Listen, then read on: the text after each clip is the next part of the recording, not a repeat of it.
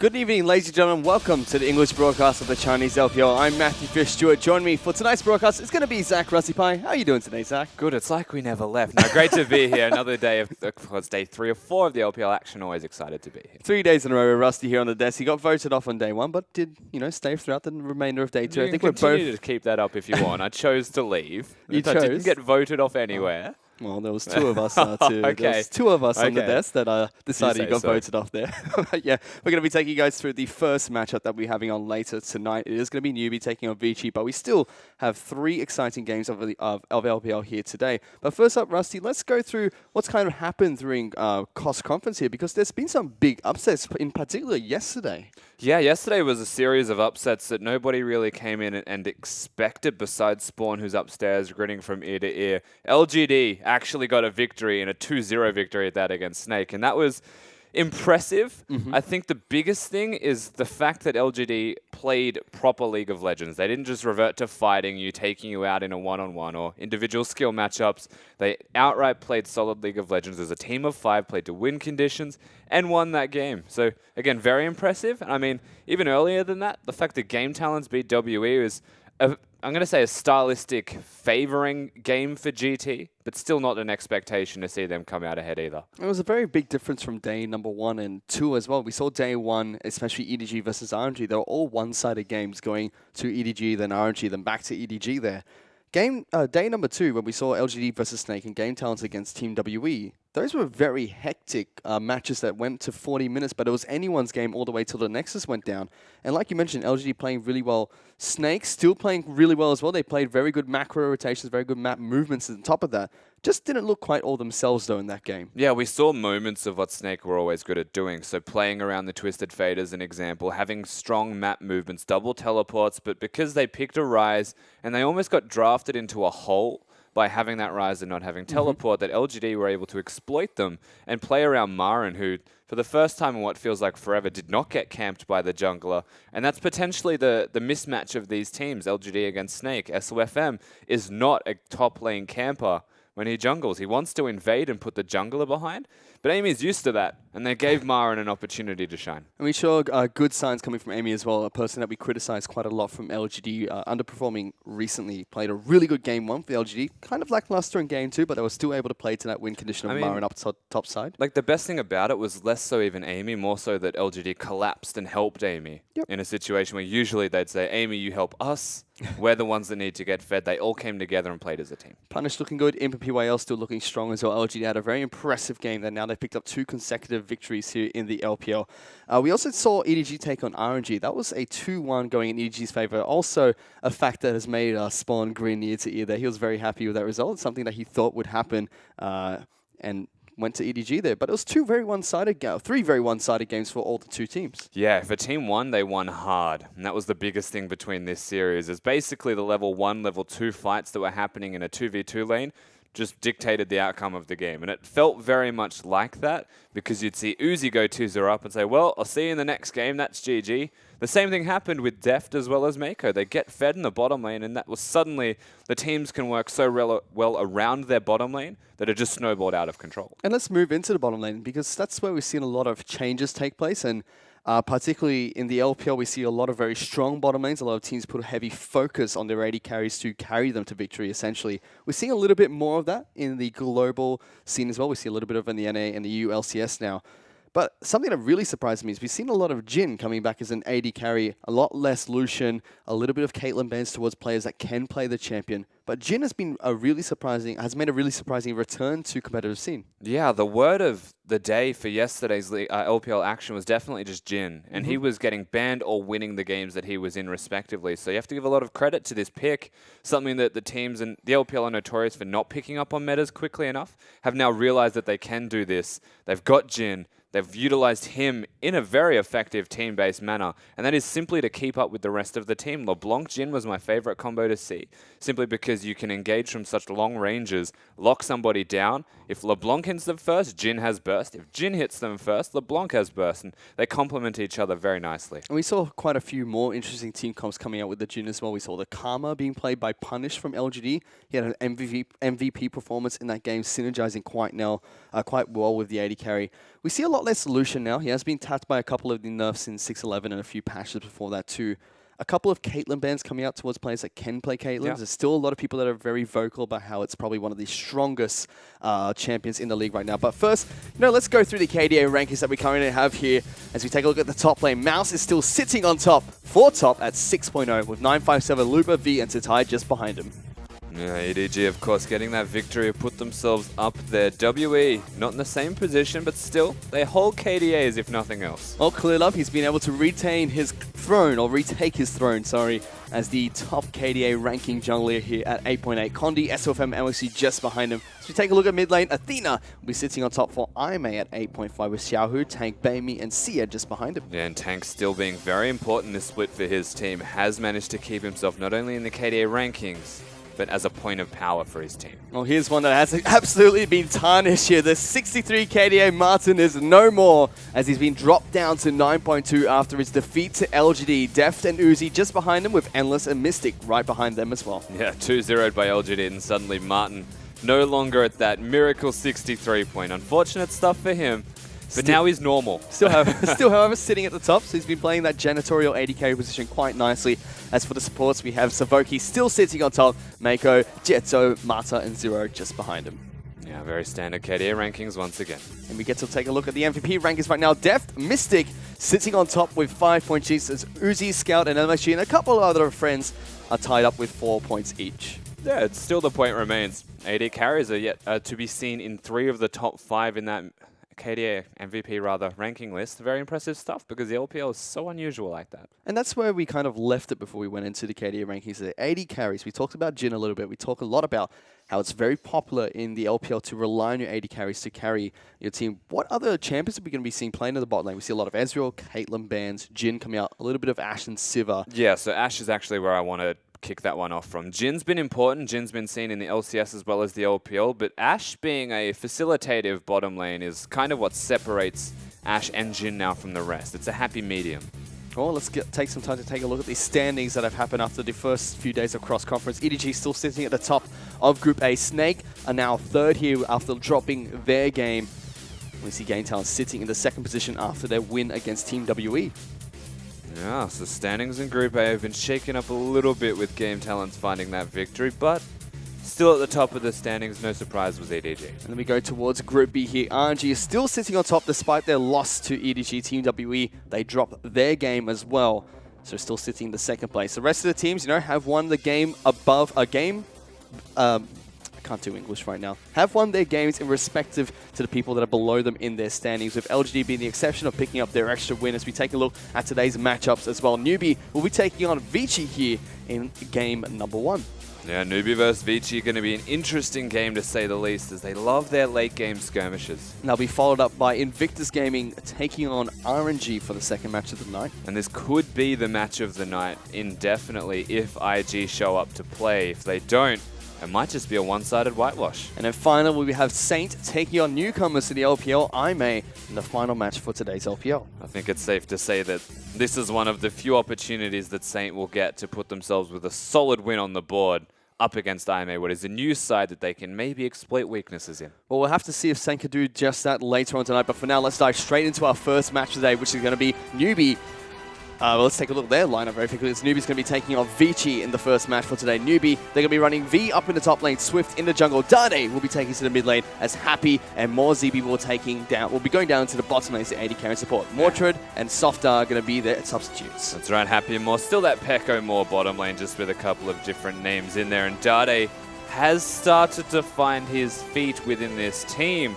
It's just that the team hasn't been able to put them onto the ground and actually hit it running. And he's got a very interesting opponent that Dado will be facing up today. He's going across the likes of EasyHoon, somebody who has changed Vici quite phenomenally, or has changed for Vici quite phenomenally. Yeah, big job for a lot of these people on NewBee, Dade and Swift in particular. They have a big series ahead of them, because if they don't perform, NewBee could flounder. They certainly do. NewBee, they picked up wins against Snake and Invictus Gaming, unfortunately dropping their games to EDG, Snake, and Game Talents. So we'll have to see how they're going to be panning out during cross-conference here. So we're looking at a team, NewBee, that have struggled and been very inconsistent. They've very rarely beaten the top teams, but they have beaten the bottom teams at least On the flip side, though, Vici. Let's take a look at their team lineup very quickly. As Lung takes to the top lane, Dandy will be heading into the jungle. EasyHoon will be facing off against Dade in the mid lane. As Endless and Caveman will be heading down to the bottom lane with Shen P as their substitute. And the substitute that's always seen is Shen P. I mean, Endless always seems to start for them, and there are differences between both respective AD carries. But Vici like both of them and like that it provides different strategies, so they do utilize them effectively. You know, Shen P just makes a lot of sense to me as a substitute. He just joins game number 2 on Twitch. Or Jin, Hello. or a hyper carry. Yeah, and just shows up and tries to put everybody on his back, whereas Endless, you might see the Ezreal, the Sivir, someone that can get his team going, should fit what is the current AD carry meta quite nicely.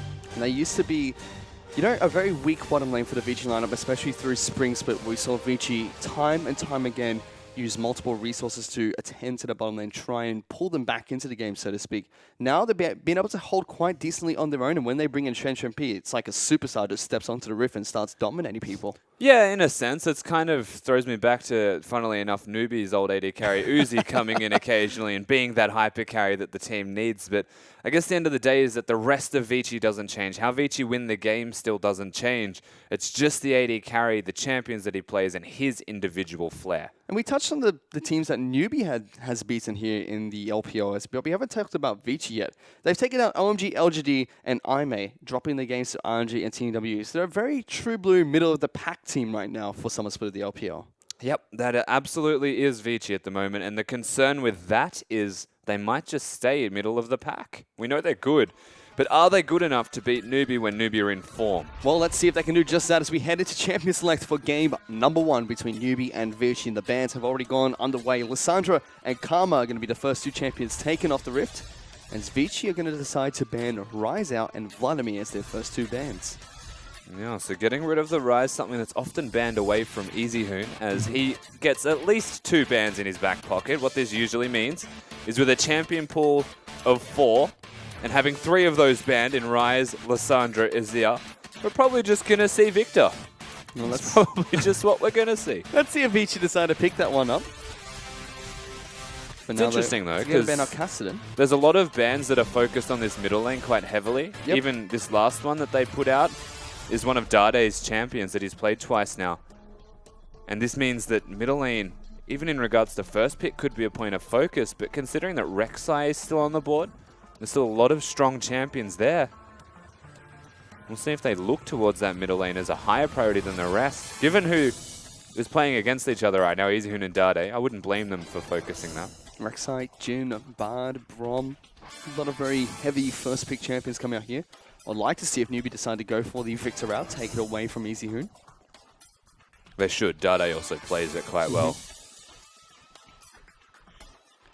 It seems like they're going to go with that train of thought here. Taking away the Victor from EasyHoon after multiple target bans went towards the mid laner. And if they do lock this in, they don't. Not. It would mean that EasyHoon will have to play a brand new champion. Instead, Nidalee is going to get through picks and bans here, so we'll be locked in for NewBee as their jungler of choice. Nidalee.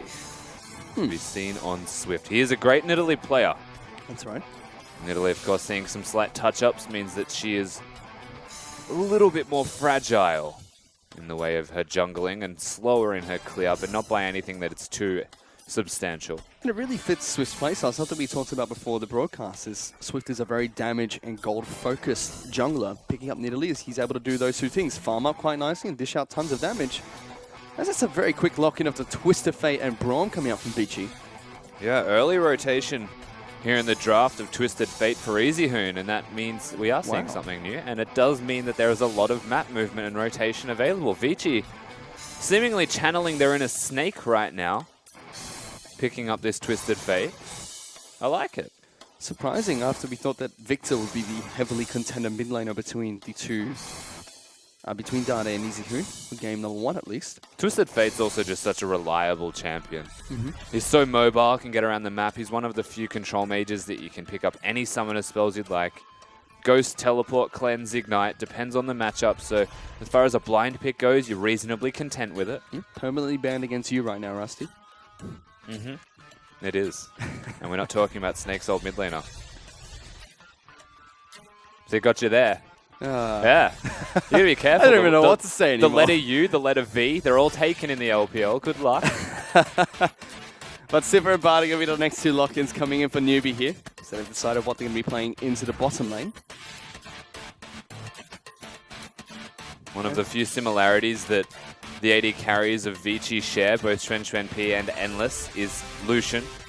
But Endless usually has the Ezreal, whereas Xuan P is the Twitch, which is what EasyHoon was hovering.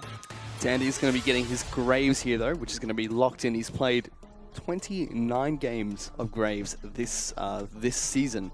So in both summer and spring split, he's by far most played champion so far. He's an exceptional Graves player. Interestingly enough, though, Rek'Sai completely passes through the picks and bans. Yep.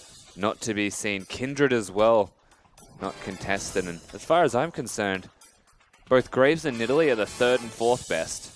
Perhaps below them. He's played Graves so much this season that he doesn't even have another champion that's in double digits. His next most played is Kindred and Nidalee, that's played 9 times. Then Rek'Sai. He likes this champion. He likes it a lot. But we've seen Endless also locking in this Ashe pick, which, once again, plays to Endless's strengths on this roster. That he is the facilitator, the Ezreal for the slows, the Sivir for the ultimate, Ashe for the arrow now fits nicely with that trend. So very nice to see Endless sticking to that. We've seen her resurge in popularity since 6.11 across multiple regions as well. Need to initiate Twisted Fate and Ashe as a combo. Can follow an initiation very nicely, as well as Braum. Graves to proc the Braum. I feel like as far as a 4-man goes from Vici, yet to round it out with the top laner, they can pick anything they'd want. That's a Yasuo lock-in. Damn, Dade. Coming in for NewBee. Dade has some business here in this game, as Maokai is also going to be the top laner of choice coming out for NewBee. Phew. I'm just happy. I can tell. Yeah, is it the smiler? Is it obvious?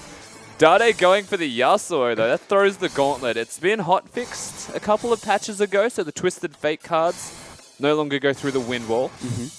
It's going to make life a lot easier for Dade. And it means the matchup is heavily in a Yasuo's favor, though. Long is also going to be getting his Trundle in this game to be played up in the top lane against V's Maokai. So a very nice, well-rounded team composition coming out from Vici, something very similar to what we saw Snake play last night. Yeah. And a unique pick one more time, following the trend of week 4 of the LPL. We've got a Yasuo in this game, another pick that we haven't seen for quite some time now. So I do want to talk about Vici just quickly, because they've established themselves, we mentioned this as well, a strong 4-man unit. Yep. And now Lung can be with the team, he can be away from the team. It doesn't really matter too much now. They don't need engage from him either. That's why he's on that Trundle, control his lane. And Lung's job is to beat V senseless. Well, let's see if we can do just that. We saw Marin rain havoc on a Trundle last night. Even Savoki using it quite nicely from the support position from Game Talents. So as a champion that we know has a lot of capabilities to carry out games. Hopefully Lung can do the same thing we saw Marin do last night, because that was an impressive feat for even a Trundle. Yeah, definitely was. Marin stepped up to the plate. This time around, though, up against a Yasuo and a Nidalee. There are a lot of carries that can take him down. Well, let's see how these carries pan out as we head into game number 1 between NewBee and Vici.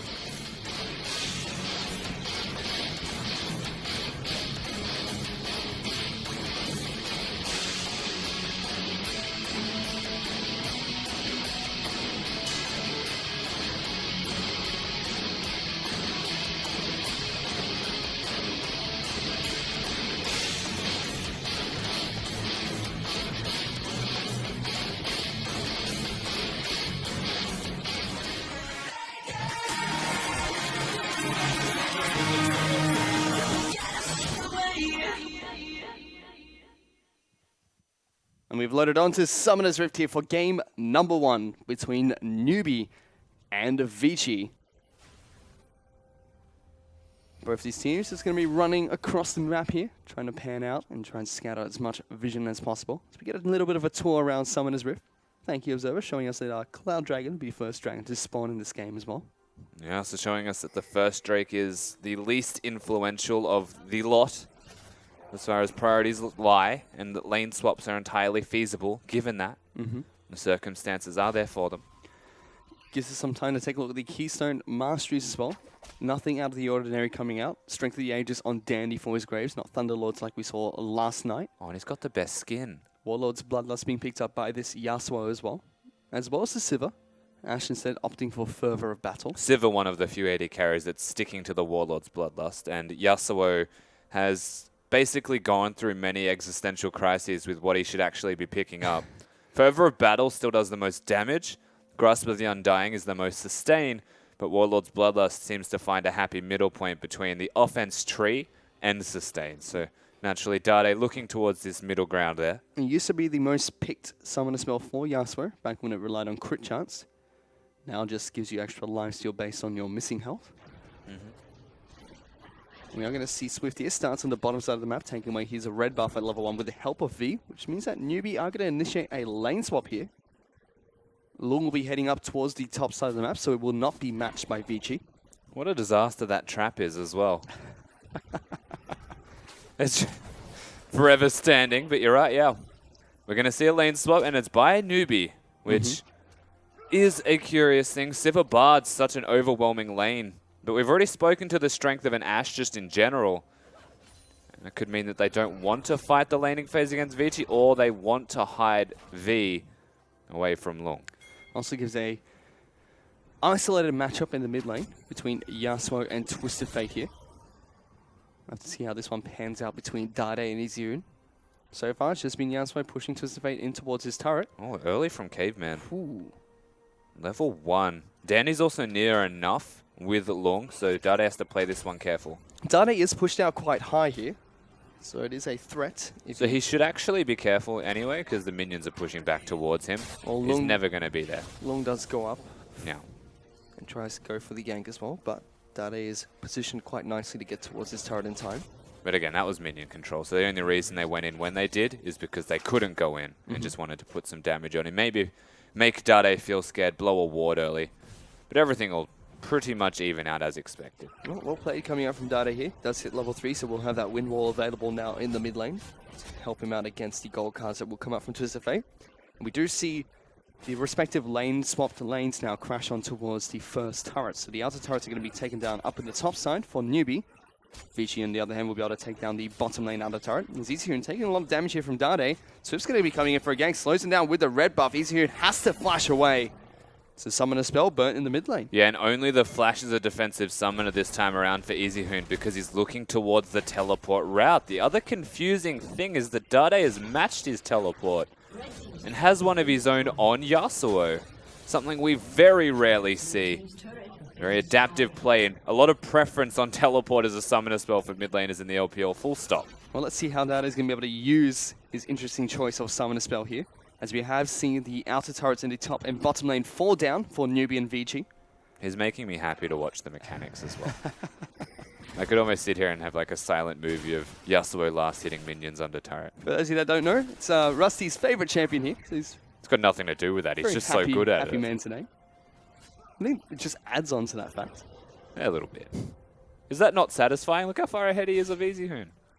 He's doing well. He's 15 CS up. He's going to be able to take down these 5 minions underneath the turrets. No, he's not. Nope, He's really not. There we go. Everything. CF's notoriously good at last hitting under turrets as well, so unfortunate stuff for Izirun. It's the whole miss one, miss a lot of them type of scenario. Dade doing well in this mid lane. It's the only place where we see a CS discrepancy at the moment. Everywhere else is rather even. We're going to have to see where they send their AD carries and supports now, as it did look like NewBee wanted to send Happy and more down towards the bottom side of the map. We see recalls coming out from Lung, in fact, once he spots that. But V is still heading down towards bottom side, so we still will see the standard swap around one more time. Both the outer turrets in the top lane and bottom lane will get taken down again. That's right, so it looks like NewBee want to continue the trend. Something the LPL does occasionally is just completely avoid the second part of the lane swap. There's more pressure again. Whew. That is satisfying to watch. Great skin. I'm going to stand by that. But yeah, we are seeing a completely standard lane swap, and it's almost becoming less common than the half lane swap and then break. Both of these teams happy to get the farm. It makes a lot of sense that Vici would. Yep. They do love that slow map play. They're a very damage control team. They're very cerebral, similar to Team WE that we saw competing yesterday. To be fair to both these teams, and Zizihoon just takes even more damage here in the mid lane. To be fair to both these teams, they both like to play those very long, drawn-out games, just in very different styles, it seems. Yeah, absolutely. NewBee are a team fighting team. They're notorious for 10,000 gold deficits being nothing but dirt off their shoulder. Whereas Vici need to set themselves up properly as an ult's in. Zizihoon actually going to get jumped on by Dada here. Dandy, though, making his way towards the mid lane. He's going to be able to stop Dada from putting out any more aggression towards this Twisted Fate. And he's simply pressuring because both of these champions, Twisted Fate and Yasuo at low health values, favors the Yasuo massively. Not only does he have Warlord's Bloodlust, but he has a wind wall to outplay. Twisted Fate needs to mind game to have any semblance of an outplay. However, with Zizihoon being forced back to base, it's going to allow NewBee to try and get some control over this Cloud Dragon. They have 4 members down towards the bottom side of the map now, and we'll be able to take down the first dragon of the game. Yeah, so uncontested first dragon whenever they decide to kill it. V's not going to get stopped, thankfully. He teleported, never mind. V actually heads up towards the top side of the map here, so he's going to be able to stop Lung from taking down this turret for now. Gives NewBee a gold advantage, but we have seen what can potentially happen when you teleport to save a turret that is on the brink of dying. Yeah, absolutely. That can backfire, or you can get baited into trying to kill the turret as well. Does go both ways. But at the moment, and as it stands, NewBee definitely a slight lead in their favor simply from early map playing. 2 turrets to 1, and this single dragon to their name. It's also just Vici actually blundering that fact. A lot of movement around the map trying to either pressure Dade or not actually pushing with him from Dandy in particular. Usually when you're slower, your jungler wants to help out, but they don't. They just let it happen. And now that we're going to see the teams finally swap out of this lane swap, so we will see the Maokai go up against Trundle up on the top side of the map. Meanwhile, the Sivir Bar will go up against the Ashe and Braum, the bottom side of Summoner's Rift. This opens up the map quite nicely as well for Zizihoon if he decides to use his Destiny. One of the other cool things, though, is that Swift gets blue buff in this matchup, so he'll be jungling quicker and more efficiently. Will not run out of mana, and something that Nidalee wants to have his mana everywhere. We'll have an abundance. And that's something we talked about earlier as well. This is a very big matchup between Swift and Danny. Both of them really like to be damage-heavy, gold-oriented junglers, just that Danny acts more as a facilitator for his team. Swift just wants to kill people. And the word buff is enticing to Swift. So he gets as many as he can. Dragon buff, Baron buff. The man just loves being buff. Whereas Dandy, we talked about him being that facilitator, is looking towards the bottom lane now. A dive actually going to come in as well as that Destiny comes out, but they see Swift just behind the turret. They decide to back away immediately. Swift has just got his spider sense tingling and absolutely just stops it from happening at all. When Zizihoon pops a Destiny, they see the Nidalee. The call was hell no. Because that's risky. Not only is it a Bard who has a lot of outplay, there's a Nidalee there with heals and execute damage, and a Sivir with a spell shield. It was a needless risk. So Vici, I'm going to say make the right call on not following that one, because an arrow just does not hit the mark. Still 2 summoner spells burnt from Vici, and also a lot of global map pressure down from the arrow and from Twisted Fate's Destiny. Yeah, most of their strengths lie there. So it's a cooldown reliant team from Vici. Swift is actually heading up towards the top side of the map here. Lung has to be a little bit careful. Teleport's going to be coming in to try and stop this dive on towards the Trundle. That pillar's going to come down, locks down NewBee. First blood actually goes on over towards Lung on this Trundle. They're going to continue chasing. He goes for the flash, gets Swift, who flashes and pounces away. So summoner spell for summoner spell here. Catching a Nidalee through the river is a difficult task. Not only are there masteries to help out move speed in the river, but there's bushes to speed you up. So Swift can kind of just walk that one out with a summoner spell trade, except that V dies for this, and Vici will be able to now break this turret, putting them at closer to where they wanted to be in the first place. They send Endless and Caveman up towards the top side of the map there to deal with that one. And eventually will fall down, giving Vici a slight edge here. They're about a first blood's worth of gold ahead of NewBee at the moment, which is exactly where they should be. You can see that there's a CF discrepancy created in the mid lane for Dada already. He's about 20 CS ahead of Zizihoon, but it's not being nullified anywhere just yet. And he still has his teleport, so this is a window where Zizihoon doesn't have his ultimate, doesn't have his teleport. He's used them both. they could try and look towards a map play here. Mm-hmm. On the side of NewBee. With Nidalee recalling, it doesn't look like they are going to opt towards that whatsoever. They're just chilling out and farming. Need those item spikes, and actually would imagine Dade has his now.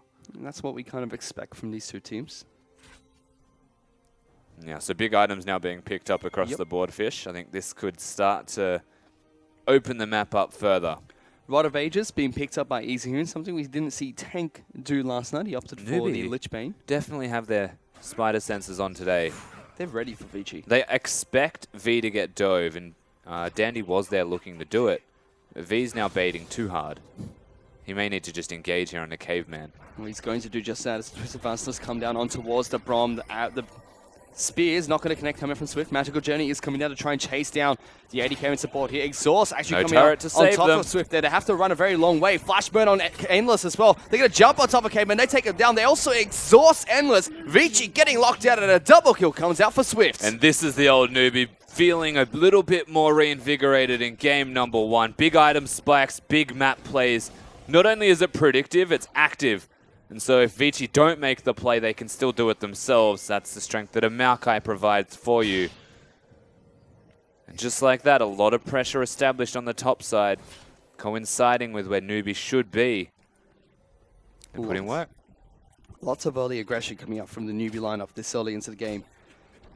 They have surprisingly been reacting quite well to Vici's map rotations. Dade's down here. Dade's going to try and get a flank going top as well. Actually goes top instead. As more, he's going to get locked down by this gold card. Danny's going to put some extra damage down with the shotgun. Meanwhile, down bottom lane, Long trying to go 2-on-1 against V and Dade. Did take down the bot lane inner turret, but will pay for it with his life.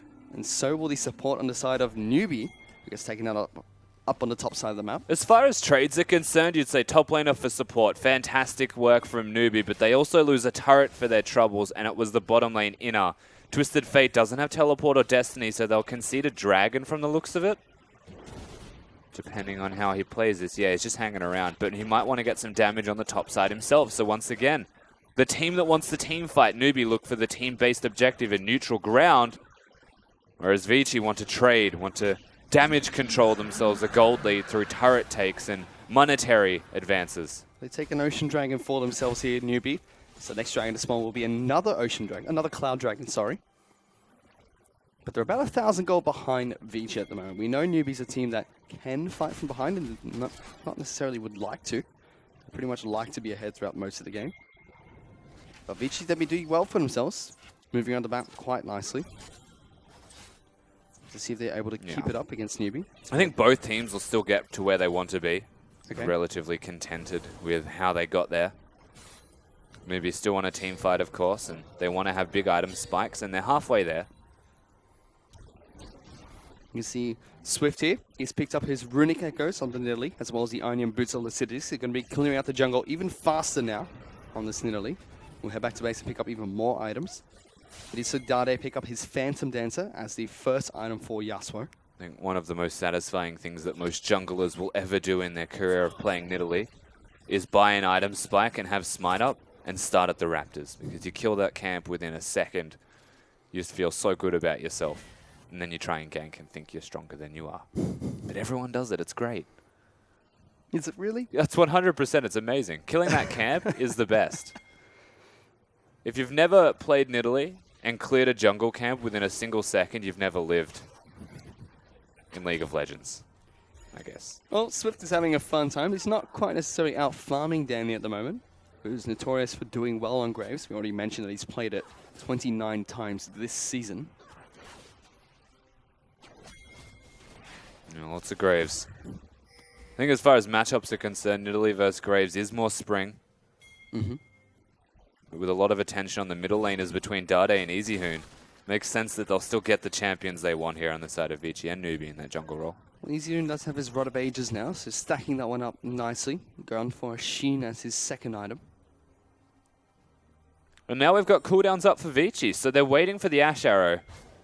You can see the pink wards placed as well, just next to the lane so that he can sit slightly to the side, utilize that vision control, hit the arrow, and then follow it up with a Twisted Fate or a Braum or a Graves Burst and take somebody out. But NewBee with their own vision are one step ahead. They've got really good Deep, vision here. yeah, deep pinks. You can see very deep vision onto the blue, near blue buff on the top right-hand side of the map. Here comes the Twisted Fate ultimate up towards the top side. Teleports are coming down as well. Dade and V are up here. Lung now might be caught in a sticky situation. That's a good ultimate coming out from Dade as well. V now going to try and lock them down. Twisted Fate does get the stun on towards V. It's down. Dandy shows up to the top side, turning it into a 2-on-3. And Vici find another pick for the team. And Dade just says, sorry, man, but I actually can't help you at all. Just runs away. Concedes. Of course, Trundle, very difficult to kill. The target selection on the ultimate was to kill the Trundle. Questionable, honestly, from NewBee. But they try and get something out of nothing, and they end up with a 1 for nothing. And so immediate teleport back to the mid lane for Easy Hoon to try and hold that turret. It's Dade, he's now a top laner. He's moved up towards the top side of the map and just farming out these minions. And while we're looking at him and nothing's really happening on the board, you have to remember that we're on 6.11 where Trinity Force has been altered. Yep. And so you shouldn't see the Yasuo pick that one up. However, most Yasuos have been experimenting. And whilst Infinity Edge Phantom Dancer is the standard and the strongest because you need 100% crit, Trinity Force as a third item, luxury item, is still fantastic. You get the Phage, your Q-Proc Sheen. You don't necessarily overkill with crit anymore either. And you get all of that 10% move speed in your back pocket, as well as the 40% attack speed that it's now buffed to give. Well, for now, he's got a BF sword here, so we'll have to see what he picks up first. It should be Infinity Edge. And if he goes for the Trinity Force later on in the match. Across the board, though, we're going to see Danny go towards a Zeal item. We see a lot of Graves move towards Yomu's Ghostblade again. We sort of have a brief stint with Phantom Dancer as their preferred item of choice. Danny looking like to do the same thing here in game number 1 between Vici and NewBee. Yeah, the occasional more of Malmortius, but there's not enough magic damage burst really available. The side of NewBee, and that could be a present concern because Lung could be a one-item wonder, super tank. Swift, however, is farming up quite well right now. 94, 95 CS here in the jungle. Does have that Rod of Ages stacking too. So it's going to become pretty dominant in the mid-game. Even counter-jungling a little bit, ensuring that one creep stays alive, but Vici always looking for the team play. Right now, that team play signals a epic monster. That's something we see quite a lot when you have a Trundle on your team. Take down the Rift Tower, buff him up for another 20 minutes. So until 39 minutes into the game, which is fairly late, he's going to be a split-pushing monster that will be hard to deal with for the NewBee roster. And it's a nice to have as well. As far as Rift Herald is concerned, whilst it spawns at 6 minutes and leaves the Rift at 20, you want to get it later rather than sooner, because then you have your items completed and it's still a buff that you have available to you. It can last throughout the game as well, if you use it properly. You can already see Lung's gone back to base, picked up the Ravenous Hydra, the first item of choice for most Trundles up in the top lane now. He's going for a little bit of tanky stats next as he has the Spectral Scowl to reduce some of the magic damage. I like that he's gone for the armor boots because Yasuo can split push early, and remember he does have teleport. He might need some armor soon, Lung. Depending on how he wants to play this one out, Dade will start showing signs of aggression whenever he gets his crit. There's a guaranteed chance. Meanwhile, Easy Hoon, he's picked up his Lich Bane on the Twisted Fate. Did have that Rod of Ages stacking first. The 80 carries, we saw Endless rush the Berserker Greaves. It's been buffed slightly, now gives 35% attack speed, over 30. Yeah, it's usually picked up for the turret trades. Also just as an early efficient item, move speed is far too valuable for everybody on Summoner's Rift, and that's why we don't see a lot of Cassiopeia. Besides the one we still saw yesterday, and it won, God forbid. Meanwhile, Swifty getting jumped on by Danny and Caveman. There's an arrow going out. He flashes, but straight into it. The knockup will come up from Brom as well. They go aggressively forward and find a pick. Now looking to try and tower dive Happy and more. That's a flash over the wall from Danny. A really aggressive move from the Greys to pick up another double kill. And that was just straight up godlike from Dandy. They're looking for a 20-minute on-spawn Baron buff.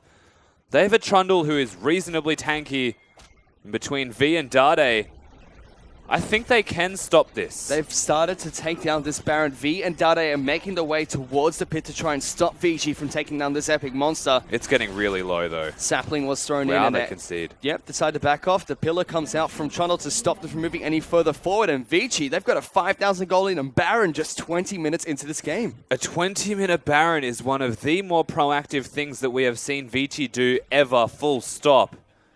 You have to commend them on this because it's successful. They make the right call. the backing of their jungler, Dandy, gives them the right move to make. And off the back of a mistake from NewBee, Swift flashing into an Ash Arrow, and then an outright ballsy dive, to be perfectly frank, from Dandy. This is a mind game. That was a mind game for a win war. Swift at it again.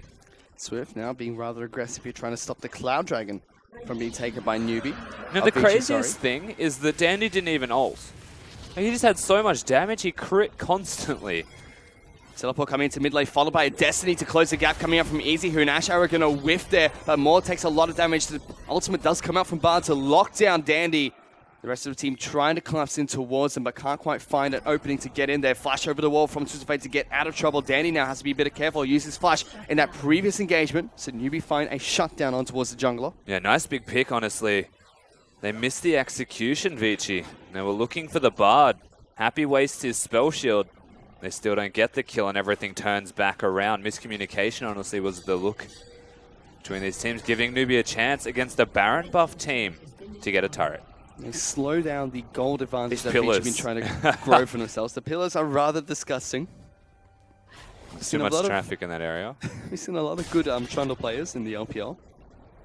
Most of them positioning pillars pretty well.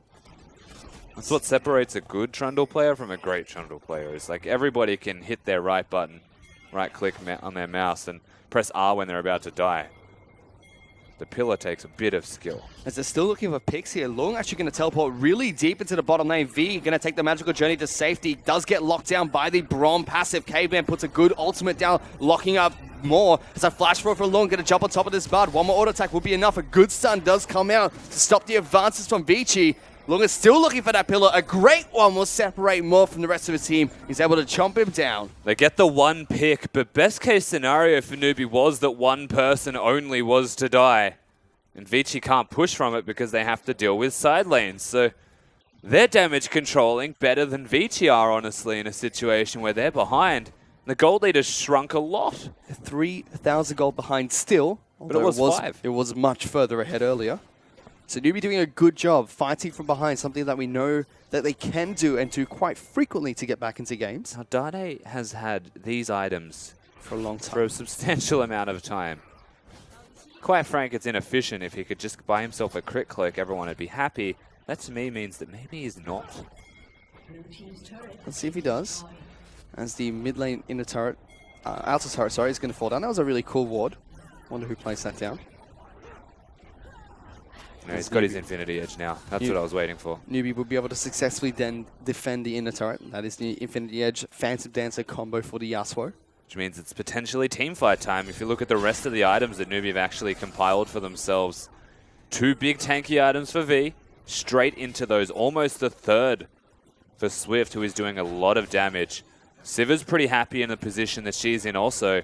And whilst they are behind in strength, and Vici have a lot of momentum and a lot of control around Summoner's Rift, this is an opportunity for the relative strength that is the NewBee roster from item spikes to work their way back into this. You can also look at the other side of the map. Vici do have nice item spikes for themselves. They're about 2.5 items for every single member on their team, except for Lung, who has a variety of components being picked up on his Trundle for now. Sitting with the Ravenous Hydra, being content with that. This red buff going to be taken away here by Endless. Yeah, and they give it to the AD carry, so they didn't feel compelled to smite or take this one away. It's still nice on Dandy if it comes down to it. But we're just waiting once again. Ash Arrow is back up for Endless, who could possibly look for an engage if he finds the right opportunity. But Dade's group of the team, Windwall could ruin all of their plans. Windwall actually ruins all of their plans. Well, there is that arrow straight into a Windwall, but a good Bard stun comes out, locks down Easy to Vandy, but V goes in a little bit too early. Caveman with an early ultimate to separate the team. V getting locked down, taking a lot of damage. Endless is being left alone. Dade gets into the back lines, deals lots of damage, has to flash away. It's Endless getting so much damage down onto the front line of the team. There's the Destiny coming out straight on top of Happy and Swift. Getting to a lot of damage on towards the Sima, forced to flash away. That's 3 members being taken down on the NewBee lineup. And we spoke to the relative strength of NewBee, but if they miss the execution, things do not go to plan. They should not have Bard ulted those 2 targets that were stunned. They should have ulted the rest of the team and killed those 2 stunned targets. V had the right idea. The Bard ultimate turns him golden instead. And Dade gets in. He does a lot of damage. But he just dies because Vici do so much more. EasyHoon had the perfect flank this entire time. And Endless was meant to be an immobile AD carry of Ash, was able to deal good amount of damage in the backline there. Was kept relatively safe by the focus coming out from NewBee onto the other members of his team. Yeah, and once again, the other big thing being that the wind wall blocked the Ash arrow to kick the fight off, but Happy also spell shielded. They used a lot of things on the assumption it was going to hit. On top of that, Dade couldn't use that wind wall when he went even further towards the backlines of Vici. Not able to use his defensive spell to keep himself alive. So Vici, they found another gold lead for themselves. They're now 5,000 gold up again, ahead of NewBee. So starting back where they were once they took the Baron buff. Always eking advantages out, Vici. Never just outright establishing themselves. Even with the Baron buff, they put themselves at 5k. They keep themselves at 5k throughout. Well, he took down both middle turrets during that engagement too. And Baron is going to be spawning in 40 seconds. Before that, though, it's going to be a Mountain Dragon that spawns in about 20. Dandy tries to take away the Scuttle Crab there as a Temper Fate does come out as well as an arrow straight onto the spell shield this time round. Yeah, so Happy blocks it. And NewBee know that there's one big ultimate missing. It doesn't mean that they can't fight, however. Vici still definitely having control. It's a poke game from the Nidalee Spears. If they can connect on Endless at all, even Dandy to an extent, they will hurt. Mountain Dragon has been leashed out by Dandy here. So Endless, Caveman and Dandy looking to try and take it down. That's a good teleport coming in to try and separate the team. But Dade's been caught out here in the back lines. Windwall's gone down, trying to separate from the rest of the team. He's trying to jump out of there. Quite frankly, able to do a good job so far, but will get taken down. Endless finds that kill. The rest of NewBee, though, focus on taking down the Mountain Dragon, able to get away. Caveman taking the magical journey, looking for an opportunity to re-engage.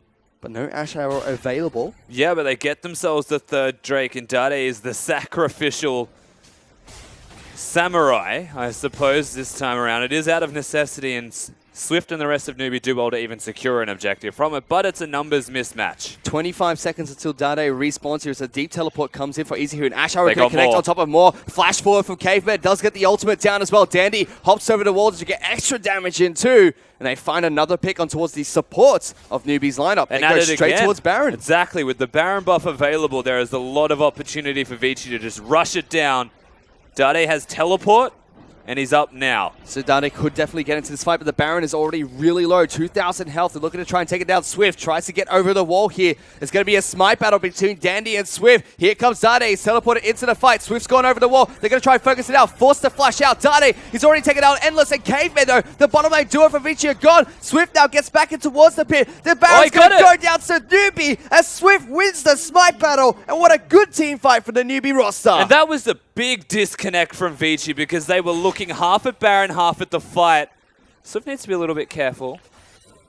A little bit. Either way, he's alive, and they get themselves that Baron buff on the back of his smite.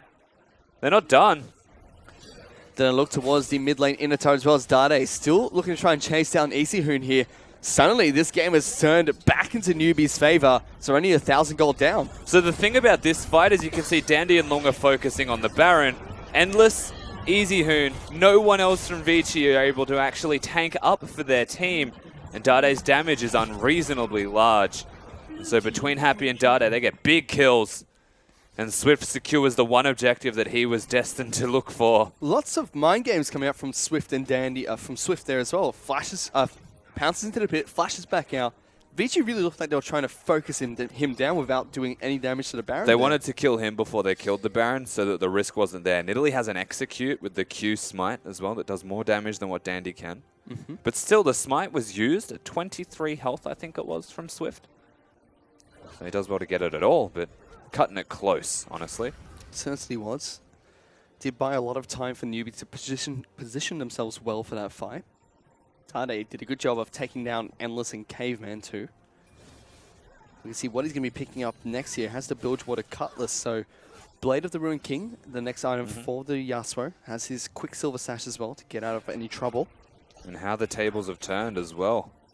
The gold lead has shrunk massively. It's a dead even game once again. Vici, going later and later into this match. Both teams like the late game fights. Yeah, they like them a lot. They get there in different ways, and they're showing that one more time. Vici through those map rotations and macro play, NewBee through just straight up team fighting you. The thing is, by design, the late game for Vici still looks like a team fight. And that is what NewBee excel at. Well, Lung now is going to get jumped on by 3 members up on the top side for NewBee. Now 4 grouping up towards the top lane in the turret. Easyhoon gets jumped on. Caveman puts down the ultimate there to try and separate the rest of the team. It's still a little bit of a skirmish here, but Maokai being locked down quite nicely by that pillar that comes out for Long. Danny Mew on the back line takes a lot of damage coming out from the Silver Swift, looking for that final spear, can't quite connect it. But Easyhoon now trying to get a stun card down, but they have to back away from this turret. It was a good and valiant effort coming out from the Vici lineup, but NewBee, they're able to take down the turret. Yeah, V's too tanky, and Dade actually holds his ultimate as well to scare them into walking away. Dandy was too low. It looks like NewBee aren't actually done with this. They're going to keep pushing on forward. This turret is going to get taken down here, or eventually. Vici, though, threatening a fight, trying to stop them from going any further forward. Endless is looking to try and find a good arrow. Whoa, that's a great ultimate coming out from Dade there. Locks up so many members. QS has to keep himself alive. Happy's been able to take down Endless. Easyhoon is running for the hills with less than 100 health. Vici trying to walk all over this Vici roster. As NewBee will be able to find the inhibitor turret up in the top lane and take down the inhibitor as well. They get themselves the big inhib, and that's why Dade saved his ultimate, held onto it and used it to get back in with the tornado. And Vici just cannot out-teamfight that afterwards. The QSS to keep him alive. Easyhoon's stuns proving fruitless. They break the base. They get themselves a gold lead for what looks like one of the first times in this game properly. 2,000 gold for NewBee. 32 minutes into this game as Destiny is going to come out trying to find Swift one more time. He's in Italy. Look how fast he runs. Yep, just goes into the bush, gets his passive going, and pounces away. Yeah, good luck. But yeah, big lead now. And not in the way of gold, simply because that inhibitor's broken. The Dragon's the next point of focus that they want to look towards as well. There you go. It was 5,000 gold up for Vici as they went for the risky Baron, which NewBee played around really well to pull themselves back into this game. And now another team fight and 2 more objectives put NewBee firmly in the lead. Yeah. Funnily enough, this feels absolutely what we expect from both of these teams. Yep. And how they got to the position they did. But the Baron call from Vici, I feel like was cocky because it worked the first time. They did get it low, but everyone dying for it was never going to be beneficial anyway. Dandy was trying to find a pick on towards Happy there, but V shows himself and stops the aggression. You see the Baron power play, 6,000 gold for NewBee. Exactly what they needed to get a lead and to get back into this game as well. And a lot of tools to defuse the Ash Arrow, which is the primary source of Vici's engage. QSS's purchase, Sivas spell shields, Braum to counter engage. They've got a lot of tools here now available to them, even with that wind wall. They can continue to siege when that's off cooldown. And there goes the Ash Arrow straight on top of V, though. The pillar not in a great position this time round. Vici immediately decides to disengage. That's a, thankfully, cooldown reduction Ash build, not the outright Infinity Edge build. Which means the arrow will be up again and again. You can constantly try and throw those ones out, like a 45-second cooldown. Also, however, NewBee's cooldowns are lower. I also went for the Mercurial Scimitar on the Ash, so it does have the option to remove crowd control, but sacrifices damage in doing so. See, Easy Earns picked up some nice items for himself on top of that. As yes, it's another Cloud Dragon. There's so many clouds. They're going to run fast if NewBee take this. Yeah, well, I don't think anyone's going to contest this one. It'd be a miracle to even see it stolen. No Ash Arrow. Which means Elder Dragon's going to be spawning at 41 minutes in this game. Baron's going to be back up in a minute here. The third. Vici are not out of this game just yet. They're still 2,000 gold behind NewBee, but it is a 35-minute match. So this gold lead is slowly becoming negligible between the two teams. Say that again. No. I'm not giving you this opportunity. Negligible. Yeah, no, you're right. The gold lead means less and less as the game progresses, as long as the carries are getting these items. The tanks are always going to be tanks. Arrows going to be arrows. Yeah, well, apparently they're just going to miss. Last one hit V as well. Endless does not have a lot of targets. His best target is actually Moore, because Moore did not go for a QSS, he went for a Mikhail's that he can use for Swift and V. I mean, realistically, that should be the target they hit. And speaking of, Tempered Fate straight Good on top luck. of Endless. He can't get out of this one quite easy there. Uses the QSS quite nicely, but the rest of the team just collapses on top of the Ash. That's the 80 carry gone for the Vici liner. But Dade's not stopping. Gets another ultimate. A double kill for the Yasuo. V picks up a kill for NewBee as well. And that's 3 members of Vici down. NewBee are looking towards the Nexus now as they storm through the base. yeah, it's a lot of big key members dead. Easy Hoon and Long are the damage, the wave clear, and the tankiness. But against 5, and against the Windwalls, the QSSs, and the Mikhails, it's not likely. Moore finds that stun, flashes forward for it. Another kill comes out. Swift picks that one up. Long is going to take it down on top of this. NewBee, they're able to come back from a 5,000 gold deficit, working on the Nexus turrets now, and they're going to take game 1 against Vici. And in a very stylistic manner, we see NewBee handle Vici around the map. Drafting favored them, and a lot of brash decisions looking for epic monsters has backfired heavily against Vici's favor. Not a position they'd want to find themselves in. The game went exactly as we expected it to, though. Vici, Till the end result. Vici getting ahead through map plays. NewBee going to late game through sheer team fighting. And it was just the team fighting from NewBee that came out trumps there, and a missed call coming out from Vici on their map play and on the epic monster that costed them that game. And I think it honestly was a bit of overconfidence, plain and simple. The first Baron that they got, which was off the back of this fight, was ultimately the potential undoing for most of NewBee.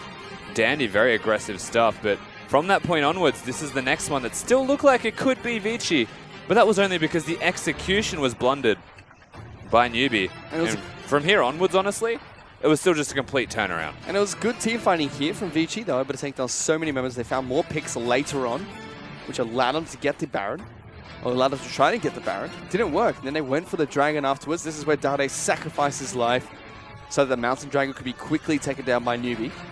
Yeah, he had no way of living through that one, but they get themselves that Drake. This is where everything unfolds, and Vici's miscommunications ultimately are their undoing. Because you can't protect your carries if you're focusing on the Baron. And the rest of the team couldn't focus on the Baron because they were dying. Baron stolen by Swift, kills in the back pocket of Dade. And that Yasuo, he's scaled. And you know, over the past few days of cross-conference, we've seen some unique pickups coming in. We saw Talia in Game 1. We saw Hecarim's being played as well in a couple of games. This is really one of the first times we've seen one of those unique picks really work out. Yasuo being picked up by Dade had a great game on that champion. He's a Yasuo god, so it's good to see him back on the champion as well. Dade had a standout performance, I think it's safe to say. And NewBee, as far as Game 1 is concerned, played absolutely as we thought they would. Yep. Get behind a little bit early, but still team fight when it comes down to it. Get that late game, and they even sculpted themselves the team composition for that success. Feature on the flip side, we said one more time, they played exactly how we expected them to, but kind of blundering a few of their key crucial executions in that game. But that was the Game 1 between NewBee and Vici. We're going to go to a very quick break. We'll be back with game number 2 in just a bit.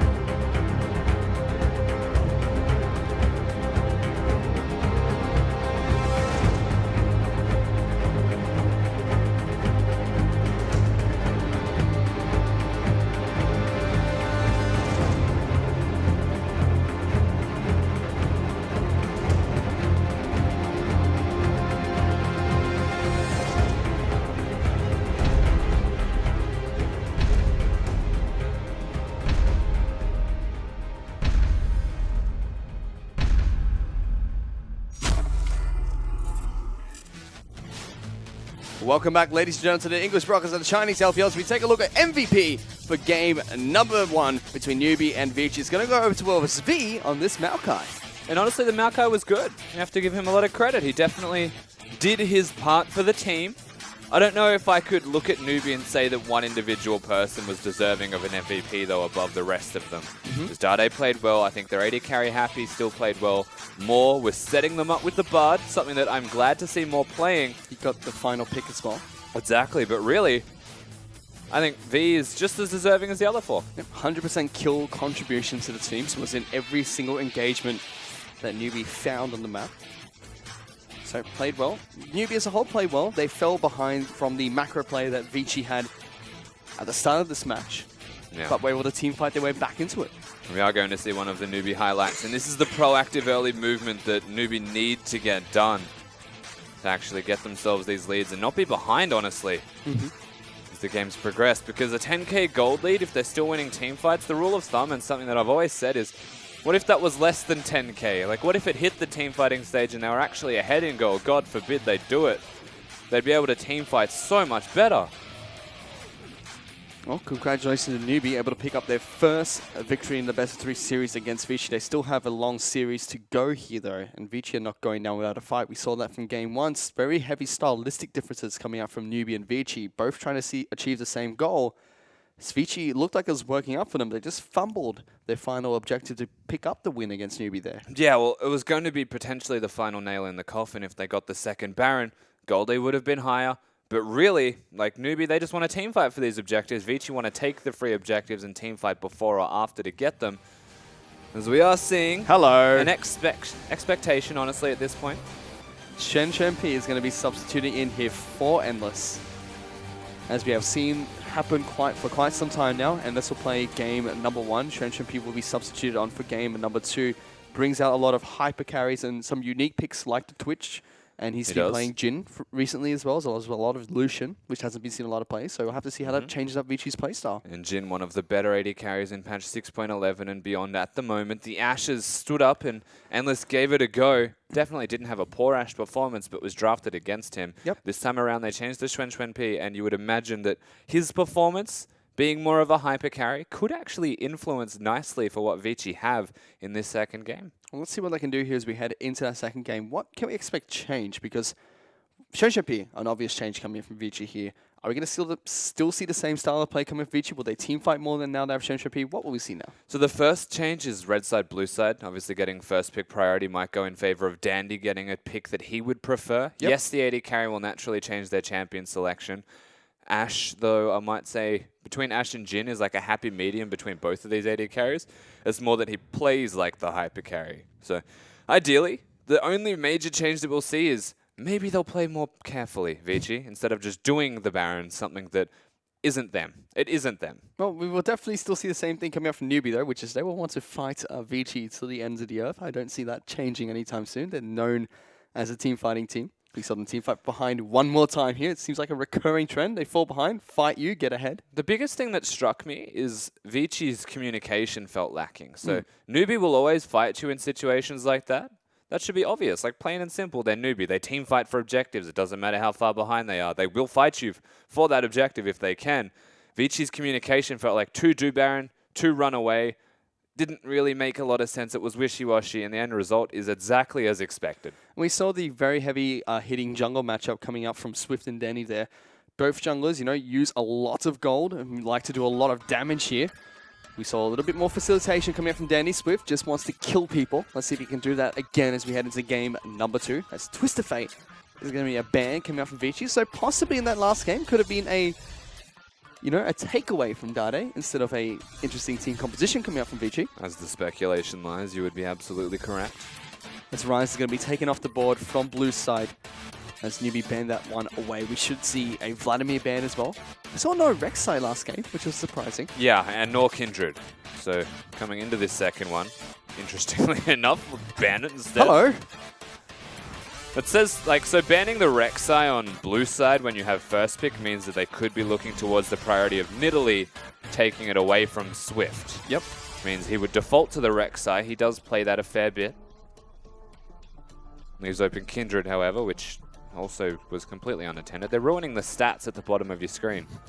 That's what they're doing. Rise is still 100% picked to man. Even Lucian. It's not quite LPL. It's ruined. It's not quite LPL if there isn't one champion that is 100% picked and banned for most of the season. Spring Split, it was Alistar. Now we're getting a little bit of the Rise. Yeah, I believe that actually rang true for the split beforehand also. Lissandra and Vladimir were the bans that come out from NewBee to round us out. As Kassadin is going to be the ban coming out from Vici one more time. Dade is not going to be getting his hands on this champion. I would like to say that this is the Nile pick coming from Swift. They do lock it in. I was going to say they toyed with our hearts last game with the Victor.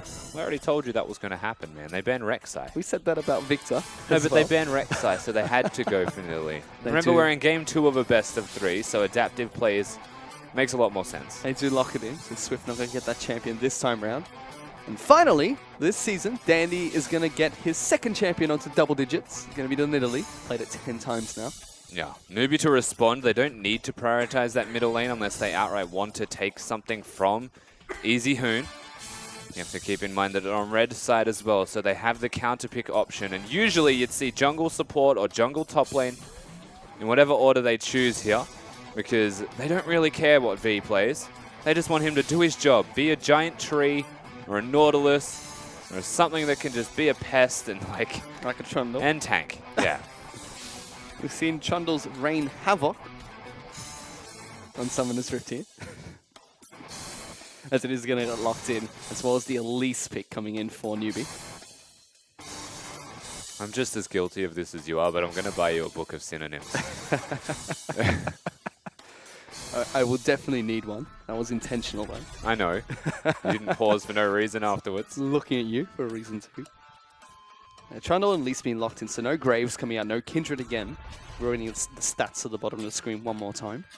Elise has been a jungle that we've seen resurge in popularity across multiple regions in 6-11.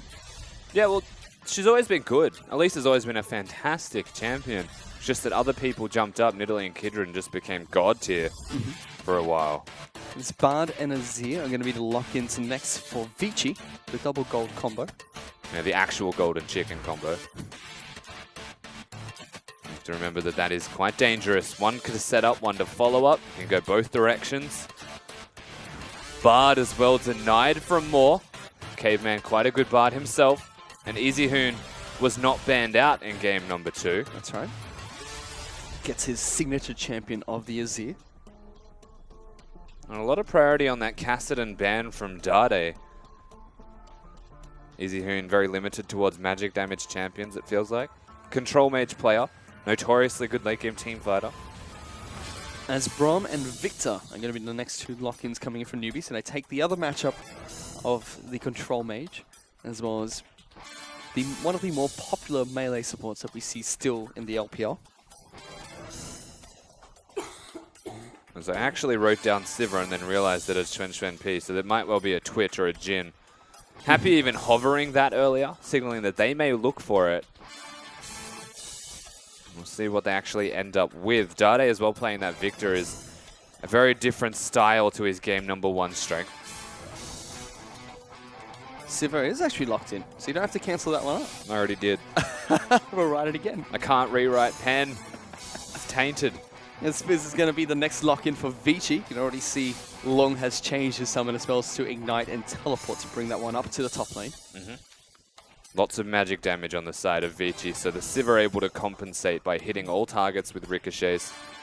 The only real source of physical, though, shows that NewBee could look towards a strategy of kill the Sivir. You don't really want to do that against a Fizz and an Azir, and that's the beauty of what Vici have actually compiled for themselves. Nidalee and Bard to protect Xuan P, and then Easy Hoon and their top laner Long to be massive backline threats. Gives the final pick for NewBee, going on over towards their 80 carry, Happy, formerly known as Pekko, formerly TNT.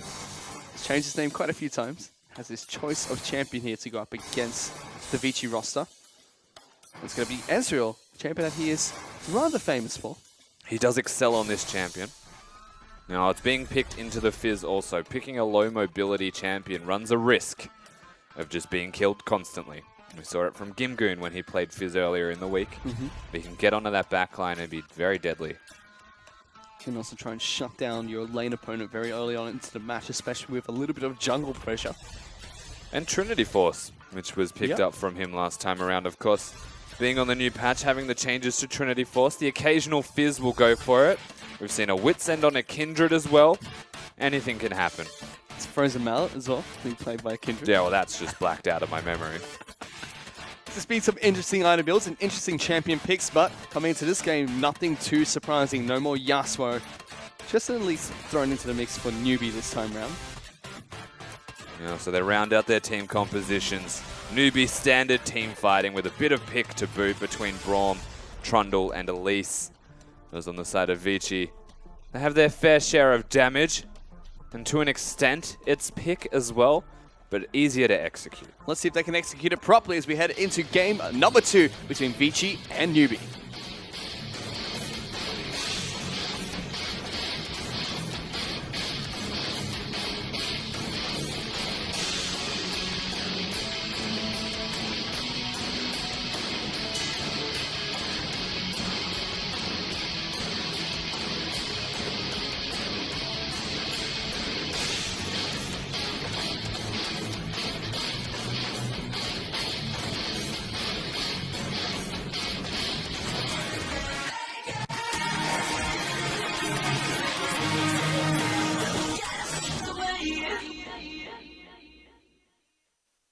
And we've loaded on to Summoner's Rift here for game number 2 between NewBee and Vici. Currently, NewBee leading 1-0 after some fantastic team fights brought them back into the game against Vici in game number 1. No more tours around Summoner's Rift.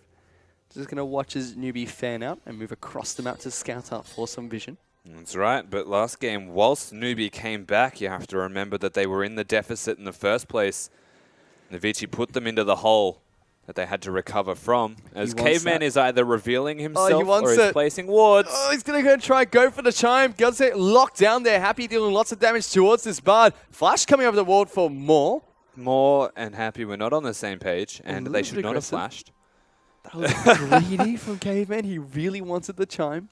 But now it's just a summon a trade, and actually worse for NewBee. I think he was warding to look for potentially a lane swap. It is an Ezreal Braum. They're quite strong. We even said this last game. Civil Bard is amazing. He wanted the chime. Well, they're also lane swapping. So, like, say what you will, Fish. He wanted the chime. I'm standing by this. And I'm standing by he wanted the chime. It is Caveman, after all. And what does that mean? I don't know. It's just Caveman was endless. Well, you can't make a point and then have a conversation with the color caster and not have a reason. Have you seen me cast before? Spawn makes fun of me for doing that all the time. But we are going to see that lane swap, like you mentioned, coming out from Vici one more time here. They did it last game as well. It's not going to be matched by NewBee. They definitely want standard lanes here. And whilst we saw a lot of fighting in the middle lane, recognize that Azir is strong at level 2 in comparison to the Victor, who has a shield at level 1. So we'll always win smaller trades. As Lungza, he's not meant to be here. Getting hit quite a lot. He's definitely not meant to be here. Wasn't able to take the melee minions either. It's also Easy Hoon playing Azir. So whilst we touched on maybe level 1 strength goes to Dade, Easy Hoon is playing his champion. Not mistaken, he gets the skin for it too. Yeah, he will eventually, I think. No promises. Pretty well known. That's not official at all from me. Pretty well known as well. He's an Azir god. He's a late game player, so Azir is actually just him as a style. Scale up, become unbearable. And with decent trading patterns in laning phase, he finds his way towards the late game quite handily, something that Vici does as a team anyway. And really, if you were to put Easy Hoon on any team in the LPL, you might say WE, you might say Vici, just because they want to get to late game. Both these teams actually very well known for going to late game. We talked about it quite extensively in game number 1. Just through different avenues. Vici like to play the map game, NewBee like to fight you. We saw those two styles conflict in game number 1. Probably going to see the same thing happen here again, as we are going to see 3 members of each team move down for this lane swap one more time. Actually, Long and V going at it down to the bottom lane. Swift coming down for the gank there. Playful Trickster does come out. The Cocoon is not going to land. Good And side Swift step. would have dove, but Dandy's here and the spear's on. Spear does land on Use towards the Long, Elise. yeah. Gets on top of Long to try and get out. Tries to jump towards the minions. Flashes away too. Yeah, the Ignite actually used from Long to try and get the kill. Doesn't get the kill, he's only level 2. He doesn't have enough follow-up, as Dandy's not done. He still wants more. No, he wants Swift. That's their support. He definitely wants more jungle. That's 2 times tonight. These names. I don't know where to go from here anymore, Rusty. Just say thanks, Dad. I can tell you where Dandy's going, and then he's straight into the face of Swift, because 1 spear to the face is all it takes. Aggressive from Swift as well. If that cocoon hit, probably would have dove. Didn't go to plan. Fizz is a slippery champion to connect with. So far, we're taking a look at the mid lane now. Still rather in favor of Easyhoon here. Azir has been nerfed slightly since 6.11. Ultimate doesn't last as long. It can no longer use his Arise to damage turrets directly. And that was a mistake from Dade. He just wasted his entire mana pool. Doesn't have any summoners to keep him alive, and we'll get pushed out of this lane soon. Controlling minions is a difficult thing to execute on. Actually puts you at a risk of being killed by Vici. Swift makes his way up towards the top lane. Shenshempi tries to shoo him away by throwing out the Boomerang Blade. And this is the mistake potentially proving true. Ghost has come out and a flash from Dabe. So 2 summoner spells being used by the Victor to try and get away. Dandy now tries to land a spear on towards Swift. Cocoon comes back out on towards the Lily. Nice trade. Even securing his mini raptors. Oh, no, not that. Okay, they're not. Almost. Look, 2 out of 4 so far. We'll see how this one continues. The real play-by-play. Let's go. They're going to try and smite this nailed one it. away. Sniff, able to take it. Lands, or doesn't land that Cocoon. Dandy able to jump out of the range. Dandy's pressure is huge now. He's at least keeping tabs of Swift at all times, and that means at least as a ganking jungler is not getting as much done as Dandy, who is a farm jungler. So the lanes were matched coming out from NewBee here. We didn't see them get anywhere close towards the outer turrets. It hasn't affected the top laner or bottom lane in terms of a CS or major CS discrepancy. But the isolated mid lane for the early parts of the game has been enough for Easyhoon to find a lead for himself. Yeah. Naturally a strong laner, naturally really good at Azir as well. Yeah, absolutely. So Easyhoon can get put on that pedestal from Vici once again and try and play the game out like that. They've also got Lung as a second option as a hyper carry top laner. And we'll see where his item build takes him up against Fizz. Whether it's dueling or whether it's just straight up tankiness, because they need a tank on the side of Vici. Well, V has already gone back to base and picked up 2 longswords for himself, so probably going to go towards the Ravenous Hydra on the Trundle. Long has not gone back to base yet, still sitting on his empty corrupting potions. And it looks like finally the junglers have different ideas.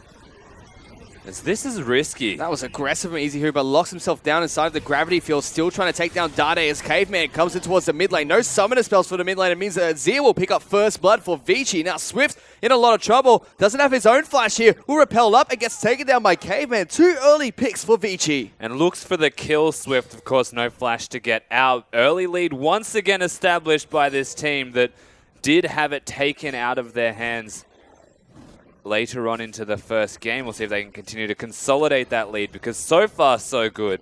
And on the back of simple laning phase from Easyhoon. As meanwhile, Long actually taking a lot of damage, taking He's up dead. a few Wow. too many turret hits. A good pillar coming out from V. Keeps himself alive and picks up a kill. And we said pillars are what separate good trundles from great trundles. Well, V just puts on a clinic in how to use that button. Lung has a lot of escape tools, yet the pillar was timed well enough to keep him under that turret for 2 hits. He was looking for the dive. You can see Chum the Waters and Ignite on cooldown. Long not able to get that one. They dived him with no corrupting potion, no back after the double longsword came out from V. Interesting choice from the top laner of Vici. Very impressive stuff, though, from V. He's one of those top laners that kind of flies under the radar. Yep. You don't always look at him and say, he's the best player on this team, or he's the carrier of this team, but sometimes he does it. You never really know what to expect, but he does it. He's been able to create a nice CS lead for himself. He's about 15 CS ahead of Lung. Kill the hot cocoa. He still has 1 left. We came in, we'll come back up to the top lane and help him out. As blue buff now going to get donated on over towards Dade. Much needed to try and hold out in this lane against Easyhoon, who's now 20 CS ahead of this Victor. Yeah, and mid lane's essentially going to have to be what Vici often do for the side of Dade. That is damage control the heck out of it. Here's a Victor. He's level 7, so his wave clear can still kill the backline in one spell. You can't complain too much if you were Dade, but you can complain just enough that it might still get you killed. Swift actually making his way down towards the bottom lane here. Has not been spotted out. Long using the Q to try and get in. Then V is trying to fight him. At least hasn't made his mark just yet, but Long now has to use that playful tricks to get out. A very patient gank from Swift finds V another kill. Yeah, and almost pushed his limits to the point where he wasn't able to find it. But remember that Long does not have flash. Both of his spells, one used offensively, one used defensively, means that there's no gap closer remaining to get himself out safely. So V and Swift playing towards their power point on this map, and that is the Trundle against the Fizz.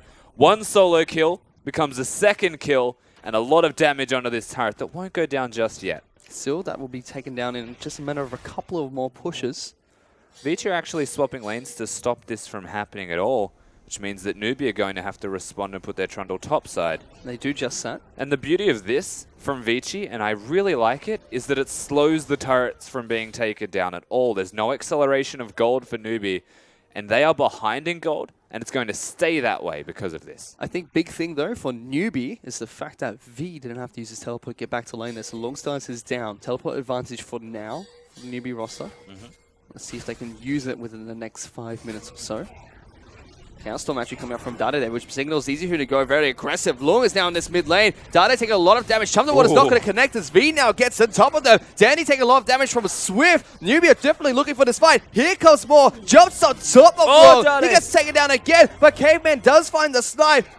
Ultimate will come out from Bard, trying to lock down V. Ignite is sticky as well onto towards this Trundle. He's trying to juke out as much as possible. But it's still a 1-for-1 trade. And V's now 3-0. Dade gets his hand into a kill. But Vici come out slightly ahead, except that I think it was mostly just Bard that got the recipient of any kind of gold there. Well, he's got 2 kills now, in comparison to the 3 that V has picked up on this Trundle. Caveman mode. It was good. He actually flashed straight in and used his Ignite to get a kill. Now we see one more time the advantage. Got him. The advantage of that teleport helping him out. Happy and Swift, they both know they're both in this brush. The ward spotted them out. Spear's going to come out, not going to connect. The thing is they know, but at this point, it's been about 10 seconds. Yep. The assumption is they've recalled.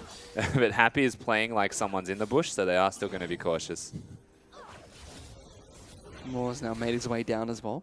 They're just playing this one way too, yeah. They spotted out the ward too, so they know that Swift's still there. They watched him leave. I think the turret actually in this bottom lane is still at risk of falling down between Ezreal and Braum in the 2v2. It's going to be harder to do though. And with the Infernal Drake being available on the bottom side of the map and no teleport for top laners, you might actually say that Vici are in with an opportunity to make a play. It's at about 100 or 200 health now, the bottom lane out to turret.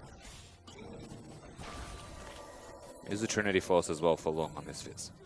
So they're picking up that new item. Doesn't give crit anymore, but the extra attack speed and the extra cooldown reduction helps out quite a lot for assassin top laners like the Fizz. As in, the things that Fizz didn't need have been taken.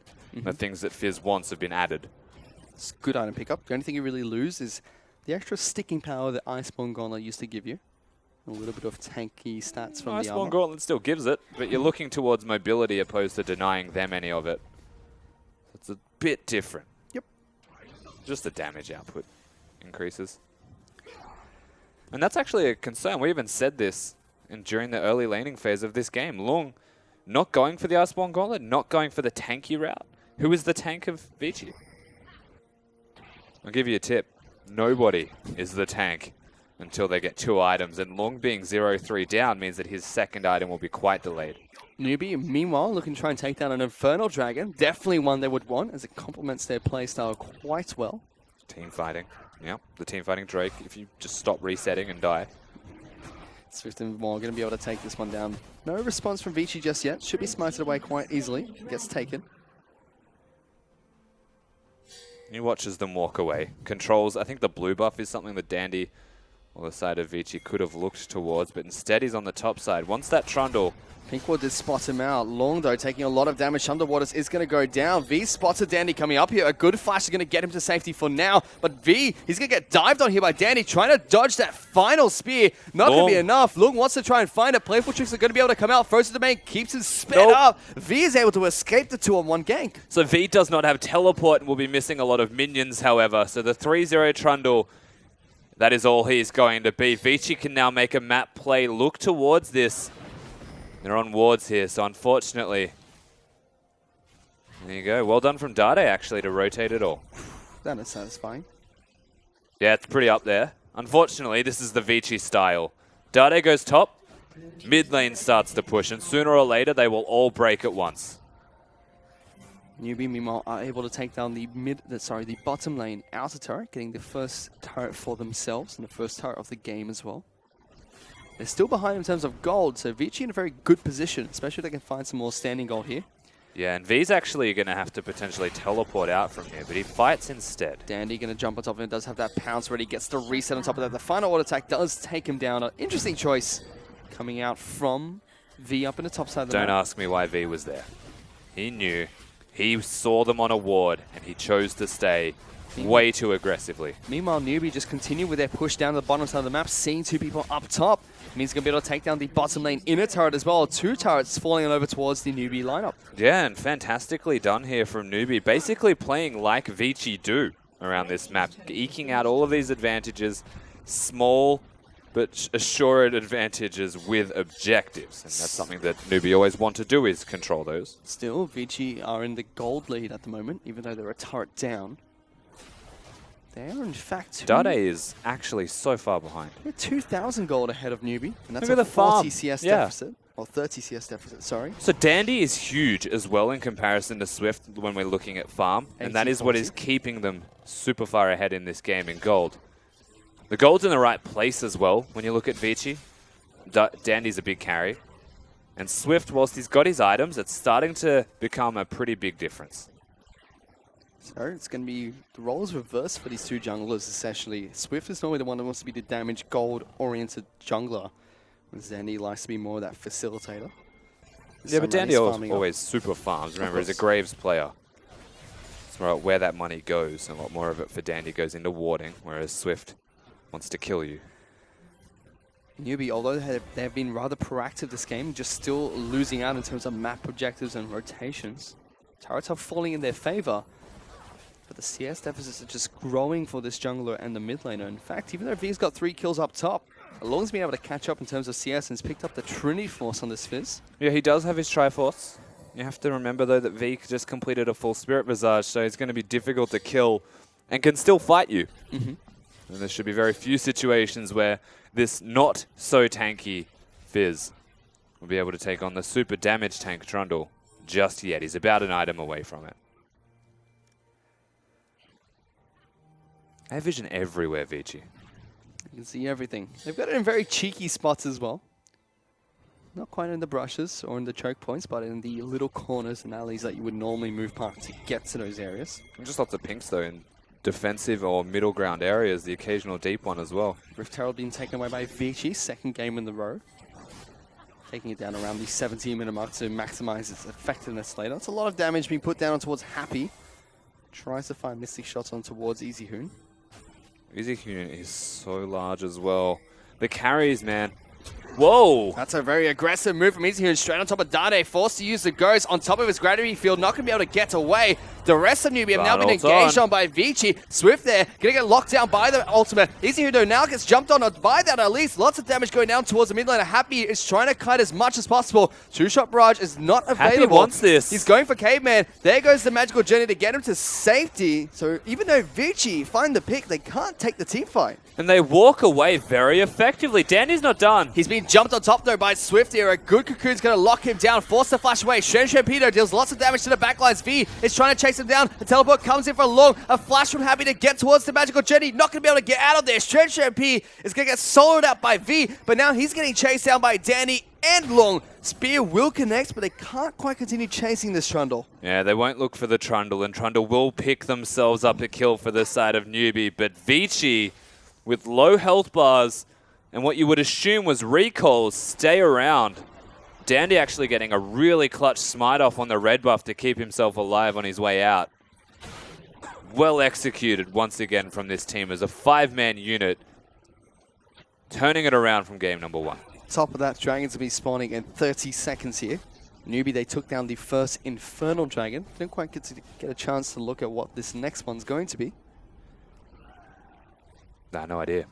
Still, 20 seconds. NewBee could definitely try and put up a fight for the pit, but Vici are currently the ones in the lead. They've got another 4,000 gold advantage, kind of similar to where they sat last game. So they've put armor onto V. They've also put him towards the top lane. What that means is, of course, they look towards the dragon now as their point they want to fight at.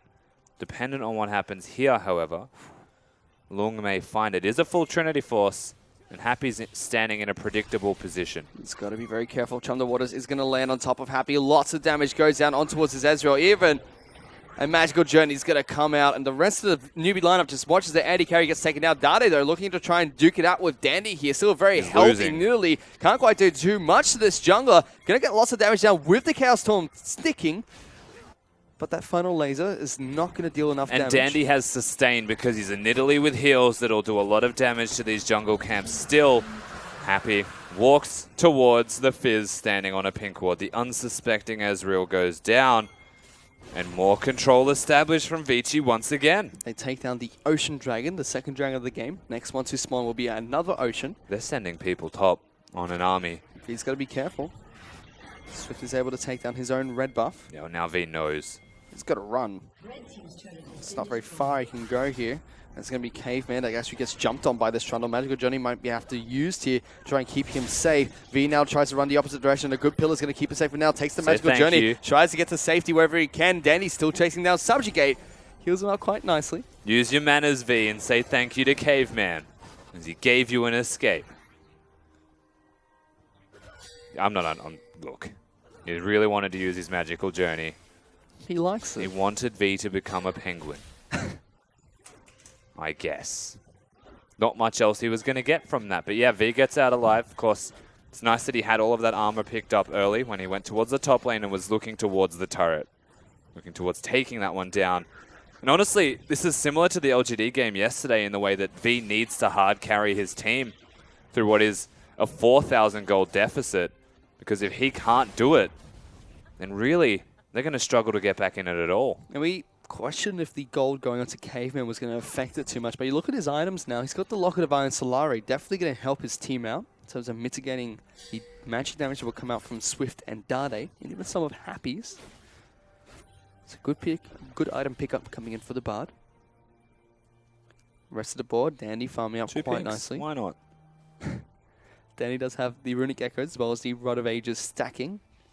Mid lane, easy. Moore is so safe right now. He's the pink hunter. What? There are so many pink wards. That's 4 top lane. I think he's just killed one of his own off to place another one in the next bush. Accidents happen. That's aggressive coming out from the NewBee lineup there. As Shen Shopi gonna get jumped on. Caveman takes a lot of damage in return. Swift is close to the top side of the map here. They do force the heal from Shen Shopi. Showing their confidence in a 2v2. They do have Swift up here, so looking towards the turret. Bard has his ulti still. Summoners are up, except Siva is at a risk of dying. Map movement coming out from the Vici lineup though. Dandy and Nazir trying to get on top of them. There's a teleport coming from Lung as well. This could be a huge team fight taking place. Happy going to move forward as V joins the fight through the teleport too. Swift misses the cocoon on towards Lung. Goes up into the rappel. A good pillar going to separate the team. Tries to lock it down. But a good disengage does come out from NewBee and from Vici. Yeah, the problem is Vici have control still. So NewBee teleport reactively to try and defend their team, keep them alive. But with bottom lane pushing, mid lane got it the outer turret there, and they've got the inside track to it. Dade's lucky because he's obviously like looking at something else. Didn't even flinch. That's probably what he was looking at. Mid lane turret falls down for Vici. So you get a 5,000 gold lead. Similar position around 23 minutes as they were in game number 1. Yeah. And V even now on the bottom lane with a big stack of minions had to deal with that. So they couldn't defend. They must concede. And they do so very unwillingly. Once again, very good map movements coming out from Vici to get them ahead in this game. Both teams want to get to the late game. They excel in their late game fights and their late game skirmishes. NewBee arguably, I can't do words. A little bit better in terms of team fights. Maybe the trick is to change the word completely. Debatably. Better. They are. Debatably better. I agree. Thank you, Rusty. It's all right, man. You don't talk for a living. No. No, I think, yeah, so what we are seeing is definitely the difference in styles between both of these teams. So Vici will want to get there, they'll want to control the objectives, but NewBee will want to fight for those objectives. Yep. It just comes down to how big of a lead do Vici have and how do they execute on that. Right now, Dandy is feeling very happy with his position. It's actually a lot of respect coming out from Vici too. We saw the teleports up to the top side of the map. They could have easily gone for a fight. Respect the team fighting prowess coming out from NewBee. We have to respect V. And now that his teleport isn't there, you can see the slight inkling of disrespect actually working its way into the minds of Vici. V actually chose not to go for the Ravenous Hydra this time, just sitting on the Tiamat, picking up defensive items first. And the rule of thumb with top laners, and when it comes to your itemization, is you could build to continue to win lane, which is not what V has done, or you could build to win team fights, which means you have to stack resistances so that you have teleport presence on the map. And he's got 40% cooldown reduction now too, with the Spirit Visage and the Frozen Heart being picked up. Also works nicely in reducing the attack speed of both Easy Hoon as well as Shen Shen Pi on this Sivir. Even Fizz, to a certain extent. And speaking of Easy Hoon, like, Jesus. 204, 2 completed items. So far ahead of Dade. It's unfair. CS. Half a flame for Aizen. Looking at the flip side of the map, Dade, he does have the completed Hex Core, but just the Abyssal Scepter being picked up. Relative cost is still okay for Dade. And he's still strong. But it's not like he's in a comfortable position. He's still outright losing his lane in situations where they are looking at 1v1s. Dragons will be coming up right now. It's the second Ocean Dragon of the game and the third Dragon of this second match. Vici have control.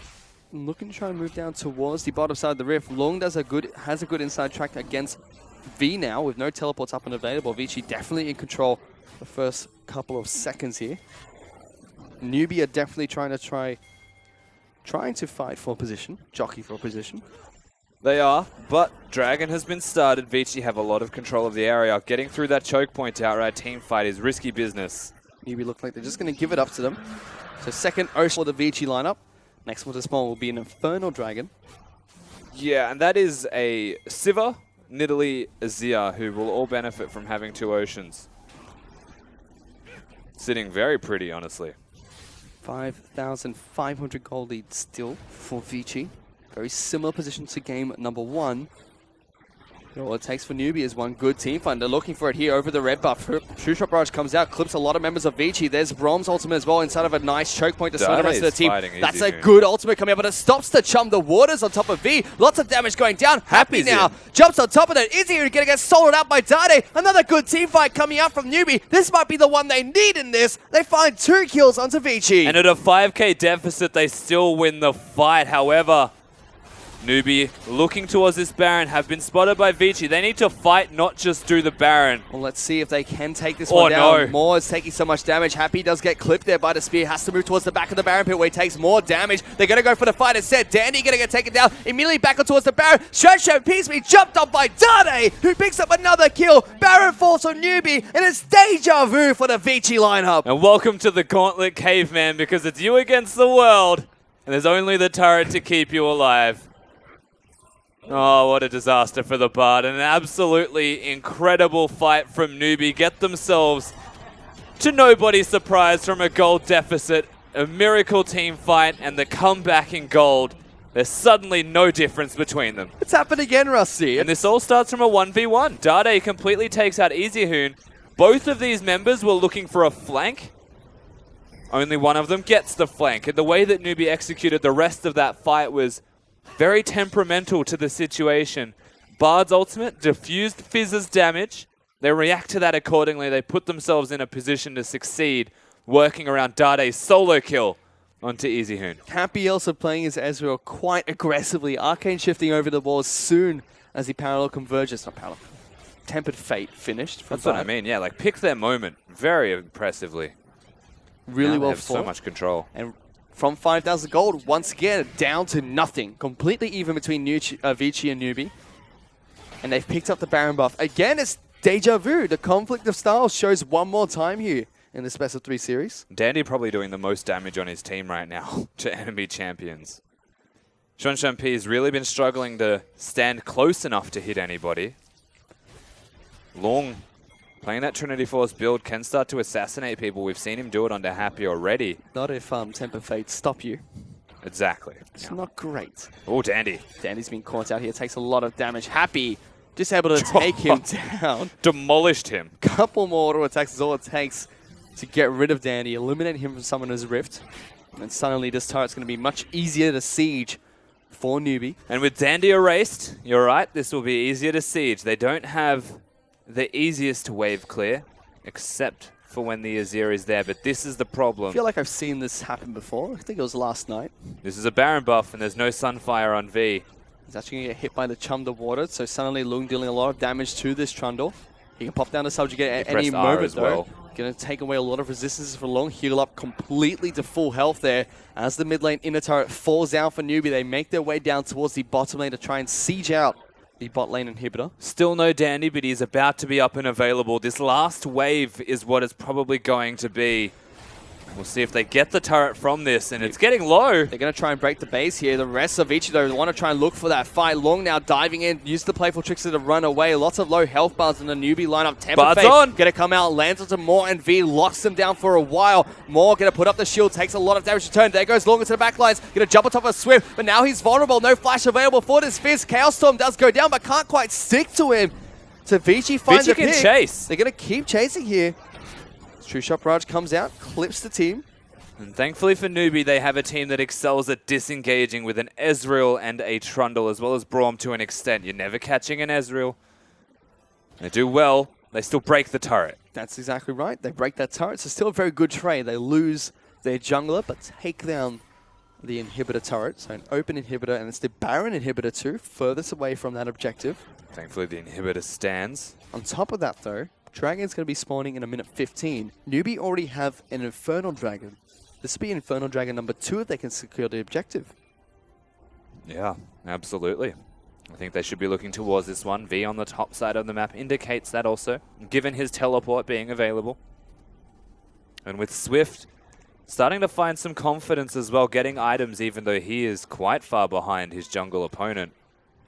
Things are turning around and looking up once again for NewBee, who always pull it back in their favor. And this speaks to, time and again, the strengths and the weaknesses of both of these teams. One doesn't have an early game and has a late game. The other has an early game and struggles to get to their late game.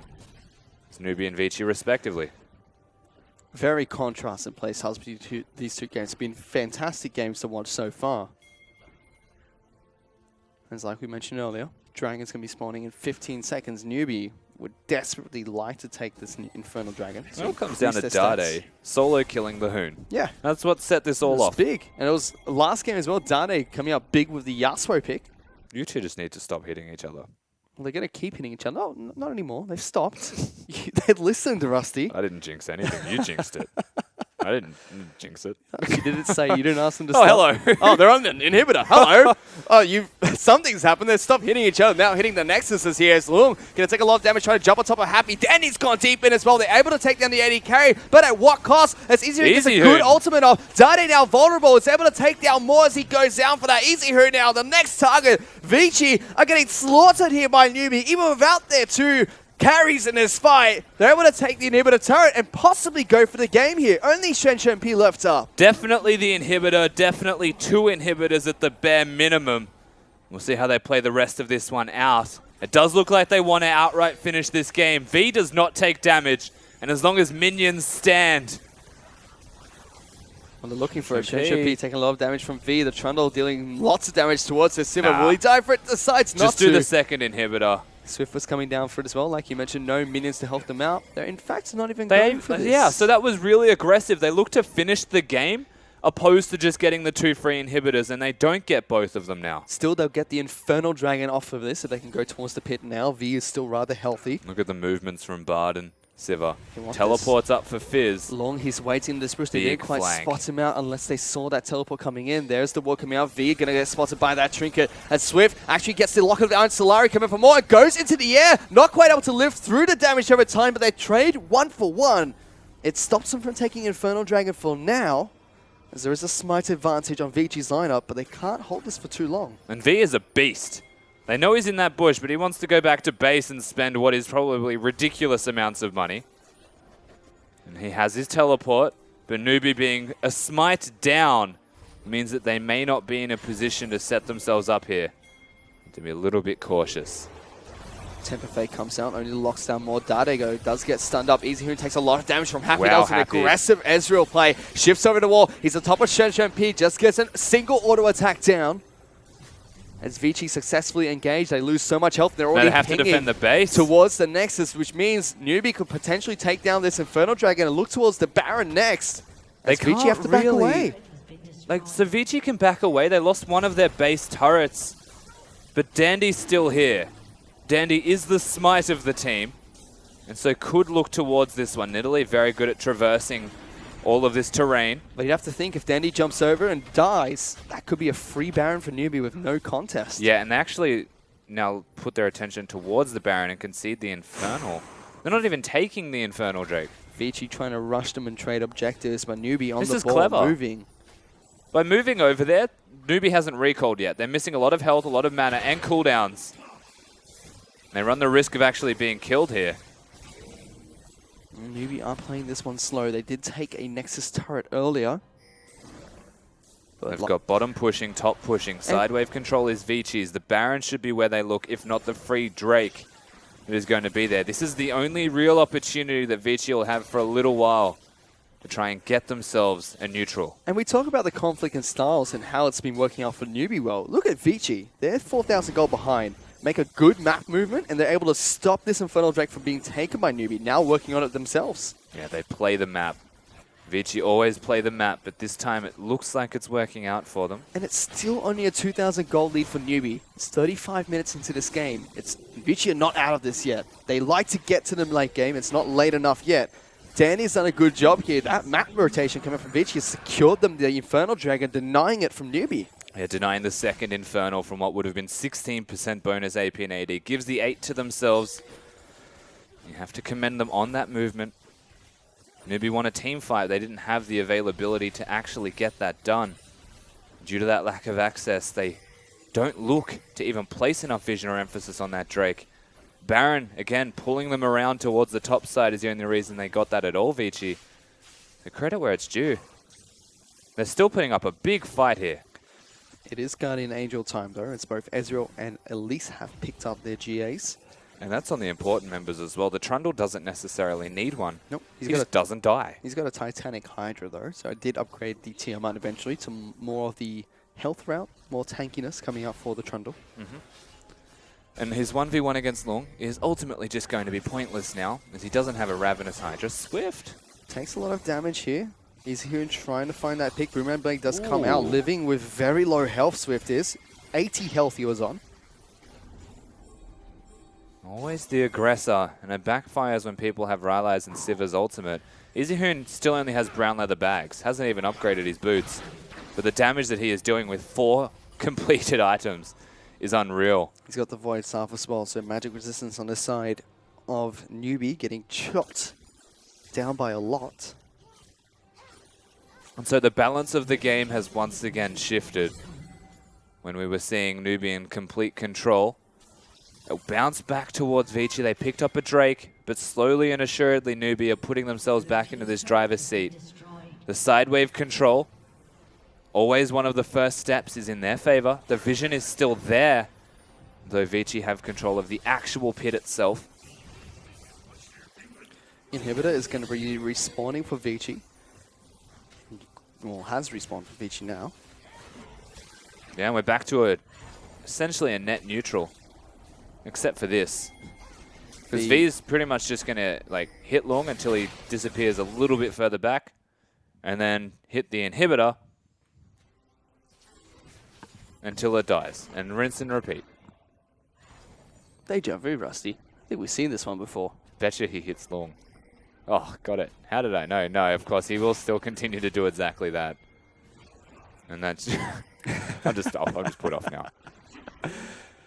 He's going to be able to take down this inhibitor if nobody is sent down to deal with him. It's just gone. So good play coming out from NewBee, using the split push quite effectively for this frontal. It is the Baron inhibitor too. And there's no trade that is even possible from Vici. They couldn't look towards a fight. Look at him. Look at V. NewBee threatened this Baron really well right now. V's going to be able to take down 2 inhibitors. The Easy Hoon's about to be visible with Lung. They want to kill V. And might turn onto the Baron if they do this. As NewBee now, they can be able to take down 2 inhibitors, but at what cost? V might just be able to run out of this pit. Puts down the pillar.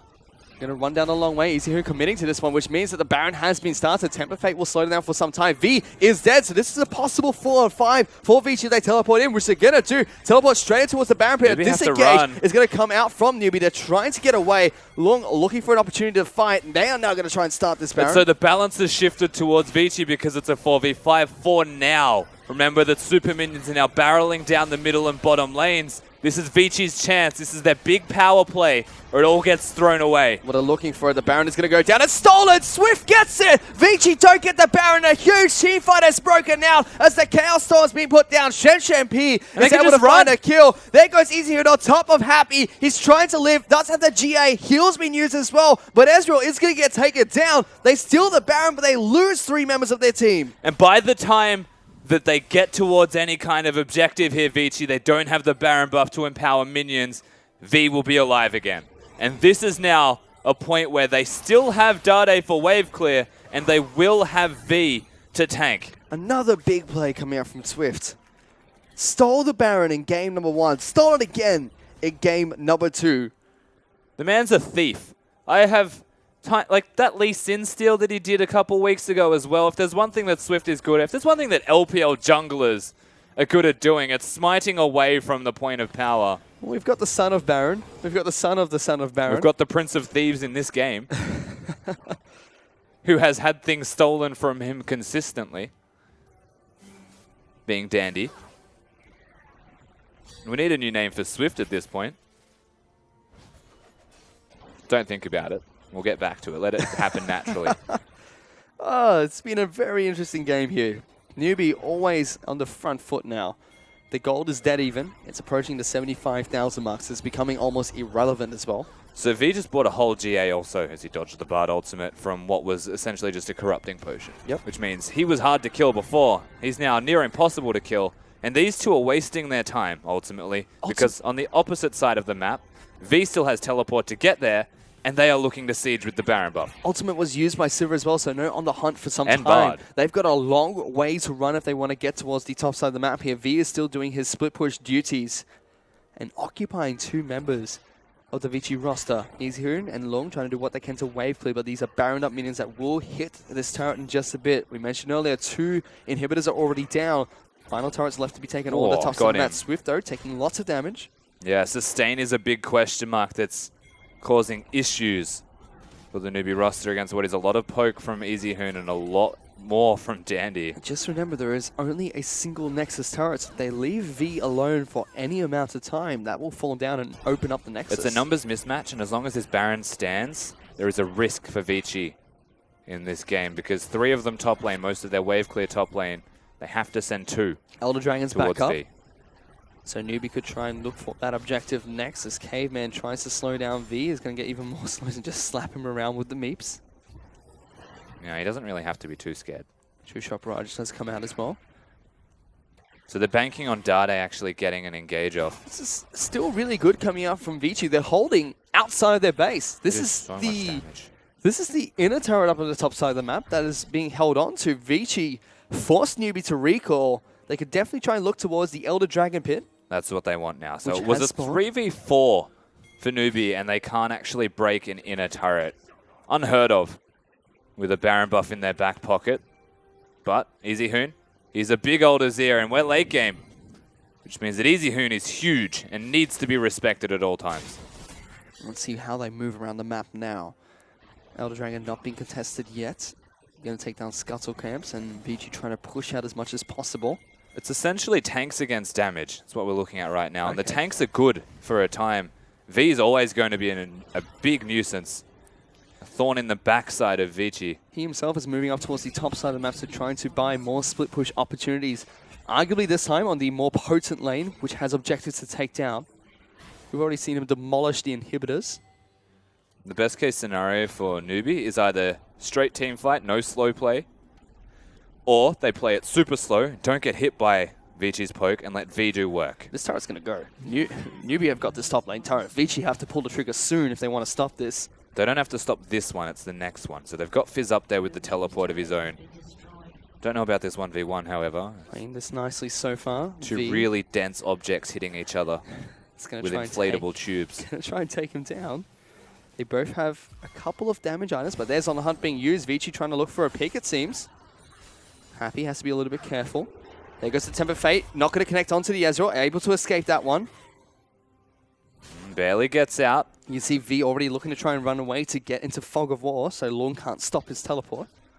And he is in Fog of War now, but he's also choosing to push again because the engage was not successful from Vici. They have a reasonably low cooldown on both Sivir and Bard ultimates, and they are throwing them willingly.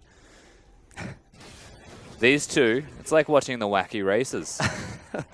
They're just following each other wherever they go. Elder Dragon being started one more time here. NewBee actually taking a lot of damage. These Ocean Dragons are keeping They're Vici pushing mid lane, Vici. topped up quite nicely. And yes, they're moving towards it. They want this turret. They should be able to take it down. Shen P and Dandy make the call to go towards mid lane. Look at V. V is trying to duke it out with Lung here. Inhibitor has respawned. He's trying to take this one down and will be able to get it.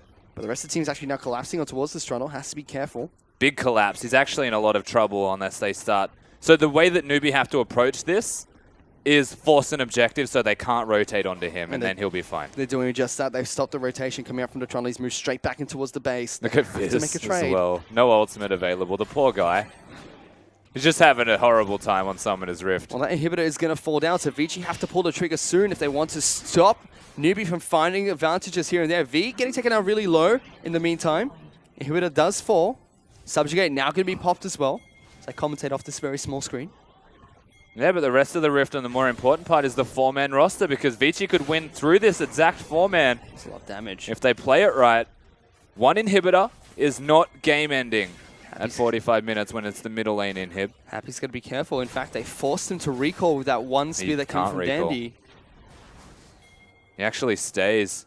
And now, because Vici was showing that it was just a bait on their end, that's exactly what we're seeing. The pull and push of the 46-minute game.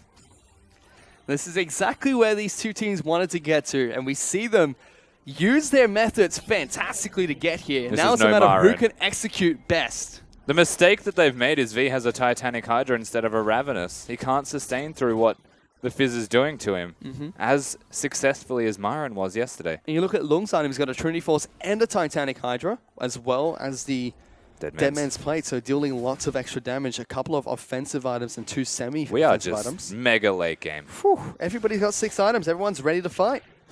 Yeah, Dandy's actually a very dangerous threat at the moment with his...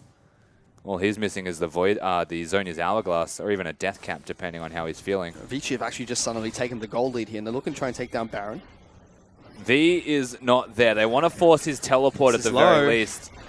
Down to half health. Swift is waiting to try and see if he can get a steal up. Happy loses a lot of health there as well. Has to play very careful on this Ezra now. Swift Needs the TP looking now. for a steal. There he goes in. He steals Still, it. Swift He gets again. it again. Danny gets robbed of the Baron one more time. You look at the bottom of your screen as well. Trundle is split pushing here. Everything's going haywire. V! He's on top of the Nexus. He's taking down the turret. Logan's trying to deal with him. They force the recall coming out from the bar. He gets the Nexus turret. V does have Guardian Angel. He will go down here. But at what cost? They've already lost so much in the base. He's trying to do what he can to get extra damage down. Trying to run away now, actually. It's going to get locked out by the Fizz. They've got a moment of opportunity. No, okay, so this is the exact problem that currently stands for newbies. They're all dead but happy. If Easy Hoon kills him, or if he kills Easy Hoon, that could actually determine how the rest of this game pans. But for a really long death timers of 4 people of newbie, and whilst the Baron was stolen, they still died for it. Brom's up in 10 seconds, or less than 10 seconds now. 2 seconds, he's up. Swift will be up in 20. And Dade will be up or much sooner as well. It's an open Nexus. But this is a big problem. Vici now on top of that Elder Dragon. Lung and Caveman take some time, but with Danny's help, they will be able to take down this objective. Yeah, now V does not have teleport any longer. Nor does he have the Baron buff, but with a bare Nexus and the duration that this will last being not too long of the Elder, you'd have to say that if NewBee can withhold the onslaught that is going to be inevitable from this buff, then they can put themselves into a position of power. But 3 Drakes to empower Vici means that they'll be doing 140 damage with every single hit over time. Top of that Ocean Dragons buffed up quite nicely. They're going to be kept 170, topped off. I take that back. It's more. Remember, the Elder Dragon buff actually gives it. The duration, of course, is very low on it. So, the Baron versus the Elder Dragon. We'll see it time and again.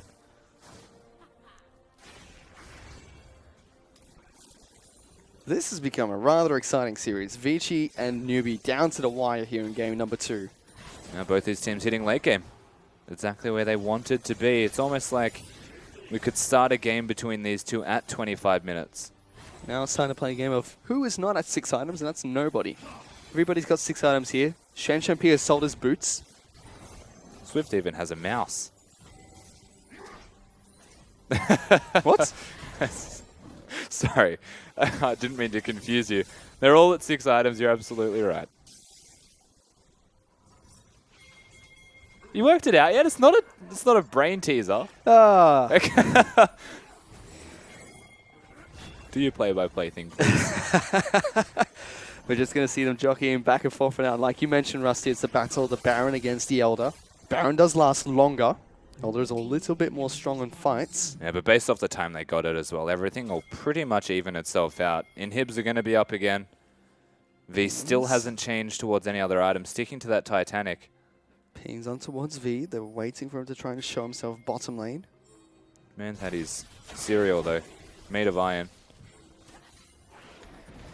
Dragon is going to be wearing out in about 20 seconds here. So NewBee, even though they don't have Baron buff anymore, no more major objectives to fight over, and none on either team. And this is a series that's gone to 50 minutes right now in the second game, which means that if Vici are able to pull this one back, claw themselves into a victory, that brings us to a third game. All things considered, they have more to lose than NewBee. V's even gone back to base. He's picked up a Warmox for himself. That is a very big trundle here. Mm-hmm. There's a lot of health. Surprisingly, no Thorn Mail coming out from either of these. You can't actually tanks. count the bars in his health bar anymore. There's just lots of them. Too many. He'd be at about 5,000. Have to see if Happy decides to sell his boots as well. For now, Shen Champi sitting on a complete 6. He has got 6 different swords and a bow. 5 swords and a bow. Not sure how he carries them all. In his backpack. I don't see that in his inventory. They're like Pokeballs. You can reduce the size of your inventory with your Pokeballs. And V now has to run away from Danny and Caveman, puts down the frozen domain. He's just hanging as well because he does want to still be that split pushing threat. At least he could even 1v1 potentially the Siva if it came to it. Inhibitors are respawning, so saving grace of Vici. The base will be defended once more. And the 4-1 is NewBee's seemingly only option. EasyHoon's damage is just way too high. He's even switched towards a Leandri so that he does as much burn damage as he can towards tanks. He's finally upgraded his shoes as well, has the Merc threads. And whilst we spoke about the fact that Vici are damage dealers with their items and champion choices, NewBee always being tanks with theirs respectively, the end result is that there is so much penetration available for Vici that I don't think NewBee can outright 5v5. They need to pick somebody off. We'll play around the objectives, which seems like they're trying to do. Baron is going to be respawning in a minute 20. And it's funny because there has been no exploitations of the lack of cleanse, Mikhails, or even QSS on the side of Vici with an Elise on the opposite team. If they can stun somebody, they are stuck. And they will get stunned and potentially killed through the damage that NewBee has. You see Guardian Angel is back up as well for all of the carries here. V is That's actually going to three get caught people. out. There's only a minute until Baron's going to come back up, so V has to run for his life. Subjugate's got to come out sometime, try and keep himself topped off. Uses the pillar and flashes away. It's the Temper Fate is going to come out, locks down both V and Dandy. But look at this. NewBee, they're into the base. They're looking to try and end this game as they chase it down. They can threaten the finish. They've gone for this. Easier is going to try and stop them. There's the ultimate coming up for more. The Nexus is open. Easier gets taken down. Happy's got the kill. V's alive. He How is stopped he them from alive? going back to base. NewBee are going to finish the game 55 minutes in off of a play onto V. What a game-ending moment. They decided that they had to, on a whim, kill V. He was threatening them far too often, and it was really grinding their gears. And just like that, the decision from NewBee was, why would we? Why would we actually defend V? He's a super tank. Like, just kill the game, end the game. Down to the last few minutes, Nexus left open. They go for that split push and try to take down V. He didn't even die, which is insult to injury. He was there to stop the recalls as well. Valiant effort from EasyHood trying to stop them, but it was just too little too late. Good map rotation coming from NewBee at the end. And it's funny because I actually spoke about this about 2 minutes before it happened, but Braum and Elise are game-deciding factors in this particular game. There was no McHales from the Bard. He was constantly stuck in a side lane trying to hit the Trundle. They didn't have a QSS, they didn't have a cleanse, and one stun could actually determine whether EasyHoon lived or died. The end result is that they died as they were trying to defend their base. And I harped on this time and time again, Rusty, throughout the entire first game, before the first game, during the entire second game as well. The conflict of playstyles. They both want to get to that late game. They both want the 55-minute team fights and map rotations. How they got there was beautiful to watch. Vici going through objectives, NewBee going through team fights, and it worked out in their own ways. It was down to the wire 55 minutes in. NewBee out-rotating Vici, though, was a very surprising finish to watch, though. It's basically just a Trundle game, let's be honest. Like, the Trundle got ahead. We saw it from LGD when they 2-0'd Snake yesterday. He gets ahead, he threatens inhibitors. It hits the point where Baron is a must-defend for Vici. Elder Dragon as well as a must-defend objective, and you pull them around the map, force 1v1s, but the Trundle will always win that 1v1. The end result of this game was that they sent 3 people to try and kill him instead, because it's just that hard to do. Like, even after 3 people went down there, they got a Guardian Angel. They didn't actually get the kill. And just like that, the team-fighting team that is NewBee compared to the macro, cerebral style that is a slow-paced Vici, they still just played that against Vici and beat them with it. They didn't team-fight them in the end. They caught them out. I think a very honorable mention as well for the NewBee lineup is Swift. What a monster. He was outsmiting Condi 100% of the time at that Baron pit, making sure he paid for that. He was a monster in that game, in both games, actually. I hope he outsmoked Condi. He wasn't even playing in this one, but he did also Condi. outsmite Dandy, who was the jungler. Well done, mate. You're right. It was a long game, Rusty. Dandy, the Prince of Thieves, as he's called, someone that is notorious for being able to get Barons, has them stolen from him in situations where really Swift had no right taking them from him. Plain and simple. Very impressive, because all Swift really did in that game was get caught out of position, have really awkward movements around the maps, and struggle to get anything done, but he stole those Barons, and that was what they needed. Besides the Baron steals coming in favor of Swift there, Dandy saw a really good performance in nearly out-farming Swift, moving around the map, getting picks quite nicely too, landing those crucial spears late game to chunk out the AD carries and knock away the key targets so they can force the objectives. He played really well. It's just the smites that came out were just too much for him. That eventually seems like it cost him the game as well with the pushes. Yeah, look, 40 CS, the difference at very early stages in that game between the Elise and the Nidalee. It's a farm jungler against a gank jungler, but Swift wasn't really getting the ganks off. They had a 2v2 that was going decently well. They had EasyHoon winning in the middle lane in the 1v1, but it just came down to a team fight. In a situation where they shouldn't have been, they won. Well, a second of the MVP, I would be very upset if it didn't go to anyone other than this man here. V on this Trundle was massive and also had the game-winning play of stopping the recalls coming up from 3 members of NewBee. 30% of damage as a Trundle is still a lot, considering that he was a Titanic Hydra tank build. That is pretty ridiculous, honestly. And yeah, the game was won by their top laner. This does continue to throw me back to the LGD victory, but you get a Trundle fed, you can put him on a pedestal. NewBee showed that they can adapt to this, not just work around Happy, not just work around Dade if it comes to it. But they are a multi-purpose team that have the team fighting. This is that last point of the game where Vici, they pulled the trigger and they said, we're going to win the game. Run, Trundle, through run! V. Somehow he doesn't die. And the funny thing is the Tempered Fate, V actually continues to heal through it. And so by the point that this runs out, he has way too much health left in his back pocket. Pulling a Swain. V, yeah, so they all make an on-the-whim decision that they have to recall, right? The game was going to end. V stays alive the entire time with no health to his name. Miracle play to stop recalls and give them the easy victory. One man's decision capitalized on by the rest of his team, knowing that the right move is to end the game, not to help him. Very impressive. You know, that's 2 games in a row where we saw V get MVP then. He quite frankly deserves it in both those games, but at the same time, you have to give credit to the rest of the NewBee lineup. Swift getting all the steals there, Happy playing pretty well on the Ezreal in game number 2 especially. Dade, although had a very rough laning phase against EasyHoon, was able to get solo kills and team fights against him and controlled the team fights really well That as well. was the actual thing that lost them the entire game. Is EasyHoon was so far ahead he had to carry, but he couldn't carry because he somehow got soloed by the Victor, and that is the strength of Victor right now.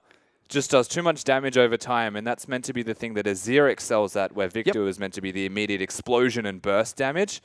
Somehow got the 1v1, and as a result, that team fight that should have been Vici, should have been throwing us to a 3rd game, brought it back to square one. And there's still some really good plays from EasyHoon though. We saw him, you know, go back to try and deal with V. They got to pick onto the Trundle while he was taking down the inhibitor, move back towards the Baron, which should have been their fight. Swift getting the miracle steal and people being able to stay alive kept them in that game. So EasyHoon had a good game, just that it wasn't enough to win for Vici here.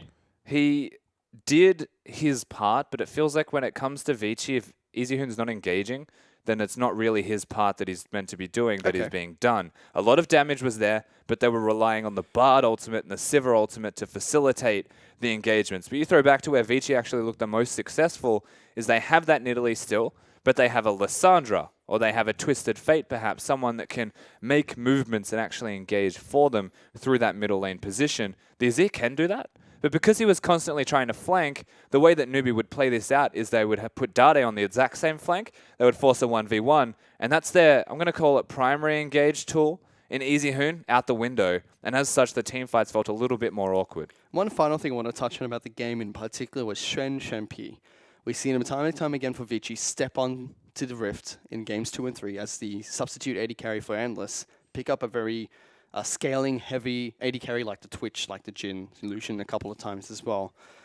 We didn't see much from him in that game. You know, he was very quiet on the Sivir. He still had 6 items at the end of that. We're still dealing lots of damage. Everyone did. We just didn't see much from Shen, not the hyper carry we expect him to be. He had a very similar performance to Endless. I mean, he played Sivir firstly, so it's this happy medium, once again, that the LPL loves to run between damage and utility, and he didn't do the damage, he only really had the utility, and I feel like this, once again, does actually correlate to what NewBee were doing to them, and that was forcing the Sivir and Bard a lot of times to deal with the Trundle, and from that, they find opportunities on the opposite side NewBee to win the game, but his Sivir, it felt lackluster. I'm not going to say it was entirely his fault, but I do prefer seeing Shen P on champions like Twitch, champions like Jhin, something that's long-range, hyper-carry-esque, and can really get him across the line and give Vici the victory. We can take a look at where these two teams stand now. Vici, they were, like we mentioned earlier, a very true blue, middle-of-the-pack team, beating a lot of teams that are weaker than them lower and losing the teams that are higher than them on the table there.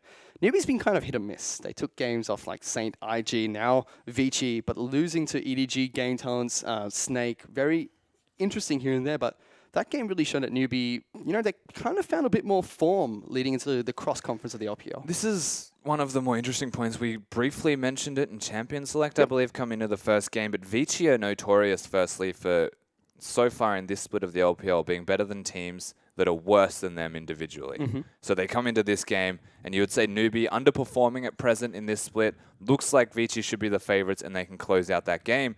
But because Vici's performances against RNG and WE mean that they were getting 0-2'd, and they were losing a lot of those, and they were only beating OMG, LGD, IMA, teams that are at the bottom of the pack, this really cements Vici as middle tier. It doesn't put them above middle tier. It means they have the potential to, but they struggle to beat better teams. On the day NewBee showed up to play, most of their roster was performing well, and that means that they were better than just the individual outclassing that Vici had. Made things difficult for them. Does this show us in any way where NewBee are at the moment? Because, like we mentioned a few times, they're kind of hit or miss right now. Do we have to see a few more games from them in the cross-conference? It's going to take a while before we can really decide where they're sitting at? I'd love to say that the team fighting kings are back, but they're definitely not. It's not the same NewBee that we're used to seeing, yet we saw them win team fights from behind. We saw them execute on strategies that were their flavor involved in it. So fight for the Baron, capitalize on mistakes of the opposition team when behind in gold. They're not back yet. They're definitely bridging themselves towards a point of power, and it's good to see them having 2 wins in a row. This is another very unique start to a day of cross-conference. Day 1, we saw the big matches go back and forth between EDG, RNG, one-sided games throughout the entire day. Yesterday, we saw the big upsets taking place. Now we see these very long, close games coming out. Cross-conference has been a very interesting shake-up to the LPL. Generally, it's just been a cause for confusion. It's just like finding Zubats everywhere at the moment. It's just outright confusing.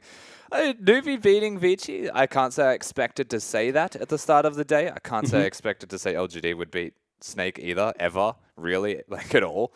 So yeah, this cross group has been ultimately just a bit perplexing. And it seems like we have a little bit more time. We can talk about the next match that's going to be coming up here. Invictus Gaming taking on RNG. This has the potential to create more of those surprises, or finally find some normality in the LPL.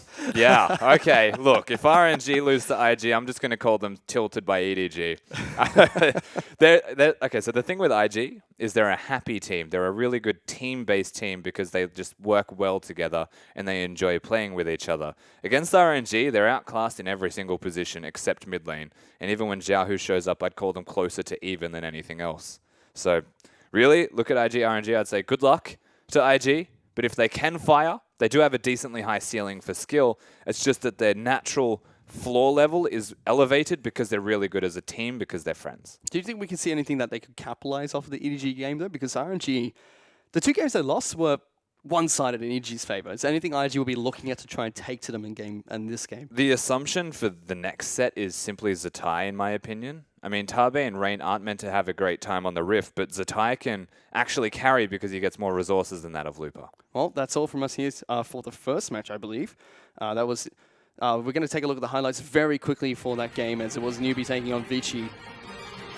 Crazy long games in both matches, down to the wire. Neither team was out of it until the Nexus fell. Yeah, super It was an close. interesting day. And this was one of the first team fights that really cemented NewBee's position on this map and gave them what was a 5k deficit back to net neutral. And from that point onwards, it was tooth and nail for every single aspect of this. The Fizz had a lot of strengths assassinating people. The Azir just really struggled to get things done, as did the Sivir. As the low-range AD carry, Xuan was just getting wrecked by one spell that was lingering. And I think we really have to highlight one more time, V2 Swift.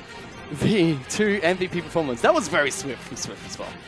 Credit him that. That was flawless steal coming up from the Elise. Classy steals on more than one occasion. But like I was trying to say, V2 MVP performances stood out one more time. The Maokai game, we give it to him. He had some 100% kill participation and was a huge frontline threat for the team. But I think the big time where he really proved himself was that second game on the Trundle. Split pushing really well, playing the macro game not quite nicely for NewBee too, and stood out. We talked about it earlier. He's a top laner that really flies under the radar. Yeah, V definitely performed well. We said he's either hit or he's miss. Today, he definitely hit the mark. Well, it was a titanic game between NewBee and Vici, which NewBee were able to take 2-0. We're going to go into a very quick break, but we'll be back with the second game of tonight, which will be Invictus Gaming taking on RNG. Don't go anywhere.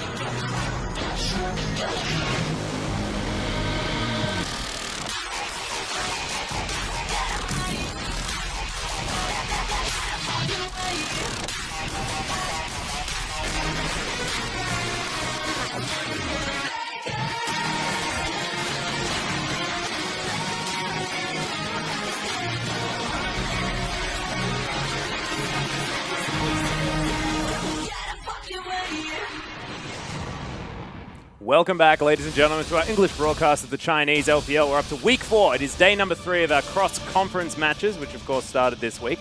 I'm, of course, Max Atlas Anderson, joined by Jake Spawn Tiberia this time. How you doing, man? Yeah, doing all right. You know, it's been a busy day of LPL so far. Some interesting matches, Atlas. Like, I honestly don't know how the heck a Trundle does 30% of a damage in game, but, you know, it happened and they won, so congratulations to NewBee. I guess that's what happens when you just beat on a fish the entire game. But, so all right, that I can see where you're coming from, right? When you beat on one member, however, but there are 5 on the map. And there are 2 other sources of very high damage on your team, and you only have built 1 damage item. Theoretically, that should not happen. But you know what? It did. They chased the Trundle because he did do so much damage, and it was all a trap, you know? NewBee had him exactly where they want him and just took down the Nexus. And I think a lot of this had to do with a certain Swift that was able to steal a certain amount of Baron buffs. That was 2, probably, that saved them the game. Yeah, and Swift's jungling really well at the moment, right? And that's probably what keeping NewBee in a lot of these games. I think that, you know, a little bit of early pressure is missing out of Swift. The NewBee as a whole looks a little bit out of sorts in the early game, especially when you consider how many strides QG made towards that end in the latter stages of the last split. But, you know, they're still a dominant late game team fighting team, and when you chase one of their members with 3 of them, they're going to be able to beat you the 4v2. That's just simple mathematics, Atlas. It sort of works out when there's an open Nexus there at the same time. And I mean, if we look back to game number 1, we saw Dade's Yasuo. Oh my goodness, absolutely wonderful to watch. So brilliant. But that series is now out of the way. We are moving forward to RNG versus Invictus Gaming. Both of these teams recently taking losses. Of course, you correctly predicted the EDG victory over RNG. Yeah, I certainly did. And, you know, it's just because people are like, oh, you got to give Uzi Mata more time. I think that's a little bit of a crock, to be honest, because EDG integrated Mouse and Scout into their team in less time and look better at the moment. And I just think it is macro play. I mean, if you go back and look at those games, game 1 especially, EDG just completely outpositioned RNG around the map. They beat them in a 2v0 turret dive. They were able to take the Baron nice and early with some great play. Invictus Gaming, however, team with a whole host of different problems, Atlas. Yes, they most certainly do. Of course, the roster is going to be Zatai, Kid, Rookie, Rain, and Tabe.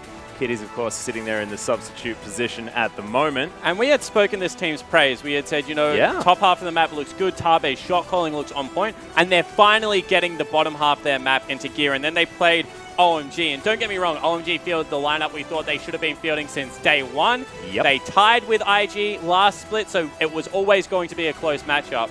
But they just dropped the ball. They picked a greedy comp in game 1 that revolved around Italia, and, you know, 70% of the time it worked every time, but those 30% of the time, Rookie got blown up and they just lost crucial team fights. Yeah, they most certainly did. It was an interesting set of decisions that were made by IG, maybe going back to their slightly inconsistent former selves for a moment. We'll see whether they can turn it around here, but it is definitely tough competition. And it's so strange that we say inconsistent former selves, because we used to say that because Kakao was their jungler and Zatai was their top laner. And it made the top half of the map really up and down. But Kid is much more consistent than Kakao. I'm not going to say he's better, because Kakao's highs were definitely higher than Kid's so far. But Kid brings the same thing to Summoner's Rift every single game. So I don't really know if it is an inconsistency or they just underestimated a powerful OMG. Yeah, that would certainly make sense. As we do have a look over the other side of the Rift, it is going to be RNG, the team that fell to EDG in 3 games. It is still going to be Looper, MLXG, Xiaohu, Uzi, and Mata on that roster. And, you know, individually, still so strong, this team. When you have a look at everyone on paper, but I think it was Deficio that was pointing it out a lot at MSI. When this team has an opportunity right in front of them, I mean the next 3 seconds, they always make the right decision. When they need to plan something maybe 3 minutes out, they can't get the vision they need. They very much struggle to get all the members on the same page. So in those snap calls, RNG are going to beat you in the team fight. But when it comes to actually setting up proactive play, RNG dropped the ball in that, and, you know, EDG had them covered. And I want to see if IG are allowed to lead them around the map a little bit, you know, set up Barons, set up these Dragon plays, and make sure that they keep catching RNG a little bit unawares as how the current state of macro game should be played. Yeah, it's actually really true. And we've seen IG have a fantastic 1-3-1 style. This is a team that can throw you around the Rift if they need to. Is this something that they have to go back to beat RNG? So I think 1-3-1's a little bit different. Like 1-3-1 is a kind of macro, right? But what I'm talking about is like EDG had definitive timer on their blue buff. They showed one person bottom lane RNG, other person went to take blue buff in Fog of War. That cost them a Baron. They sent their mid laner back in plain sight, EDG. He had teleport. You know, all of a sudden, on the other side of the rift, Xiaohu goes back. They don't have teleport. They execute a dive on the top lane. Double teleport comes in from EDG. That was game 1. Like, there were so many mistakes macro-wise in game 1 that RNG overcommitted to these priorities on the map that just weren't there for them to reach for. And like a kid in the cookie jar, EDG slapped their hand away every single time. You know, ultimately it cost them. Game 2, they got it together with some great early ganks. It's always been the strength of the team. You know, MLXG is able to get them rolling in the early game. And they need that to happen consistently if they're going to use this fight-heavy style to win games in the LPL. Well, we'll see whether they can here as we are into Champion Select. IG will be on the blue side, already banning away the Caitlyn and the Bard. Of course, Uzi favoring the Caitlyn a little bit in that series. And this is really funny because Uzi's played Caitlyn 2 out of the 3 times. Pretty much half the games IG has played, they've banned Caitlyn. They hate having bully AD carries. They don't really like to lane swap because they want Zatai to have the 1v1. And that means that Rain and Tabe just can't go up against Caitlyn, and they have to ban it. It's like nearly a must ban for IG at this stage. Yeah, and I think they've banned it 50% of the time that they've played. So you're exactly right. Is definitely something that they want to remove. It's also going to include a LeBlanc ban there away from Xiaohu. Rookie just wanting to make sure that there's no crazy assassins doing mental things. And of course, we all understand about Xiaohu's LeBlanc. However, on RNG side, pretty standard stuff in the Rise and Vladimir so far. Yeah, it certainly is. The reason that LeBlanc is such a good ban for Invictus Gaming is that Rookie needs to play these long-term control mages that take a while to get going. And once again, the biggest fear of RNG right now is MLXG and Mata are so proactive that they do snowball a majority of the game. A lot of RNG games are over about the 15-16 minute mark just because of great early pathing. So I respect the decision, you know. You're going to play scaling against me. I'm always going to play scaling because I have to be the major damage contributor for Invictus Gaming. That's what Rookie says. So Xiaohu, you're going with me in the long run. Well, it was Gragas actually banned away last, and we've got Karma first picked here for Tabe. Tabe actually showing a lot of preference towards the Karma recently. Has been able to sort of dictate flow. But it does mean that both Kindred and Italy, both available. Of course, we saw in the last series, Italy highly prioritized. Not going to be the case this time as MLXG considering the Rek'Sai. I actually think Italy is like the 3rd or 4th strongest jungler right now. I think Rek'Sai is by far proven to be the most dominant. I think you can play Gragas into Rek'Sai, which kind of helps the teamfight aspect out. I think Kindred's also a really viable option. I'm not a huge fan of Nidalee anymore, just because, don't get me wrong, if you get ahead, if you start snowballing, still clears well, still does the things that Nidalee used to do, but just doesn't have the same presence around the map in teamfights and in the early game. Well, I think what you said about Gragas definitely makes sense, as they are looking at the Rek'Sai, and if that's going to be a problem for them, it's certainly not this game. As Siva has been locked in, and it's actually Azir that's going to be taken here for Xiaohu. And we're wondering when this was going to happen, because Xiaohu hasn't played it. I think he's got 1 game on it so far in Summer. And I think up until last week, he just stayed off it completely, actually prioritized Victor over it a lot of the time. Lots of pros are saying that now the ultimate cooldown is 3 seconds only for the wall being up and things like that, that Victor actually beats Azir out. I still think that Azir with a jungler can set up much better than Victor can. But we'll see whether that's something that continues to hold true and whether Rookie goes towards the Victor in the mid lane. And I also like the fact that RNG have picked this up knowing Zatai's playstyle as well. He's not likely to go to that Maokai, use that Vengeful Maelstrom to nullify a lot of the AoE damage that's going to be coming out of both of these champions. And they've got infinite wave clear with both of these as well, as IG are going to lock away the Lucian and the Elise. And I think this is a really cool decision.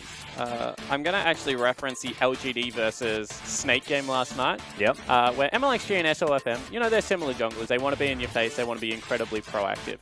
We saw the range form of Elise, especially with red buff, is really potent early game of kicking junglers out of your jungle. Because you sit there and auto attack them, you can set up your CC very nicely. And SOFM actually struggled against Amy, who was able to pick it up in game number 2. Game number 1, SOFM just camped top. Let's forget about that. It's not a good strategy anymore. But I thought it was really interesting. And I like to see that MLXG is going to kind of try and match fire with fire in something like Elise and like a Graves, that you can go toe-to-toe in that range form. Because things like Rek'Sai really do struggle with counter-jungling Elise if that is going to be your main game plan. Yeah, and right now actually looking to go back to the Graves. Has been hovering it, but Nami's been locked in already for Mata. The Nami Siva lane. And I really like Nami at the moment. She has a great spot in the meta because, as lots of people be aware of, like, I'm a huge fan of Karma. I think Karma support, Karma mid lane are both great. But Nami right now nullifies that lane. So you can take the Sivir for utility. She has a good lane swap on her. And she's also able to top you up after the Karma damage, whereas Karma's a lot of shields. You do max it by about level 10 on Karma. So I think that Lucian Karma, that's such an aggressive lane. Grab something like a Nami that has CC for late game in the team fights, but also just tops you off during the laning phase and allows you to push that wave out as Sivir. Yeah, sort of like the halfway point between a Soraka and a Karma. Sort of. Yeah, it's like Soraka Janna, but put together. Yeah. It's really, really cool.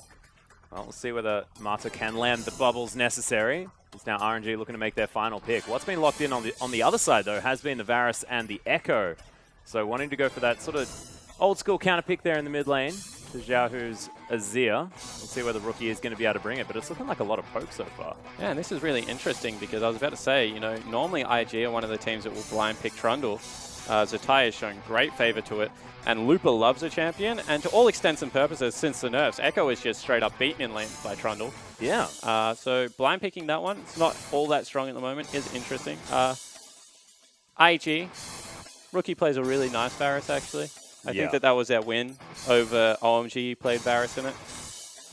You don't win the lane until about level 9. People expect you to like, oh, you know, this is a hard counter. You're going to put him in a dumpster. Like, no, until you actually max out your arrow and until you get that tier stacking, he actually doesn't do that great into the lane matchup. But once you do get those things, he really does wreck back, what Azir wants to bring to a table. Yeah, and you can also just clear waves over and over again as well if you do fall behind. So Rookie will be very safe in the mid lane if he can last that few early levels. But what you said about the Trundle and Echo is just really interesting to me because what RNG have now put together looks utterly terrifying. Yeah, and they've both got 4-1 comps, right? So I think that this is IG. They had already picked themselves for 4-1 because they're going Varus. He can never really split. They knew 4-1 was coming out from RNG, and they just opted into the weaker top lane. Well, we'll see what happens, ladies and gentlemen, as the coaches shake hands and we hop onto the Rift.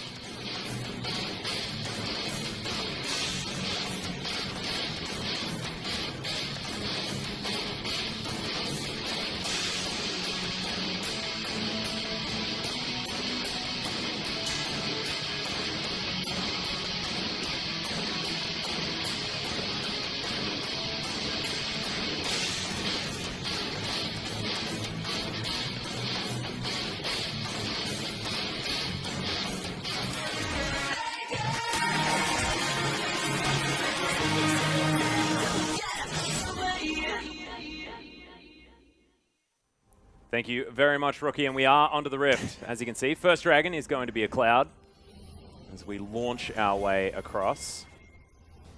And IG, RNG, are there going to be any lane swaps early on here, Spawn? What's happening? I think that if there is a lane swap, it'll be RNG doing their funky lane swap where they get the early wave onto Uzi and get back. Both these team comps really are set up for 2v2. As I said, you pick the Nami to nullify the Karma lane. You pick Trundle to win out versus Echo. Zatai, I'm not going to say he's arrogant, but he's a confident man, Atlas, when it comes to the 1v1 situation. So I'm sure that he's willing to throw the gauntlet here. And you've already said, you know, Trundle does pretty well into this matchup on 6-11 now. So we'll see whether he can prove that one true. And it's actually a grasp Echo. So, you know, even further behind times right now is Zatai.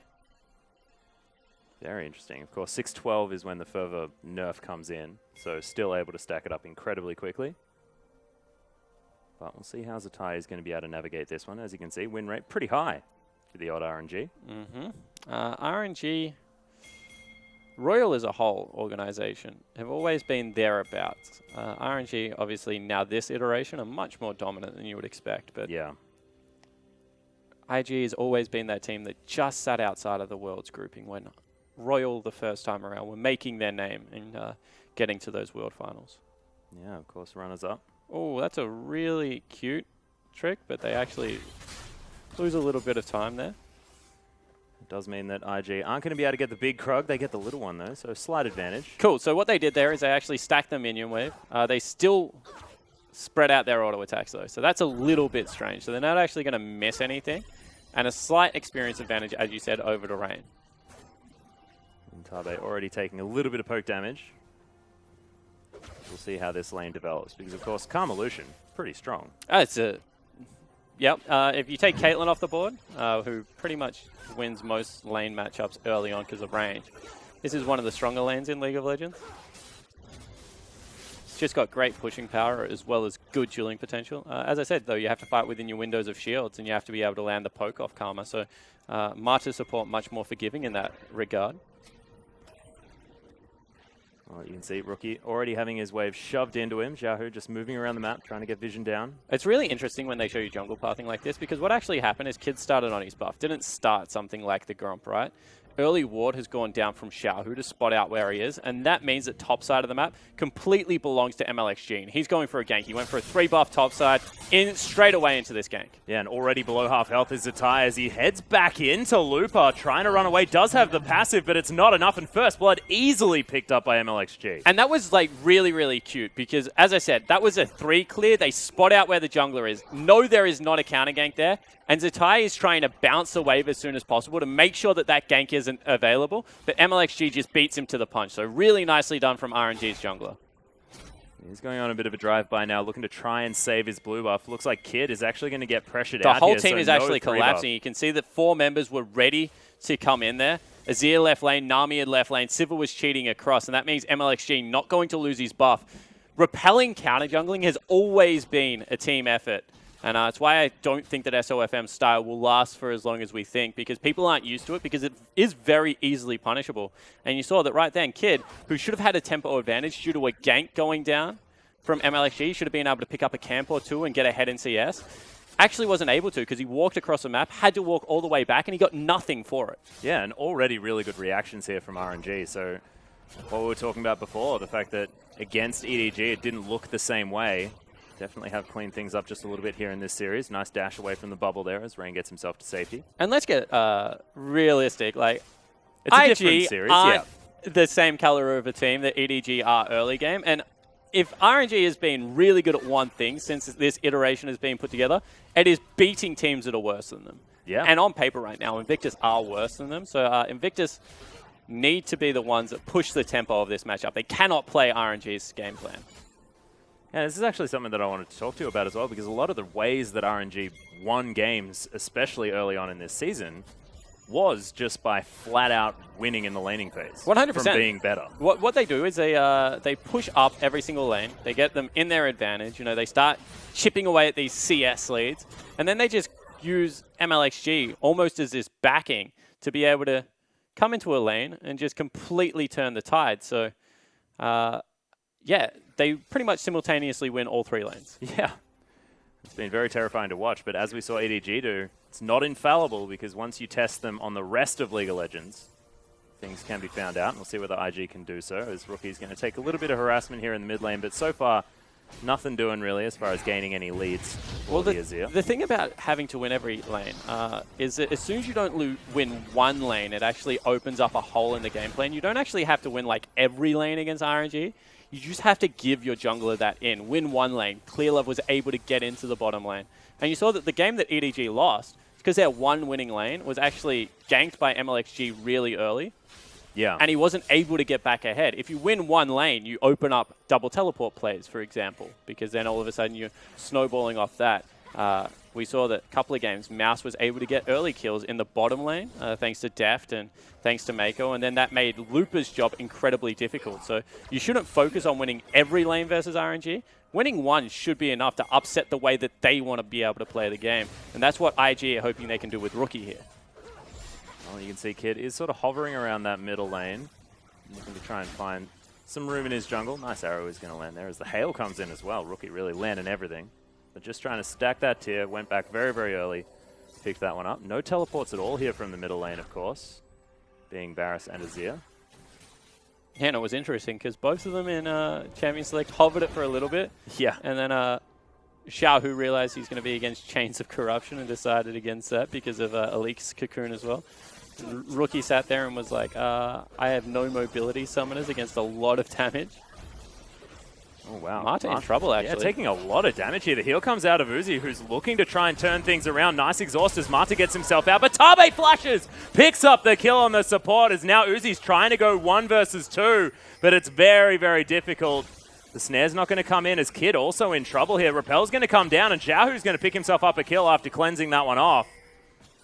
IG pick one up on the bottom side, but lose and towards the top. Yeah, certainly do. And all of a sudden, they want to fight over this blue buff now, whilst they want to make a play on bottom lane. Yeah, Looper actually is able to kill Zatai, though, as Rookie can't find anything out. Uzi is going to be able to pick up one as Tabe's in trouble. Uzi turns it around. One more auto attack will do it. Will he be able to actually get there? As Tabe turns the corner and kills him. And Tabe versus Uzi. Remember that Tabe was Uzi's support at Season 2, and he's able to pick up their kill in the 1v1 situation. Right now, Uzi's hands off keyboard. He wants nothing to do with the rest of the game. Yep, no. The one loss. That's the loss that he could not handle this game. The 1v1 goes to Tabe, who's very strong right now, picking up 2 kills. Grabs his Sightstone very early. Frostfang already done. But I like that you pointed that out, because when you actually have a look at it, Uzi picking up that kill is good for the RNG bottom lane. He's going to have to watch out for the poke out of Tabe, as you said, who's already accelerated in his build, but that meant that Uzi can go back, get his BF sword, and was on relatively even footing versus Rain, so that's not all bad for the RNG bottom lane. And Uzi just needs to stretch it out a little bit. He has some tells when he gets a little bit tilted. Yep. Does the next stretch, as does Faker. Mm-hmm. We saw a few of those at MSI. Yeah, he certainly did. And you can see that able to catch this massive wave. So he's still up in CS. It's not very often we get to see Marta and Uzi die in a 2v2 lane, so credit to Tabe and Rain, but they still are up. Most definitely.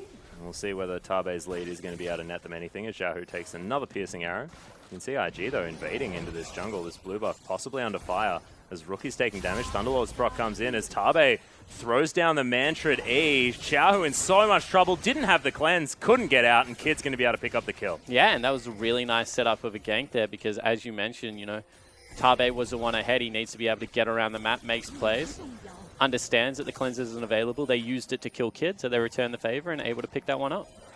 Pretty... Oh, Tabe? No, not able to get yeah, there. was going for it, but the quick draw going to get MLXG out and grab himself a blue buff there as well. But with Xiaohu dead means that he wasn't able to pick that one up. Yeah, that was a little bit of an overstay from Tabe, at least in my opinion, because you can see they are slowly pushing the wave in, but it cost about 17 CS in the bottom lane for Rain. So unless they can make something work here, it's going to be very hard to punish what is now quite a substantial CS lead. Yeah, 82 to 70 now, so looking pretty good on the side of Uzi. Only 3 caster creeps means that the wave's going to push back, so Uzi doesn't even need to approach technically. We'll make them play against the creep wave still, but is one of the benefits. Uzi's wave control, especially with, well, here we go. Well, yeah, there's the Emperor's Divide. Rookie delivered to MLXG and to so much damage. That's why Azir's gank potential is much higher than the Varus, as we have another duel. Yeah, the culling comes out. Uzi actually tanking up most of it there as Mata still on very high health, but not for long. That Q really doing damage out of Tabe. Yeah, it certainly is. So they kind of fight 2 1v1s in the bottom lane. Uzi won the 1v1 versus Rain, and Tabe lost the won the 1 versus Marta. So now they swap opponents, the do-si-do, and they kind of trade back again. Makes a bit of sense. Nice boomerang comes out here, though. But Xiaohu already taking down this turret in the mid lane. That is huge. 10 minutes. Yeah, it certainly is. A couple of ganks, remember, was able to get across into the blue area and pick up some kills. So that's nice out of Xiaohu. They have been picking on Rookie a little bit, however, and the top side of the map in general of IG, because they did pick some losing lanes, and they're going again. Yeah, once more. There's a collateral damage. It's a nice, Chains of Corruption that comes in, but the teleport from Looper, very optimistic, but Rookie's on the wrong side of the map, and Marta's even coming up. Tabe trying to answer here as Kid will find the troll in the jungle. Yeah, they're trying to run a little bit of interference here, and, you know, Rookie has ran away into Plug a Wall. We'll see whether he's able to get an execute. Meanwhile, 1v1. Oh, Uzi Rain cancels the auto attack. The heal comes out of both of these AD carries as Marta is going to make his way back in. Rookie's still just exploring Now he's going to gank map. bottom lane. He's like, don't worry, boys. I lost him. Let's go. Well, he's going to walk over a pink ward. It's a really nice bubble, but Marta still gets hit by the piercing arrow. Is going to get snared up as well. It's a decent tidal wave, but it's not enough as Rookie, runs around the map and then picks up a kill in the bottom lane. Exactly right. Never count Rookie out, and he's able to get down into the bottom lane, have a positive impact. Zatai had moved down also. So really nicely played by the bottom lane one more time of Invictus. And last season, we were saying that, you know, Invictus, they used to sack their bottom lane. Yeah, they were on the island. They weren't even Vici's bottom lane, where Dandy would throw them a bone every now and again. Like, they were just absolutely left to their own devices. Now Tabe, their shot caller, obviously down in that bottom lane, he's like, I need to be able to shot call from a position of power. You need to give Rain and myself something. And this time around, against another great bottom lane, in Uzi and Marta, they're still finding advantages. Yeah, doing fantastically well. Unfortunately for Rain, unable to pick up any of those kills, but is very close to his Ghost Blade nonetheless. Uzi's just continuing to kill creep wave after creep wave. 115 CS, 12.5 minutes is pretty damn good. And remember, even though Uzi's up in CS, Rain has an earlier spiking build. Yeah. He still has absolute raw power at those 2 items, especially if he goes into the Black Cleaver and Youmu's, which it looks like he's going. So Uzi can be up, but it's about when you reach critical mass. And you have to say that the Lucian will do that a little bit earlier than Sivir. Well, Cocoon is going to snag MLXG, who has been the main benefactor, really, of all of this action around the map. 202 has his Warrior Enchant, also a Hex Drinker and a Longsword built up as well, as Kid only has his Runic Echoes. His Graves is really big. And we've seen time and time again, I mean, MLXG, he'll buy Phantom Dancer Infinity as his next 2 items if he stays ahead and be a team-fighting monster. Really doesn't have any qualms about being a legitimate damage threat from the jungle, so... Kid trying to kick people out of his jungle one more time.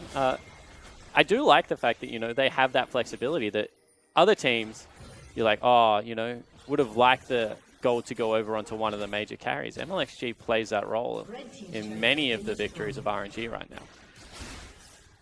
Joe now starting to take a bit of poke here from Rookie. Kill definitely doing some work.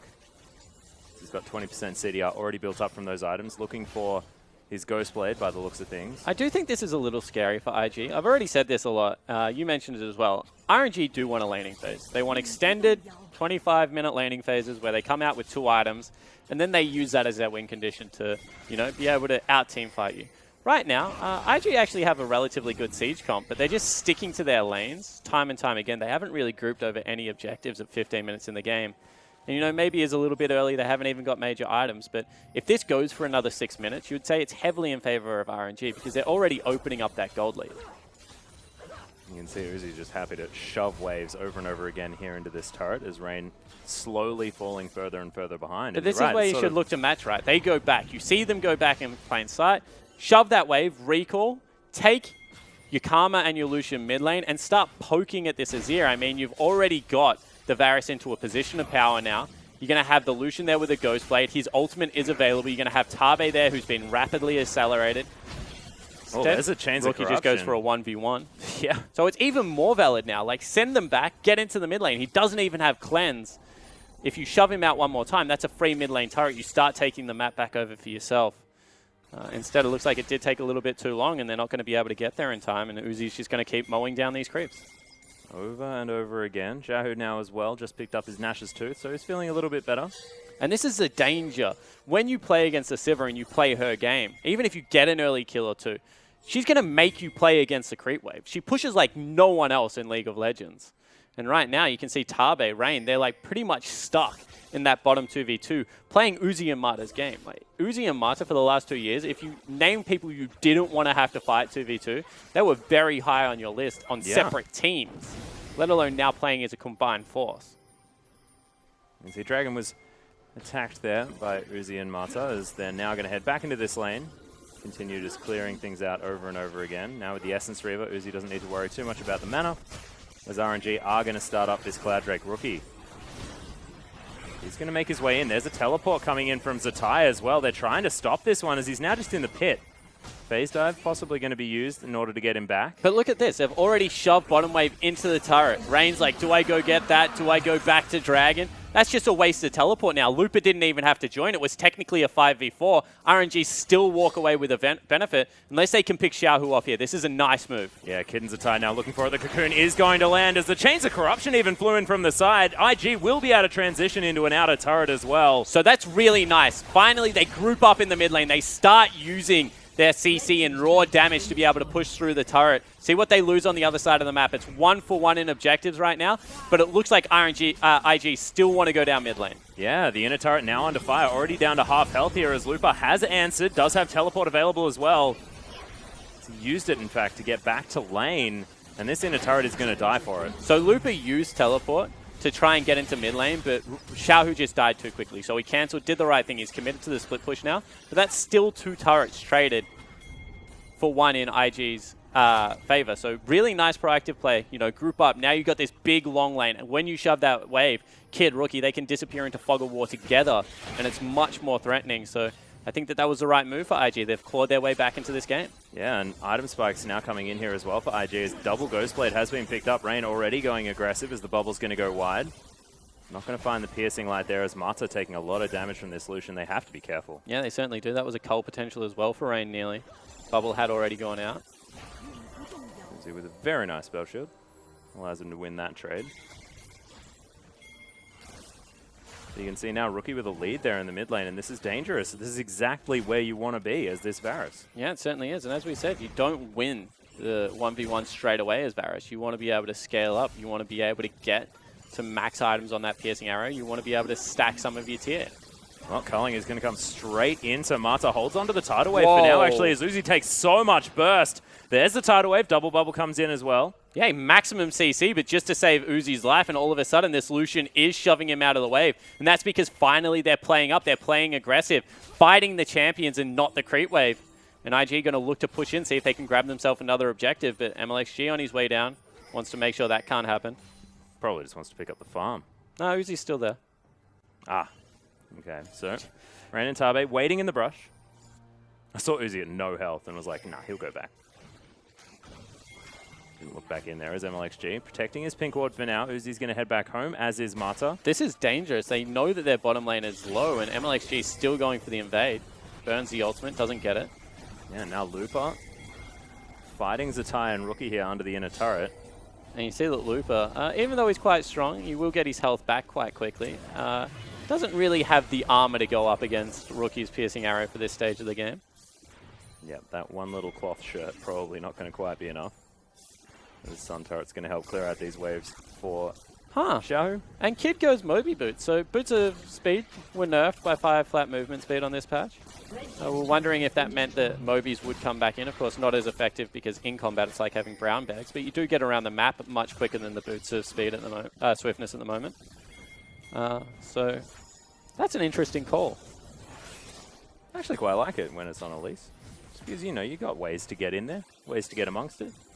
Yeah, but that kind of makes it worse, doesn't it? If you've already got ways to get amongst it. If you're in a team fight, you don't need to have the in-combat movement speed as much. Definitely, but you kind of need the, I don't know, I think you need the CC reduction, or against this team comp, I would argue that 3 auto attackers with Looper included, Ninja Tabby would probably give you a lot of bang for your buck if you're in Elise. That is certainly a good point. We'll see how it pays off as this game goes on. And you know, if he runs person, like if a team fight ends and it's like Kid sprinting across the map, runs down Uzi or something to get the assassination and the ace, maybe it will turn out to be fruitful. Or he gets a critical ward in an area. Yep, the dream. Otherwise, I'm going to say combat effective stats against RNG should be very highly valued. It's a good point. At the moment, look at him sprinting. Although he has to deal with this ward first. Turns into spider form, he's going to be able to do so. Xiao has spent a lot of time towards the bottom side of this map. Yeah, they actually all have. You know, they want to continue to pick on Kid. It's a 35 CS advantage and 202 on the grave, so they do understand that he is in a position of power right now.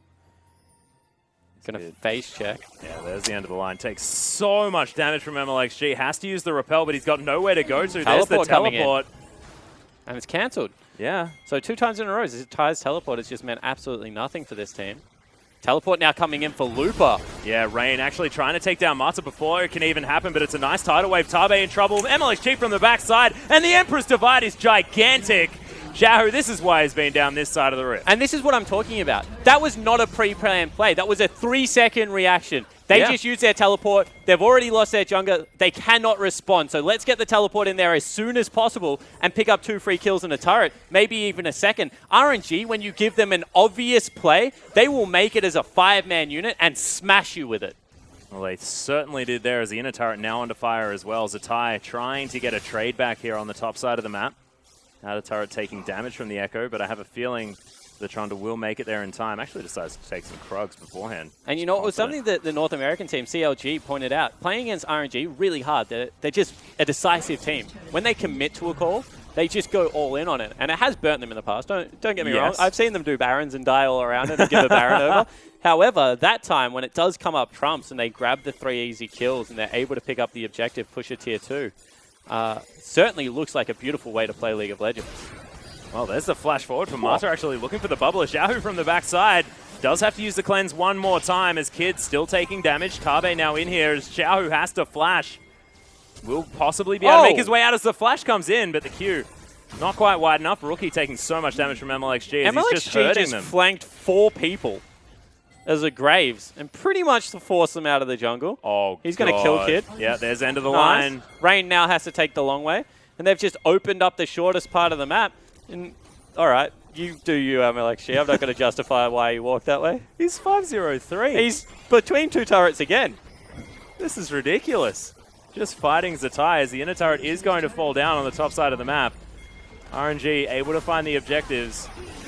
And Tabe as well may have once again bitten off more than he can chew. Tidal Wave comes in, but it is going to be the shutdown onto MLXG. Nice play from Rain now with his 2 items. Very strong. Lupin might have to burn ultimate here as well. They are going to continue to chase. Yeah, blue buff taking some fire as Rookie able to pick it up with a piercing arrow. Now going to get shielded up and sped towards the mid lane. Xiaohu. Oh, God. Able to pick this one up. Emperor's Divide comes in. Rookie's just going to get annihilated as Rain looking to try and get some damage down, but you can see Xiaohu just not scared. And Lupa wishing he had a dash to get over that wall, but doesn't. And Xiaohu and MLXG are going, wow. This is chaos. On the weirdest solo missions, Atlas. Yeah. Like, they are bizarre. They're just walking in between turrets, you know, cutting people off that are cheating through Fog of War. Zatai still wants Xiaohu. I don't think you're going to catch him, Zatai. You don't have the Moby boots. Well, Xiaohu now is going to make it to safety, actually going to walk all the way back to base. As you can see, Lupa already with his Iceborne Gauntlet built up. And you can see IG are kind of playing within the chaos. And we always say this about RNG. Don't play their style of League of Legends. I'm going to, like, SKT are the best team in the world. Yep. RNG, chaotic style, like scrappy League of Legends, have proven on in the international stage that they can make it work at MSI. You're supposed to beat them methodically, as SKT did, you know, set up around objectives, force them off farm. Instead, you can see that this game, 24 minutes in, they see you take a dragon, they're just going to take a Baron. Yeah, and they certainly are, as it's already down to below half health, and RNG don't look like they're stopping. IG are trying to this bit in time, but it's not going to happen. Is going to be MLXG picking that one up and now turning it into a team fight. It's Mata off to the side. Kid going to get exhausted, has to repel. Able to get onto a ward as Rookie takes down Uzi. That is a big deal in this fight. But the damage has been done. Yeah, exactly right. Baron's already been opened up. All of a sudden, MLXG wants to fight Zatai again. Stands that they're creating pressure everywhere else as well as MLXG. Once again, he's got a luxury tent on this bottom side of the map. Well, all he's doing right there is, okay, big creep wave. They could walk through lane. They could also walk through their forest. I'm going to sit in a random brush in the forest. If someone does cheat, I'm going to see if I can pick up a solo kill. It's worked so many times on Kid this game. Yeah. That time around didn't work, but you know you can understand exactly the reasoning behind why he is playing this style. Well, now building towards his Lord Dominic's regard as well. Wants to make sure that none of that damage is going to be nullified from any armor pickups. He's very close to it. Only 400 gold as he heads back into his jungle. And this is cute. I mean, as a jungler, it's your responsibility normally to pick up the Mortal Reminder. Somehow I don't think that MLXG got that memo. No. Because you are right, he's going towards an LDR, and there is some self-healing on the lineup of Invictus, so... Well, we'll just see whether he can make it work. Of course, it would have been useful. I have confidence. I have confidence. There's a 5-1 and 3 Graves.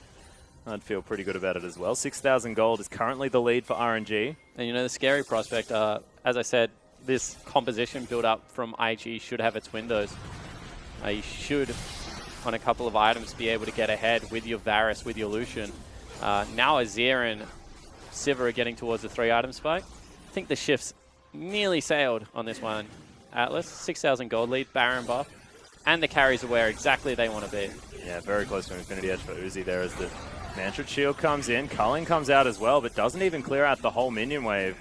Zatai throwing Time Winders into the mix, but RNG is still keeping the pressure up. Yeah, and look, they still have fantastic wave clear. One of the benefits of taking a AD into the mid lane is that you clear waves much more efficiently than an AP carry, especially when they're Baroned up creeps. You saw that Rookie made relatively short work of them. But they are still 2 outer turrets remaining, and you can see that they're the ones that RNG now should turn their sights towards. Yeah, Zatai now as well trying to deal with Lupa, who's just being a menace, keeping people busy on the side of IG. And Uzi's going to head down towards the bottom side. Blue buff to be taken from Xiaohu, so Uzi does need to be a little bit careful. And that's interesting, right? They just completely peel off. They understand that, you know, we're only going to get stronger. Why force? Baron buff nearly going to run out. So we'll just go pick up the resources around the map, continue to exert pressure, and let Lupa do his thing. And by Lupa do his thing, I mean solo carry. Xiaohu. Yeah, there's another Cocoon landing as Xiaohu holds onto his cleanse this time. But he's quite low. Lupa continues to eat turrets. As the Sun turret is going to fall into the hands of Rookie. And RNG, they had done some previous work to this turret. It's quite low. Yeah, it certainly is. And finally, they get their fingers dug into a 4-1. So they've got Lupa level up over Zatai, you know, starting to put in work down there. Wow! That was an instantly cleared wave. Now RNG able to take that one down. Chains of Corruption come in onto Uzi, who does get McHale's. Mata able to get him out of it, but he takes a lot of damage regardless. Yeah, took one arrow there and, you know, nearly cost him his life. But they get the objective that they were looking for. They're going to be able to cross-map a blue buff for themselves, and they'll go back, and they will officially be on their 3-item spike. So you have to say, so far, so good for RNG in what is a bounce-back game in a way after their loss against EDG. I kind of described it as, you know, IG is just unfortunately going to become the punching bag. Yeah. There's some frustrations to get out, though, Spawn. I think you're right. It certainly is. And I think that this game has shown that because we saw a very long laning phase, and from then some decisive fighting out of especially MLXG. I mean, when you have to go head-to-head with Clearlove, probably the best in the business in China over the last 5 years, doesn't really make you feel good if you're MLXG. And now he's got his hands on Kid. He's like, that's a little bit of an easier opponent. I'll take that, thank you. Well, so far, making it look pretty good as well, as Uzi did, in fact, pick up his Infinity Edge. That it is an LDR already done for MLXG, as well as a Vampiric Scepter. This Graves is just so big. You don't really need to talk about it anymore, because he's just silly strong. And, you know, I should have probably mentioned it, but when I said carries are on 3 items, MLXG probably deserves to be in that bucket, because he's picked up his jungle item, as well as LDR and the Yomus, so he's well and truly ready to go. You can see that also for the Azir, he's in a similar situation. Yeah, Zonya's done, so can make some big plays. Baron power play, not huge. I think it's a pressure that they got with it more than anything. Yeah. You know, turning a 3,000 gold lead that, you know, the game could go either way into what is shutting down the entire map in a 6,000 gold lead is quite nice. And RNG play fast and loose, so, you know, you can expect that their gold lead is going to fluctuate quite often. You are definitely correct there. It's Tabe trying to scout things out. They do have some safe vision for IG, but they can't get towards that red buff. Both Rain teams sitting in looking to try and death pick it up. rushes right now. God. Yeah, MLXG took that one pretty quickly. Or at least helped IG take it pretty quickly. Cloud Drake is going to get started and taken away here from RNG. One thing that we do have to talk about is the fact that the one dragon that IG got was a Mountain Drake. 2 clouds for RNG now, so definitely looking good for IG as far as dragons are concerned. However, everything else not working out so well. 5-man collapse onto Lupa here. Big flash comes in from Tabe as Lupa's able to close distance.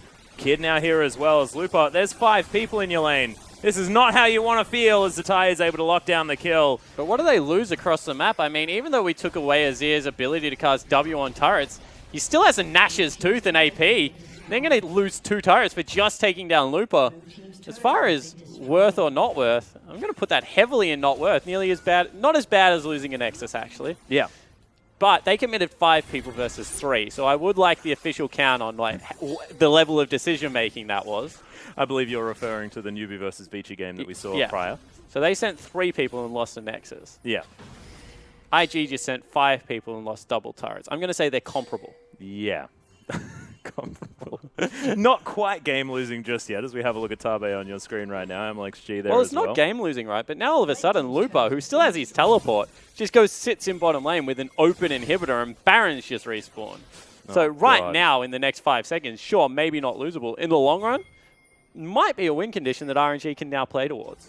It's definitely true. And Lupa, you can see heading down there right away, as if on cue.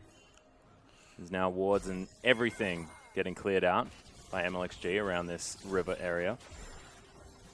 RNG setting up to try and take down this Baron one more time.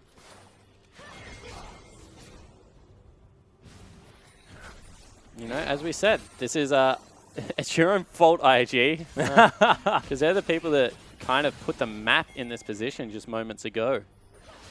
And we already mentioned, you know, Echo didn't get any stronger on this patch. In fact, took a hit. Trundle, pretty much nothing doing to him.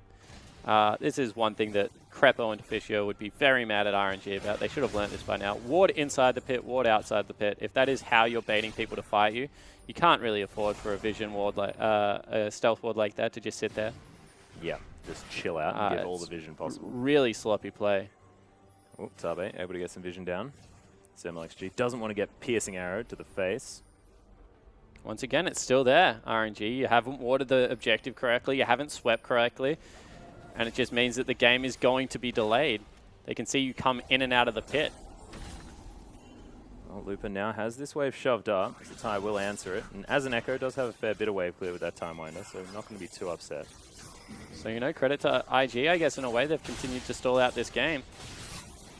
But for how much longer here is Zatai trying to slow Looper down, but it's not really working. IG getting flanked from all sides. Is Xiaohu in trouble? Rain actually dashes forward, but the heal comes out. And it is going to keep the Azir alive. Tidal Wave flies through. It's a nice knock up onto Kid as he flashes out of the bubble. And the inhibitor has fallen down on the bottom side of the map. It's exactly the one that they wanted. But they sent Rookie back to try and deal with Looper, and all of a sudden, they're going to open up what is a Baron call out of RNG.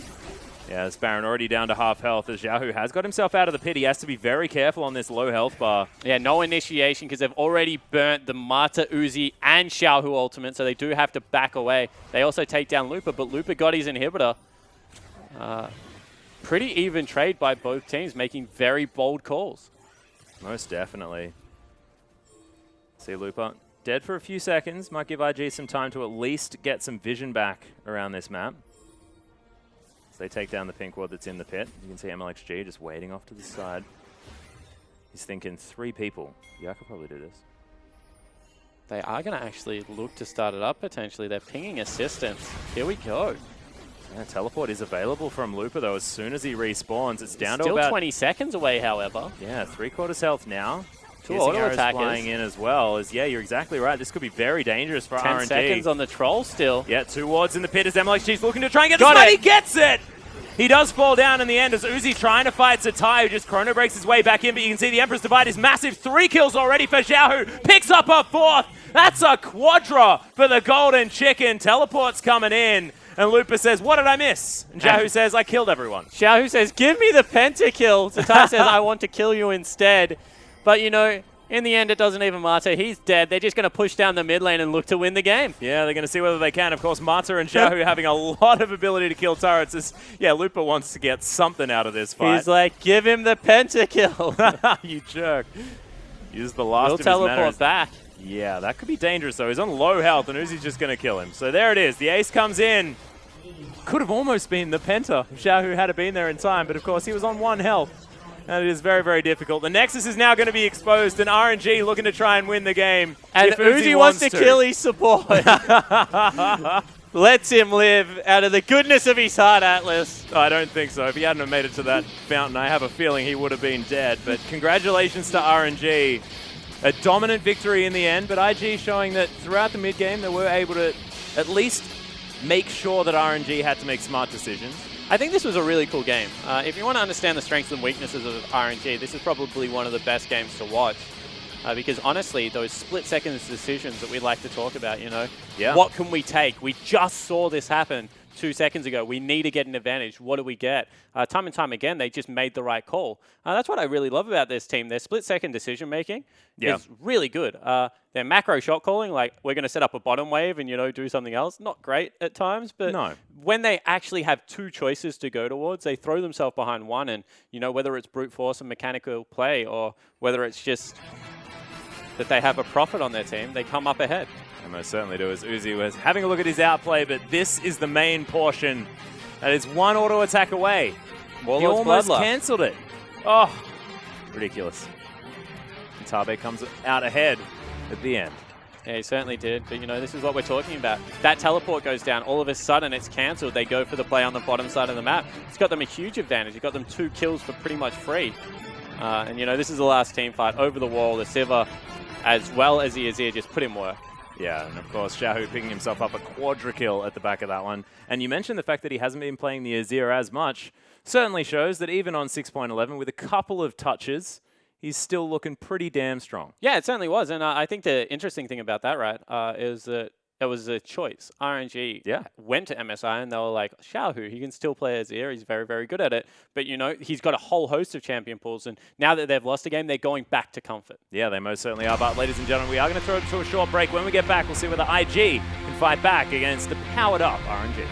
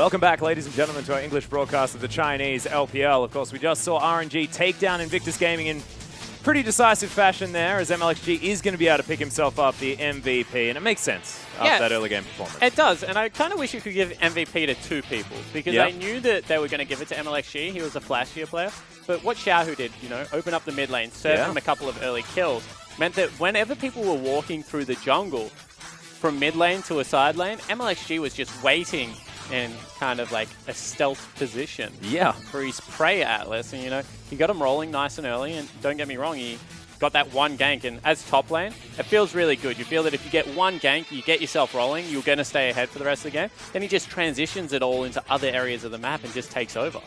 Certainly did do exactly that. And of course, like you mentioned, I mean, Xiaohu managed to take a tower at 10 minutes because he got that early gank. Because of this and the play pressure. right here, actually. Yeah. So able to shove him back towards it. And, this is a play where MLXG picked up the kill, sure, but was able to get it. And because that map's open, then he can just set up a tent in Kid's jungle. And poor Kid wasn't able to get anything done. Yeah, and that was the solo kill that he managed to get, which is exactly what you were talking about. And what does IG now do? Do they force MLXG onto something with a little bit less kill pressure, something like that? Or do they just play the map better? You kind of have two situations, right? We just saw that Xiaohu, actually a really good control mage player. I was kind of scared that this was going to be a direction. Rookie time and time again is throwing the gauntlet of control mage versus control mage. I don't think it works against RNG. I think that you have to kind of play a 1-3-1 style, get him on something like a Zed, something like a LeBlanc, and send Rookie to a side lane. Set up that map and get your claws dug in nice and deep. Because as far as 4-1 teams go, RNG is one of the best in the business. When you have MLXG, Mata, and Uzi as a 4-man unit and Looper pushing side lanes, being as good as the teleporter he is, it just doesn't work out in your favor. Yeah, and it feels as well like RNG just have extra carries on the map because Kid was, of course, playing the Elise. He's not going to be a carry in that role. But MLXG, I mean, if they lose any of their carries in a fight, it doesn't matter. There's still heaps more to go. Yeah, and that's two-sided, right? Because you're like, more carry is better. But that should also mean that people die a heck of a lot quicker against something like a Lucian. So then it comes down to positioning, and you saw that those replays, RNG just had nice deep vision, were able to guess pathing correctly a lot of the time and take over the game in that regard. Yeah. But don't get me wrong, these gambles burn RNG every now and again. I mean, we saw them lose a set already this week. IG just need to focus on not losing so hard in the early game and not playing an extending laning phase. Group up, use your composition. They had a cute comp, and they executed on it once. They got a pick in the mid lane, pushed 2 turrets, and I never saw it again. I never saw them go back towards what should make that composition work, which is the least karma pick into very good siege potential out of a Ghostblade Lucian and a Ghostblade in the middle Varus. Yeah, and it was just a little bit dangerous. And is this sort of not like capitalizing on early leads that they were able to get on the bottom side of the map? Because Tabe and Rain were able to get things going on. But unfortunately, they like you said, stuck in that laning phase, didn't move around the map at all, and couldn't transition the lead. So the thing that happened was RNG just put the screws in and shoved all lanes at the same time. And when you're a grouping comp, when you're a comp that needs to be able to get together and, what do you actually pick? And wow. Okay, so is that Kitties? Yeah, Kitties is in. Coming back. All right, so Kitties back in instead of Tabe. As you said, the bottom lane was probably the most promising there. Yeah, and Tabe was probably the most promising part of it. Yeah, 100%. I think that that's a bizarre situation. And once again, I don't think they lost due to an individual player. And maybe Kitties is just a catalyst that they're looking to speed up the game or something like that. Or they want to go to a pure comp because Kitties, Janna, Bard, things like that are very, very good. But I do think that they just didn't execute on their composition because RNG just continued to push them in under the turret. Yeah, it was a little bit difficult. And the other thing as well that's a bit of a worry here is we've been talking up Tabe, his ability to sort of reform IG into more of that sort of shot calling style, having a direction, knowing where they want to go. We were a little bit, I guess, questioning of IG last time around just because it didn't look like they really had too much of an idea. Tabe came in, they were able to play these different comps. Yeah, I completely agree. I think they play around their bottom lane better as well now, so I think that that's overall a confusing substitute, but we'll see whether it leads to any improvement in Invictus' performance. Yeah, exactly. We are into Champion Select though, ladies and gentlemen, here as RNG have banned away the Twisted Fate and the Karma so far.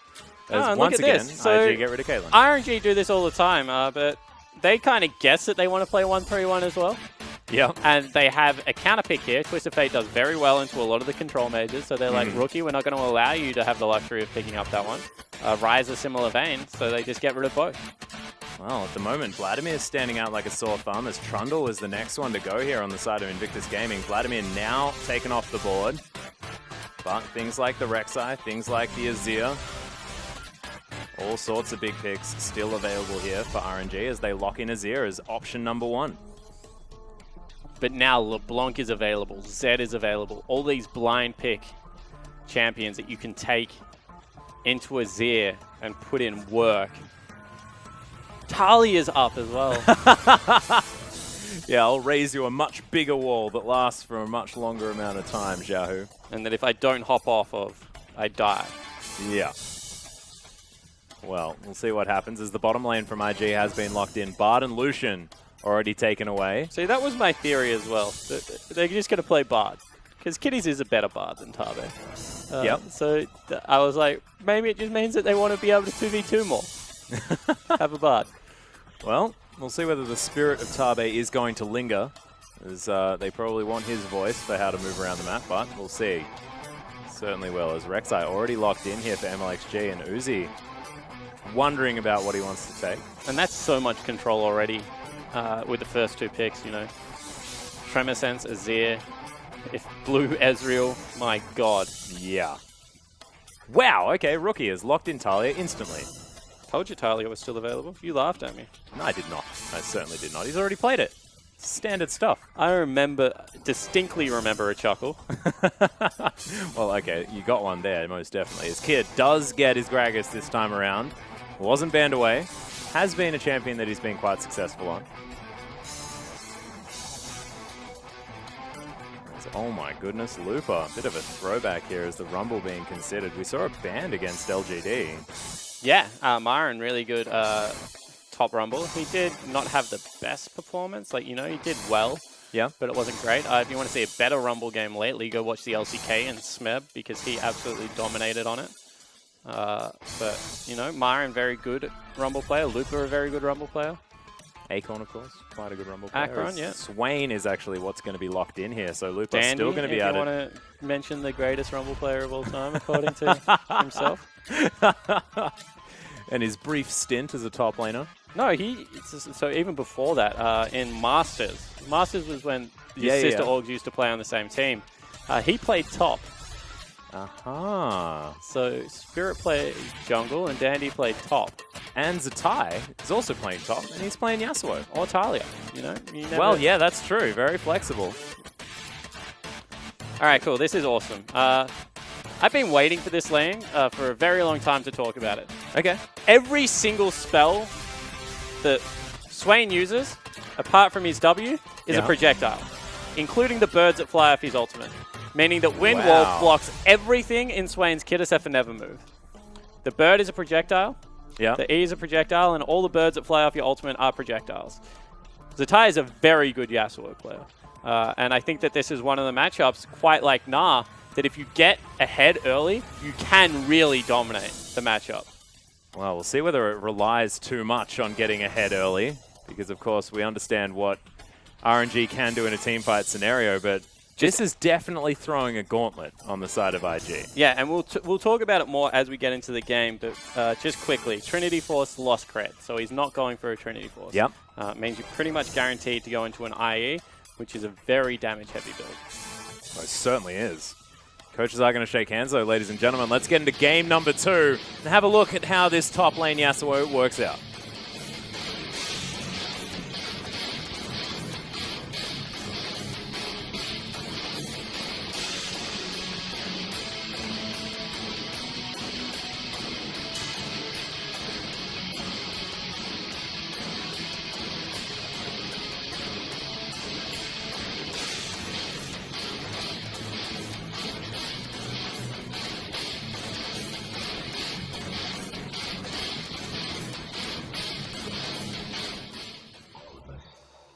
We come and we go.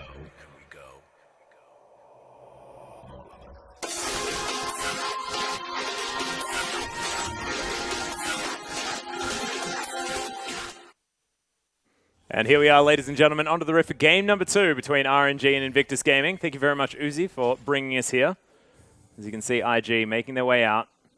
We'll see whether anything's going to change in the early game this time. All right, for those that haven't seen Talia, that is her Q. So it shoots out rocks. They do damage to creeps now as Marta face checks Rain. Somehow manages to avoid a piercing light, as he's not going to get stunned into the wall. Marta was trying his very best to dodge out of the way of that one. Yep. W is a knock-up, or you can change the direction that they go. So you can either knock them straight into the air, or you can scoop them towards you, away from you, to the right side, to the left side. Her E, she puts some pebbles on the ground that explode. And her R, which is I'm sure everyone is the one that you've seen, is a great wall that you can jump on and off at any situation. It still goes. It's impassable terrain. And you have to click it the first time if you want to jump on. Yeah. That is the thing that you learn the first time that you play Talia, because you're Otherwise, like, you I make a wanted cool to wall." travel, Yeah. guys. It's not working.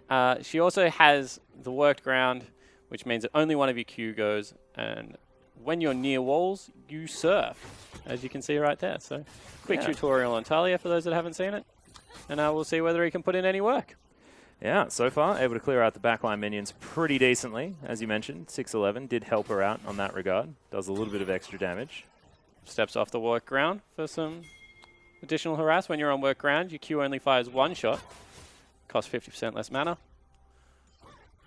I was really excited about this champion when it first came out, if you can't tell. I can tell. I like it. As Zatai, you can see, trying to get some damage down on the Looper here. Level 1. Very aggressive play so far.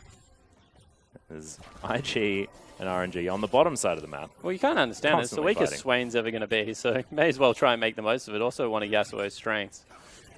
You can stack up your E nice and high. Does magic damage. Most people take armor versus something like Yasuo.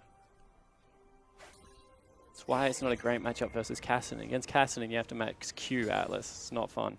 Yeah. I heard about this. I didn't understand it. So I, in fact, played That's that the E matchup. right there. So it sits there for a while, slows, and then explodes. Yeah, after jiggling a bit. Yeah, it's very important to talk about the jiggling. The fact that the work ground as well now only lasts, I think, 20 seconds less time on the ground as well. So Here we go, first gank. Yeah, MLXG. MLXG looking for the knockup. Gets the flash. Rain as well. Oh my god, Uzi with so much damage. Hits He can all of his knock up abilities again. and That's a kitties as double. well. He's in trouble. Picks it up. Oh, one cheeky auto attack. There it is. And they're able to lock that one down. Double kill already for the Ezreal. Things looking pretty good so far for RNG. And this is exactly what happened against EDG in Game 2. Have a look at it. There's 5 creeps in that wave. There's another wave coming. They're all going to hit the turret, and they will look to go around and zone the Lucian from being able to grab any experience. No, actually pulls out of it. So this is really bad news for the IG bottom lane. Are they going to miss out on not only so much gold, and there's a double kill now on the Ezreal, but so much experience is going up against that turret and just dying. Well, thankfully it is an Ezreal, so he has gone back, grabbed himself a tier, got a cull as well, and is now making his way back to lane. So not a lot of extra battle stats necessarily. But You he'll say be that until really he hits like accelerated. every Q and doesn't go out of mana. Yeah. And when it's just a tier cull versus a cull, like it's a free tier in a sense. So Yeah, so it's not necessarily good news, but, you know, we were trying to find some amongst it. As Zatai using that wind wall, Looper just going to walk around it for now. And you can see, able to close distance nicely. The Never Move somehow hits him there as Looper does have to be another careful. gank coming into the top lane. Yeah, Prey Seeker is going to fly forward, but MLXG not able to close enough of a gap. And actually just going to help Looper push the wave out. So as we said, not a bad matchup for the old Yasuo. Yeah, Looper feeling the heat a little bit. Towards the top side as Rookie finds a whole bunch of bolts. Here comes Kid for the first time. Flash Body Slam is available. Yeah, looking for it, but Xiaohu is able to shift some sands out of the way. We'll be okay for now. All right, cool. And let's take stock now of what this means for the map. So you have to think that even though there's a Bard in the lane, the Thresh and the Ezreal, they're ahead now. They're probably going to stay in that situation. It's going to be most likely just a farm fest unless MLXG gets down there one more time. Rookie doing a great job in the mid lane and a good job in the top lane. So no Tabe. I'm going to guess that IG go back to their old habits of just absolutely camping the heck out of the top side of the map because they've both got pretty big advantages as of right now. There's the scoop. Didn't hit this time around. Tried to scoop him back onto that E. Yeah, it's a difficult one to land if you haven't got any prior CC. See how Rookie actually decides to build it this time around. Or whether it is going to be the early Rylai's Crystal Scepter or something like a Merlin Nomicon for the added CDR. And IG getting pressured out of this bottom lane. 500 gold the lead for RNG. And once again, like, it's on their side. It's going to push back into them. There's not really all that much worry. Rookie even burns. Like, this even speaks more to exactly what they're going towards. Rookie takes teleport. He's like, I am going to teleport back into mid lane, a lane that is already winning, to further my lead. Not going to save it to make a play down bottom as the push is coming in. You guys probably can't even get deep vision at this stage of the game. You're on your own. Oh, nice knock-up comes in from Zatai as he puts down the wind wall on his retreat. Blocks out the bird. Yeah. That is what came in on the change, isn't it? So now the bird, while he's flying out, can't do anything. As there's the knock-up, Zatai is level 6, decides not to use his ultimate as he takes a tower shot, and it does a heck of a lot of damage. Yeah, it certainly does. Now Looper has level 6 as well. So Zatai needs to be careful. Infinite sustain coming out, going to be a good thing. And it's seeming like right now the solo laners from IG doing very, very well. The bird is going to come in. Zatai still taking some damage from that one. But kind of playing this war of attrition, right? He has pots running, and he is trying to keep Looper low on mana. Working out so far. Infernal Drake is available. I mean, bottom side of the map winning quite heavily right now for RNG. They see Kid top side. Wouldn't be surprised to see them make a play towards that, although MLXG wants to be on the top side of the map too. Well, you can see Xiaohu has to shift some sands over the wall here as Rookie keeping up the pressure in the mid lane. Gets the flick back. There you go. It's the W at work. MLXG does a really nice thing there. He actually smites away the Wolf Camp. So when you think you're going to be dove, especially blue side top lane, Wolf Camp Spirit is really, really invaluable. As soon as they go over the wall, it just gives you that little warning. Oh, there's a cute little knockback as Rookie does find. Rookie's played against this champion before. Sorry, Xiaohu's played against this champion before. Yeah. Oh, nice play from Mata there as the Piercing Light does do some damage. Uzi making his way in here as Rain just picks himself up some food. True Shot Barrage goes wide. IG safe for now. But you can see that that CS is starting to creep up into their favor, and they really do need it to because they're 2 kills up, but only about 800 gold because the top side of the map, as I said, is going heavily in favor right now of Invictus. They have 2 very strong solo laners, and they both scale relatively well into the latter stages as Kid just takes a blue buff. Yep, And Rookie's like, I just used every one of my spells and now I have no mana, you jerk. And he is going towards Nomicon. Yeah, it does look like it. See whether he can get any more bits. As no, he just decides to stay in the lane as there's the flash flay, but it only gets kitties. Oh my god, the hook! And it is going to land. Killing spree now for Uzi as Rain has to get the hell out of here. Mata is so good at this champion. Yeah, it certainly is. Without hesitation, goes for the 2v2, and this was what we expected out of the RNG bottom lane. Now they will start up the Infernal Drake, and even though top half of the map going well for RNG, if they lose control over Infernal Drakes, that means they're not going to be able to scale the way they want to into the latter stages of the game. Yeah, and you mentioned already the fact that Yasuo's do quite like these Infernal Drakes, scaling pretty well off that AD. And Rookie now looking to try and get further damage onto Xiaohu. The flick. Oh.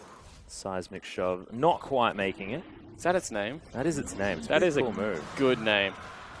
I like it. And it's another Infernal, so this just means that they have to break open some part of the map early, IG, because if double Infernal Drakes go over, it's not going to be great. I'll try and transfer some of this power towards the lower side of the lane. The map, sorry. Could be a very good idea. As Looper behind a little bit. You know, we haven't seen the first Talia ultimate yet. Maybe it is going to be focused towards the bottom half of the map. Try and cut off the retreat. What is now a mana-immune Ezreal. Something that Uzi loves to do. Yeah. Sort of skipping that power trough. He's so strong. Almost has that Sheen built up. Just wants the Sapphire Crystal for a little bit more mana-immune damage. Now every bit of mana he gets, even more damage. And it just... I like it. The reasoning that he goes for it is it gives up a little bit of control. But, I mean, you're already playing with the Thresh. You don't need all that much. As Zatai and Looper going at it. Yep, birds smacking into one another. Weaver's Wall comes out, though, as Rookie has found Xiaohu, but there's the Emperor's Divide. Gets him all the way out of there. Kid, though, still wants this fight as the heal is still amongst it. No more flash available as Uzi continuing to go for the 1v1. My god, where are they? Flashes forward, uses his Arcane Shift, able to pick up the kill. Tempered Fate to try and get Kitties out of there, but I have a feeling Uzi still wants this as he launches himself towards the turret, but no, Kitties able to avoid the Mystic Shot. and is safe for now. Rookie went for the dive God. as well, and Xiaohu makes him pay. All of a sudden, the whole bottom half of the map for Invictus is collapsed. And that is so huge for Xiaohu as well. He'd be able to get himself well back into this. And they might have caught Kid as well, because MLXG going over the wall. Ooh, very close. No flash available. Used that flash knock-up before. So now Uzi continuing to get pressure here towards the bottom side. That tower is going to go very, very low with this push, but decides to keep it up. He's going to head back to base. And you know, they tried to make the aggressive play towards the side of the map that was winning.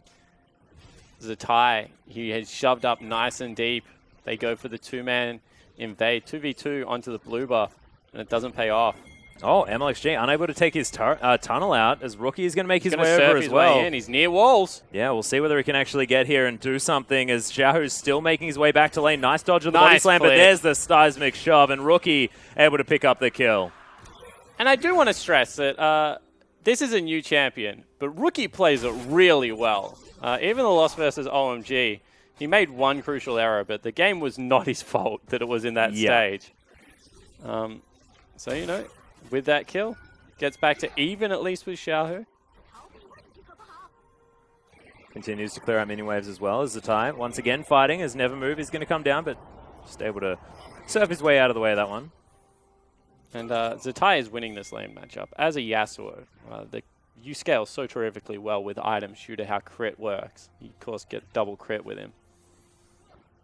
If Zatai can stay ahead of CS in this lane, even if he doesn't get any kills, he'll be happy as Larry, because later on in the game, he's going to kill Uzi.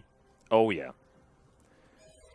We'll see whether Uzi can get far enough ahead in order to nullify that, but I have a feeling he'll have to get pretty damn far ahead.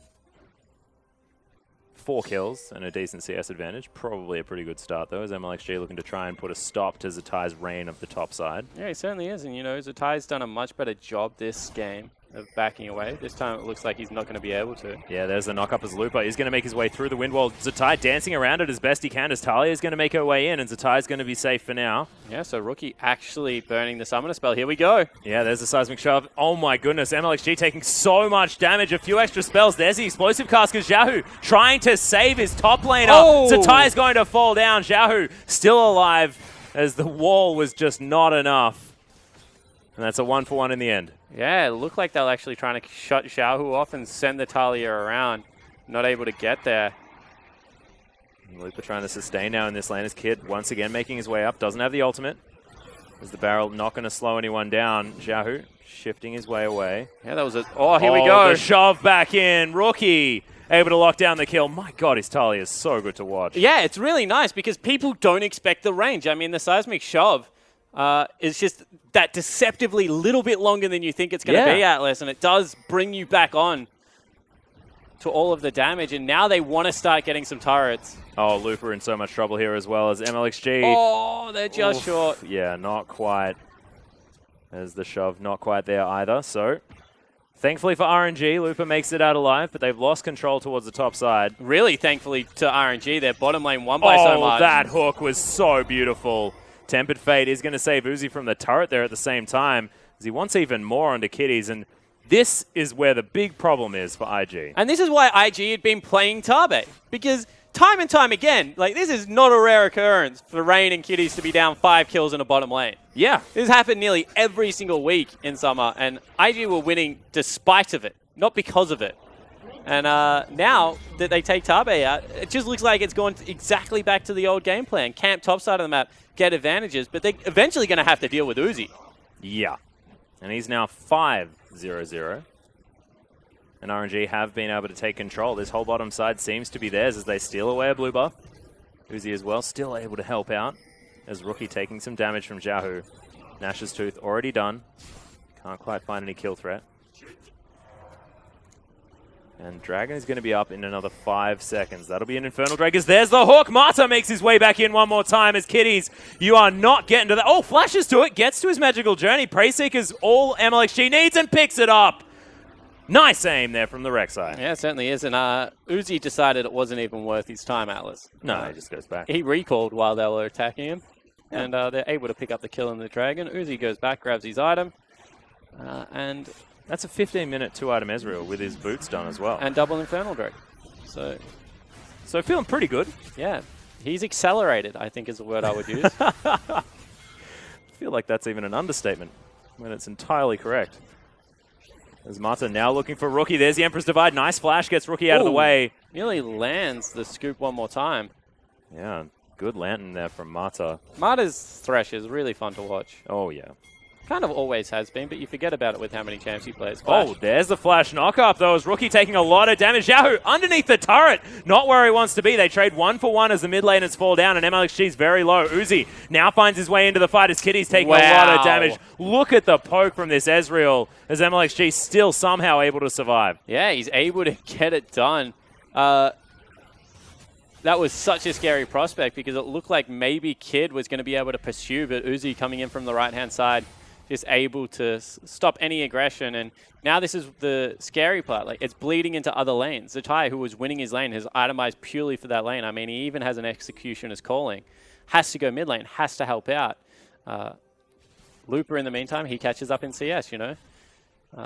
Able to put some pressure on the turret. So IG really need to figure out a way to stem this bleeding on the bottom side of the map. Yeah, and Lupa also now able to build towards some armor as well. Looks like it might be a Zhonya's Hourglass next up. Ninja Tabi already completed, and that Rod of Ages stacking. So yeah, maybe a little bit further out of the woods now. Of course, didn't fall down in that last exchange, which would have been so good for Zatai. And the thing that really confuses me, like, don't get me wrong, coaches generally know what is the best thing for their team. But this substitute, Tabe didn't even look weak mechanically, which is a normal criticism of him. They were picking up 2v2 kills. They had the stronger lane, sure, but they were able to make it work. This time around, I'm going to say they had the stronger lane, and they weren't able to get it done in the 2v2. So the decision is even more confusing because Tabe's there to be the shot caller. You can see that it's hurt their direction around the map because they have gone back to the camp top style. But it also, at least in this small sample side, hurt the ability for Rain and Kitties to be able to 2v2 because they're not on the same page. Yeah, well, they certainly weren't able to do anything in that 2v2 as you have a look at the scoreline of Uzi. And of course, we do know that these substitutions are often decided ahead of time. I have a feeling that if IG could have changed it, they probably would have kept Tabe in there because he was playing very well despite their loss. And, you know, you have to give credit one more time to the jungler. MLXG got into the top lane when he needed to, went bottom and was able to impact the double kill at the start. Engage here. Yeah, Tempered Fate is going to go wide as teleport's coming in from IG. Kid actually has to disengage, though, as the teleport is cancelled from Rookie. Zatai looking for a knock-up onto Xiaohu, not going to get it. It was Zatai's teleport. He completed. Ah. They're all there. But, meanwhile, bottom lane crashing into the turret. And they still want to go on this. Yeah, MLXG looking to try and find a knock-up. Kid able to body slam his way out as Zatai is going to get knocked up into the air. Sand Soldier's in here doing some work. Rain throws down the culling. It's half health now on MLXG. Xiaohu as well quite low as he takes a little bit more poke. And you can see Rookie's idea hanging out over the wall, wants to be able to divide the team once they overextend. No opportunity to do so there. So everyone will just back away, but control of the map is being ceded slowly over, not even slowly. I mean, we're only 18 minutes into the game. I'm doing the fish. Control of this map has rapidly fallen into RNG's hands. And it's largely about this man on your screen right now, Uzi. As soon as he turns up to a fight, looking very scary as Mata flashes immediately, gives a lantern to Uzi as the Weaver's Wall comes in. Oh my god, that knock-up combo was beautiful as Mata's in trouble. Uzi as well slowed down as the teleport's now coming in from Looper. Actually completes it as well as he's immediately exhausted. That was a very optimistic teleport as now Uzi has to arcane shift his way away. Massive Emperor's Divide! 3 kills already! That is gigantic! As Rookie's going to be the last to fall. Triple kill for Xiaohu, and he just saved the whole team fight. Yeah. Xiaohu, take a bow. The man can play Azir Atlas, and he's able to come in one more time. I mean, Uzi kept himself safe, but Xiaohu decisively wins that team fight for his team. Now 5-2-1. That was ridiculous. It was looking so bad for RNG. And we just saw like what both mid laners can do for their teams. Have a look at this. IG, they get the team fight they're looking for. They get the divide. Uzi comes back over. Double scoop. Huge ult out of Zatai. Able to take out Mata straight away. And it looks like a horrible decision to complete this teleport because, you know, already execution is calling. Looper falls incredibly early. And then Xiaohu over the wall just goes in and pretty much assassinates 2 people immediately. And all of a sudden, Rookie's like, wow, I didn't want to scoop him that way. I thought I was going to have teammates. Yeah. I don't. I scooped him into the enemy. Oh, God. Yeah, and Looper now as well. After that sacrificial play, able to build up an arm guard. As you can see, yeah, Uzi did a lot of damage in that fight. Rookie as well. I mean, still a shining light for his team, but unfortunately now it's about 7,000 gold, the difference. And I'm so worried about this because Rookie's Talia is good, in my opinion. This is twice he's got CS leads, been able to roam around the map and have positive results. And it's probably going to be 2 losses at this rate, Atlas. I know. And if he doesn't play the champion again, I'm going to be so grumpy at Invictus as a whole. Here we go. Another Weaver's Wall comes in as Mata caught out of position. Going to get shoved away. Rain going to pick that one up with a piercing light really nicely. And look at the picks a man's able to generate. 2, 3, and 5. 100% kill participation. Zatai, that's not where you want to be. Oh, God. Yeah, throws down the knock-up. Xiaohu's actually in trouble, but into the bouncy castle and will get taken down. So top turret is now under fire. Mountain Drake now in trouble as IG are trying to take that one down. Man advantage here for them as, of course, Xiaohu with no teleport. Mata is dead as well, but MLXG still able to get in there. Takes it down. Uzi as well. Lots of damage over the top. MLXG locks down the kill. Soaking damage left, right, and center. Rain And you can just see doesn't Xiaohu. do damage anymore. Yeah, he's just staying top. But yeah, Rain also in a bit of trouble as True Shot Barrage does fly forward. There's the flash knock-up as Rain now in trouble as well. That Mystic Shot probably shouldn't have hit, but it's a double kill for the Rek'Sai. Yeah, it certainly is. And Rookie just has to head for the hills. As you mentioned, Xiaohu, he's staying top. He took 1 turret. He's going to be able to take the second right now. They've already broken the base. 22 minutes in. It's an 11,000 gold lead right now for RNG. That man on your screen going off one more time.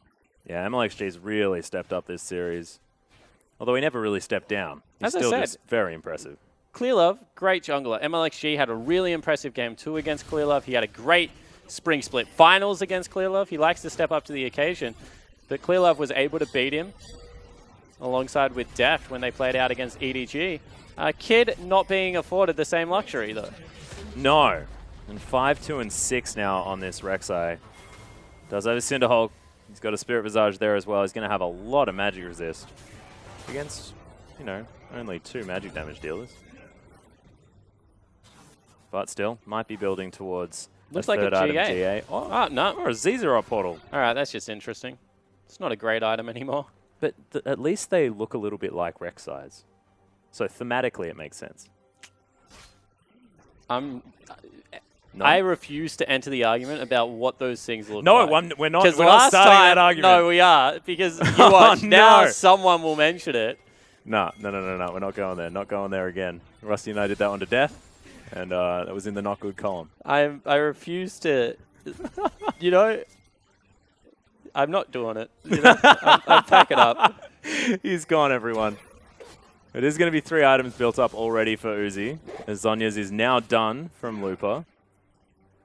Xiaohu, you can see, very, very happy, almost has his 3rd item, which will be that Zhonya's Hourglass as well, after those first 2 cores have come in. And he's 6-2-1. I mean, the whole of the carries are huge as MLXG jumps into 3. Yeah, 1 versus 3, but oh my god, Kiddies gets obliterated instantly with the Emperor's Divide. Kid now in trouble as MLXG is just an immovable object. Mata tries to get the hook, but doesn't find it. The culling is not a good name for that ability at the moment, whatever tickling. Rain just did. The And they're tickling. able to dive in, and MLXG just takes no damage. And now they'll be able to take themselves a Baron.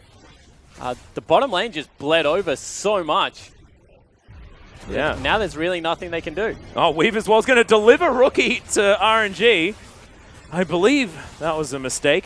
Well, he didn't know they were there. He thought they were all in the Baron pit, and he was going for the Miracle Steal, trying to cut off the jungler and see if he can pick it up. Can't really blame Rookie for what has happened in this game. Maybe some frustration there. As you can see him, still looking like regular Rookie, but doesn't have the big smile on his face that we often see. Yeah, he's not grinning. And as I said, it really is a shame because he started this game off at least incredibly well. Uzi, Arcane shifts his way towards Mata. Barrel's still doing a bit of damage, but red buff is going to belong to RNG. And if you're IG now, I mean, you're just looking to keep Zatai isolated in a 1v1. He can still take out the Swain. Everyone else, you're looking for picks. I mean, you're looking to utilize Talia, looking to utilize the Bard. See if you can isolate one member, not called probably Xiaohu or Rookie, because they can, Xiaohu or Uzi, because they will kill you. So you're looking for the support. You're looking for Marta, because you can't kill MLXG. And you're trying to see what you can generate. But you can see, heads up play out of RNG. They just group up with Lupa. They get the little Zerots in position, and they're going to start taking over the map. Yeah. Portal goes down. MLXG trying to make that one work as he knocks up Kid. Yep. It's not exactly a pick that's very easy to take down. Sort of like, you know, hyenas trying to take down a wildebeest or something like that. MLXG is pretty dang huge right now. I'm talking like an adult wildebeest as well. As the siege is on. Baron Buff helping RNG push this one through. Uzi just going to spend some time in the mid lane. Yeah, and it looks like, you know, this game all but done and dusted. Zatai still waiting on some items, not able to get anywhere near these team fights, and Invictus are just continuing to cede control over the map. Yeah, circling the drain a little bit as RNG will take down their second inhibitor. All right, let's go. One big team fight, Invictus. That's what we want. Rookie. Oh, Rookie gets never moved. Does get a nice seismic shove, but it's too little too late as now Zatai as well just gets obliterated. Uzi, so much damage. Did get the ult off, but unfortunately just wasn't enough as Lantern gets Uzi to safety as well. RNG will be able to close this one out. It's a double kill in the end there, as this is a team that is definitely able to get some revenge after their loss to EDG. That was a decisive victory. Yeah, and IG, you know, they're going to have to go home and take a good hard look in the mirror, because the game they were supposed to win, OMG, they did not. The series that was always going to be hard, but they would at least be looking for a game. This one against RNG, who also had a disappointing loss, is a complete whitewash in the end. And the substitution of Kitties didn't really do all that much for us. In fact, probably made things worse, to be honest. Spawn, they gave him priority pick there of the Bard. They managed to lock in that bottom lane that they very much wanted, but it wasn't quite enough. As RNG are going to take a well-deserved bow after shaking the hands their fallen comrades. Big hugs there from Mata and Rookie. And it's all about believing. But unfortunately today, it's feeling a little bit difficult as an IG fan. Yeah, it certainly is. And, you know, there are positives still there. I mean, we said that RNG, a team that used to winning 3 lanes. For the first 10 minutes of that game, IG won the top and mid lane matchups. They were just able to get it done. Rookie, time and time again, were able to get those little cute flicks from the seismic shove and isolate people. But Xiaohu's just way too good on his ear. And, you know, when you give Uzi, who's a really good AD carry, 5 kills in the laning phase, it's not going to go great for you. You're probably going to lose the game, I'm going to say, at that point. And they did. They certainly did. And it was just ridiculous to watch Uzi and Mata play on that bottom side of the map. And it wasn't necessarily that IG played awfully on the bottom side. It's just the fact that RNG played really, really well. I'm going to disagree. That was awful play out of Kitties and Rain. Like, they overextend. Like, when you... All right, cool. Go back and watch the EDG game. Because at the exact same point in that match, MLXG went over the exact same wall and got the exact same result. So, you know, I'm not saying you should be able to see the future, but you should at least be able to see the past, what happened 2 days ago. And that is what cost EDG game number 2. Surprise, surprise, the exact same side of the map on Rek'Sai, MLXG gets the pretty much mirror gank and just shuts down any momentum that Bard Lucian's going to get out of that lane. I'm going to say they did play it horribly. You have to be aware that that gank is coming, especially when you're positioned that way and the wave is shoving towards you. Like, they've just pretty much mirrored what EDG did. EDG didn't have anything to look at, however, which makes it so much worse for IG. Yeah, and also the fact that IG then continued to bleed kills over and over again. So much money flowing into Uzi. And like you said, I mean, there were 20 CS leads, something like that, in the mid and top lanes. The Yasuo are doing very well. The Talia are doing extraordinarily well.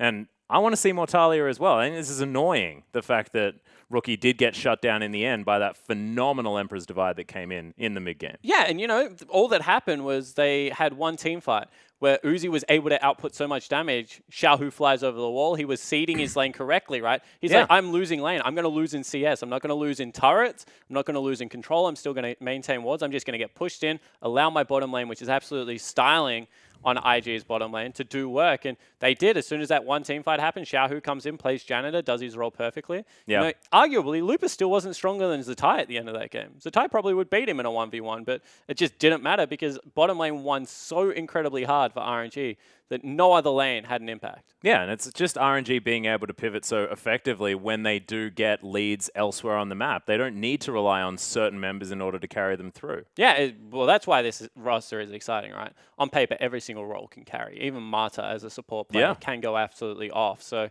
I think that is really cool, and that person on your screen had a really good game. He had a very, very good game. 9-1 and 7, 70% kill participation. 35% damage share. That's not necessarily the 50 that we expect from some Ezreal players, but still incredibly powerful. And that early laning phase was unbelievable. Yeah, it certainly was. And this is a gank that we're talking about. Comes over the wall, able to get one, gets the second knock up here, and tanks up turret beautifully. I mean, have a look at this. He flashes away, he takes the turret shot, and then Ez just able to clean it up. I really do think that MLXG, 2 games in a row, has unlocked win conditions. First game, clears top side of the jungle, gets a kill onto Looper. The Trundle goes off. Second game, able to get into the bottom lane, gets a double kill for the Ezreal and Thresh lane. They turn it into a kill lane, which should be a survive lane, and they're able to take over the game. So hats off to MLXG. You know, I was really hard on the bottom lane of IG, and I still not taking it back, but MLXG set up a lot of the goodness that happened in that lane. Yeah, and the whole early game in this whole series actually has revolved around MLXG and where he's been on the map every single time. And is that to do with being against Kid? It's a little bit easier for him, or did he just dictate the pace better? Well, he dictated the pace, which is like, I guess that's the obvious thing to say, but that's also Kid's tendency, right? Kid's not an early game jungler. He looks to team fight, and really does want the level 6 to the level 9 mark before he makes his big splash. So I think that's just MLXG having a good read on his opponent and being able to get the appropriate ganks off. Didn't go for the heavy invade style like we thought he might, which really does get into Kid's head. Instead, just goes for a heavy early game gank, and Kid's never going to mirror that because he encourages his top side of the map to win and then shadows Rookie's lane. And twice, MLXG just wasn't in Rookie's lane. He didn't subscribe to the gank Rookie philosophy. Yeah, and there's also the fact that, you know, you gank the bottom lane, you know that there's not going to be any Kid down there because honestly, only in the second game. Because they had been counter-ganking bottom quite well, and they did have a double teleport comp. So technically, that is still a risky gank, right? Yeah. When you're playing Azir and you don't take teleport into a teleport mid laner, you shouldn't be able to run that play on bottom lane. There should be deeper vision. You should be able to counter-gank it, but, you know, just wasn't to be. Yeah, a little bit unfortunate there. And what does this mean for IG moving forward as well? Because they've now lost to OMG, and they lost incredibly considerably to RNG in that game. Are we looking for them to make sure that Tabe continues to stay on the roster? Like, where are we looking for IG to go now? It means they're 2-5. That's really obvious, but IG don't want to be there. They want to be 1 or 2 in their group. They want to be able to fight these guys. So I really don't know. I think that Rookie is still playing incredible League of Legends. I think that Kid has stepped up in a big way. I thought Tabe had stepped up in a big way, but you can't keep fiddling with the roster. Eventually, you have to let it sit and stick and allow the 5 members to play it out. And it looked like IG were committed to that. They had lost a couple of disappointing games, but with the change, honestly, I don't know how they bounce back unless Rookie plays even better, which is just way too much to ask of one mid laner. Yeah, this is the thing. And they came off a really nice win off Game Talents. Game Talents were looking very, very good at the time. IG managed to upset them, stop their sort of win streak that was coming in. They then fell to EDG, and then it was sort of looking at their matchup against Snake for when they would find their form, and unfortunately it didn't happen.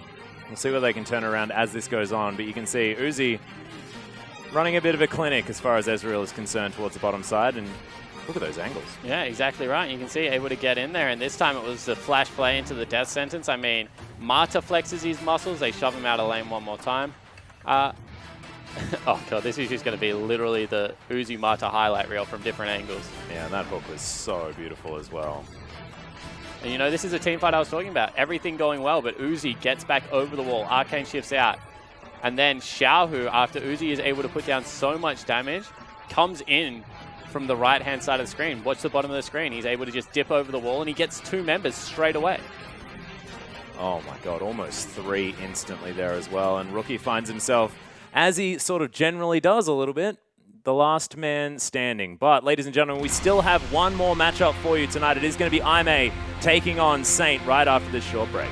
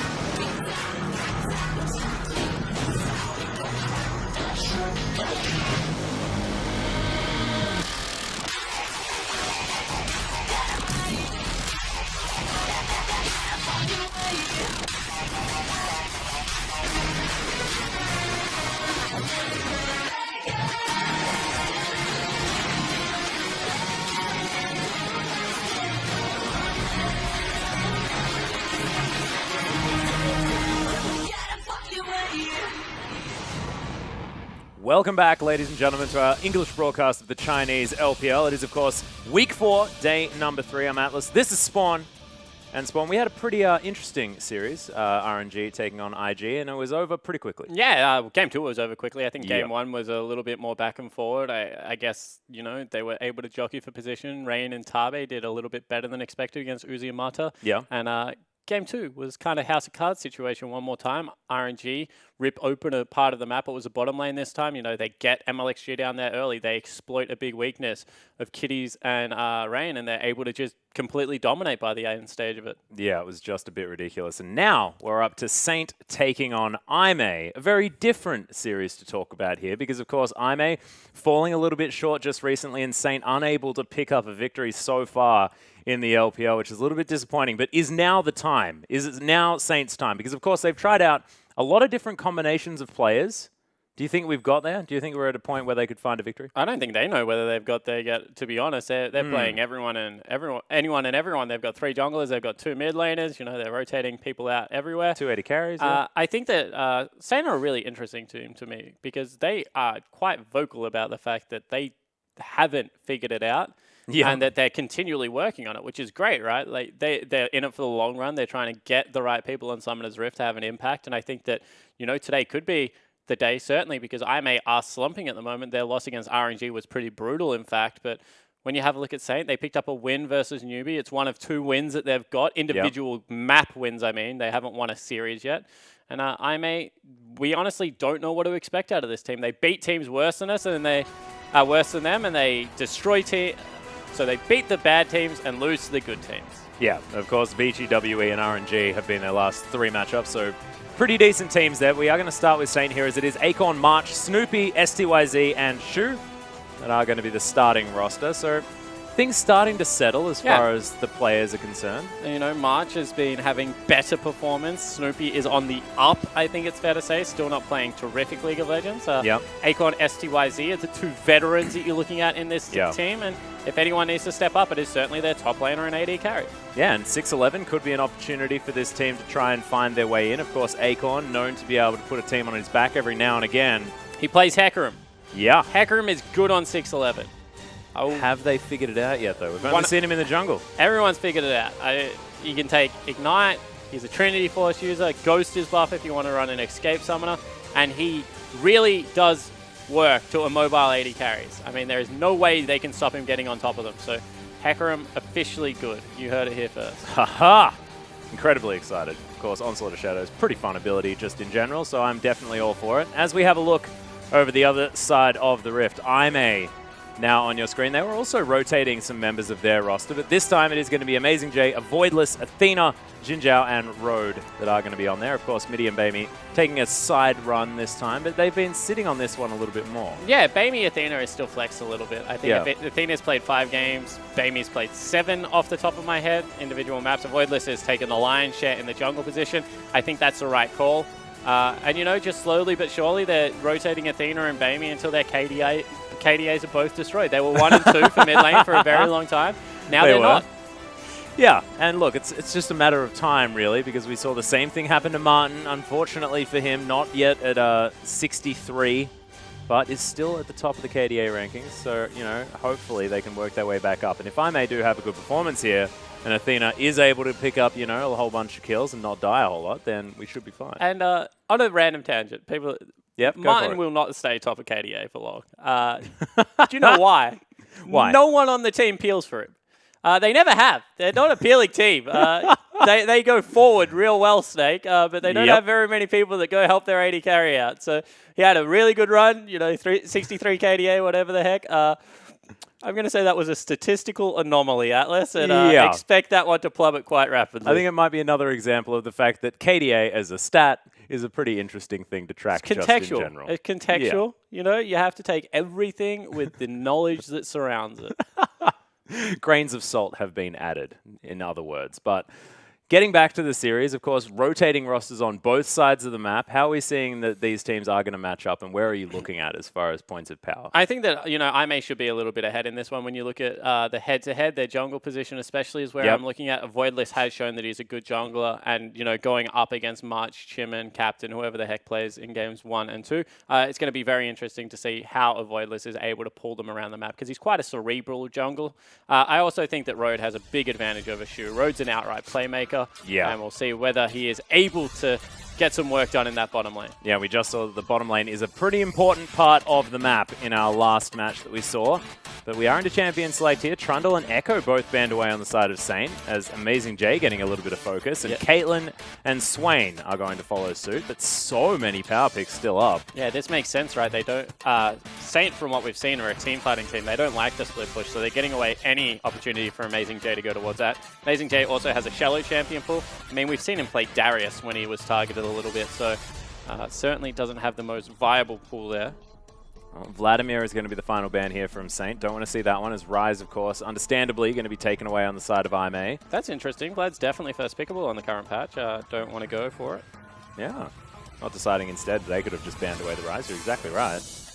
Wonder whether they've got a plan here for the first pick, whether it be something for the jungle. March shown a lot of proficiency, though, and things like Elise, stuff like that, of course, historically. Maybe that's what it was. They didn't want the trade, so, they got rid of the one that they wouldn't have first picked. Yeah. Well, Voidless as well definitely favors Rek'Sai. March able to play it, thinking about picking this one up, and it makes a bit of sense. That's why you have to take it away. It's exactly what you just said. Is it March's best champion? No. Is it a Voidless best champion? By a mile. So yeah. This is more of a pick up something that I'm good at and he's great at, as opposed to taking I'm something... Wow, they're not going to go towards it. That's really surprising, especially with Victus still available. Made a heck of a lot of sense. Yeah. And there's also the fact that this is Athena. I mean, both him and Bamey, they share one thing, and that is definitely the ability to play Victor to a pretty high level. Yeah, they both play Victor Azir. Yeah. And Athena plays Rise and Zillion on top of it. Yeah, and I mean, there's a Swain thrown in there and a Twisted Fate and a couple of LeBlancs, but otherwise, nothing really too much of a worry. Is now IMA, their opportunity to take away a couple of picks. And look, something like Fizz Rek'Sai would make sense to me right now, because Amazing J still has that split pushing option. Yeah, but Fizz isn't going to win out as hard. I already said it, with the likes. Aurelia is a good choice, actually, in regards to the split push. Fizz doesn't beat Hecarim is where I'm going with this. I'm just going to cut everything short and go with that one. It's always about the horse. Aurelia. Also doesn't beat Aurelia. Well, Aurelia is going to be locked in here. Amazing J not caring about getting any counter picks or nothing like that. Just going to take that one away immediately, and Karma also locked in for Road. Well, what's left available to counter pick Aurelia? I mean, they've emptied the top lane champion pool pretty substantially. Yeah, there's theoretically 5 champions that can no longer be played up there, if we're still counting Rise. Yeah, you have to. It was played last week in the top lane in the LPL. Yeah. But March now thinking about his jungler. Kindred currently being considered. It was Marin that played it, for those wondering at home. Yep. And I believe they played Lissandra in the mid lane as well. It's a lot of CC. Don't think they won. They did not. He got camped so heavily. No, they did win. He got camped and didn't care. Ah, that was it. That was the start of the good things. The plan of the Rise. I like it. There's Nami now being looked at as well. Sort of what we were speaking about before, that interim between Karma and Soraka. And that's going to be locked in. So Kindred and Nami taken away to augment what was already a decent pick in the Azir. This is some great counter engage coming through from Saint already. Of course, Azir can go get people as well. Yep. So maybe a touch of engage, but if ever the team fight looks like it's going to go a little bit pear-shaped, you have a lot of ability to get away. And it looks like IMA thinking about keeping their mid lane a secret, as Nidalee's being looked at. Elise is a good option, though. So Elise was seen a lot as a kind of answer to Kindred. Once again, kicks her out of the jungle very well, has a range versus range ability, as well as, being able to match things like turret pushes. So I like the pick up there if that's what they're going for. Also generates so much pick and skirmish potential which Kindred also favors. But, you know, having the added ability of CC for the elites puts it a little bit in our favor. Yeah, and I really like the single target nature of it as well, when you have an Ezreal and a Karma already there that can set things up like that with all of their CC that they have as far as slows and things like that. STYZ, of course, understandably thinking about a Jhin. And Jhin has been seeing a lot of success recently. Yeah, certainly has. That's a Malphite locked in. Okay. Oh, we can have the Malphite Aurelia conversation again. It's been years. I refuse. Actually, this is a really good pickup against Aurelia, because the way Aurelia used to beat Malphite was you go Sheen, and you'd max E, right? Yeah, cool. And you did magic damage, and you did one auto attack, and then you wouldn't go for the extended trades, and then you would farm around it. Unfortunately, we took all damage pretty much off her E to the point that you max it last now. Right. So you generally max W into Q, you go Trinity Force, and you do great things. Aurelia is still going to be able to get work as the game goes on, but we'll see whether they're able to set up any ganks at the start of the game. And do you think that that top lane now is going to be a definite point of focus for both of these junglers? No, I think that Athena's going to leave Amazing J. Avoidless is going to leave Amazing J up there to just farm it out. Just fend for himself. Yep. And then they're playing against the Sivir, and Amazing J is going to probably jump onto Sivir late game and two-shot him. So we'll see whether he can actually do that, because it looks like Saint have set themselves up with a pretty decent team fighting comp. Lots of AoE CC. So Aurelia is balanced around one thing: how much damage she can do. And the great thing about Aurelia is that she pretty much ignores CC as the game progresses. Yeah. I mean, has things like the passive. That's a mid Karma. I'll talk about that in a second. So has things like the passive and the Merc Treads, and really does shrug off a lot of the CC. So they're going to have to be pretty vigilant to keep Amazing J off the Sivir at the moment. Of course, Ionian and Ferv are pretty handy as far as the CC reduction. But yes, Karma has been picked in the mid lane because, of course, Road has locked away the Bard. And as we said, both of the mid laners of IMA are utility mid laners. They like to play the control style. Yeah. And Karma does a lot of damage. I mean, having the Empowered Q, it's a big AoE spell. But let's talk about what it does. We've already said this team comp kites back so well. They have so much anti-dive and pick potential with Bard Elise, and then Karma for wave clear, and then if you ever catch someone out, just a huge nuke to be able to take them down. Yeah. Plan is get Amazing J into a side lane, get the 1-4 going, and just look to catch people out as they rotate to Amazing J's lane. The other thing is, if Amazing J ever has to group, Karma is going to make him pretty much guaranteed to stay on an AD carry with the speed up. Oh, jeez, I didn't even realize that. Plus, he could get an Essence Flux on his way over there. Jeez. Just catch all the season, all the buffs, all the buffs for Amazing J. And look, Amazing J does like to be the center of attention. We'll see whether he's going to be this game as the coaches shake hands. Let's get into game number 1 between Saint and IMA.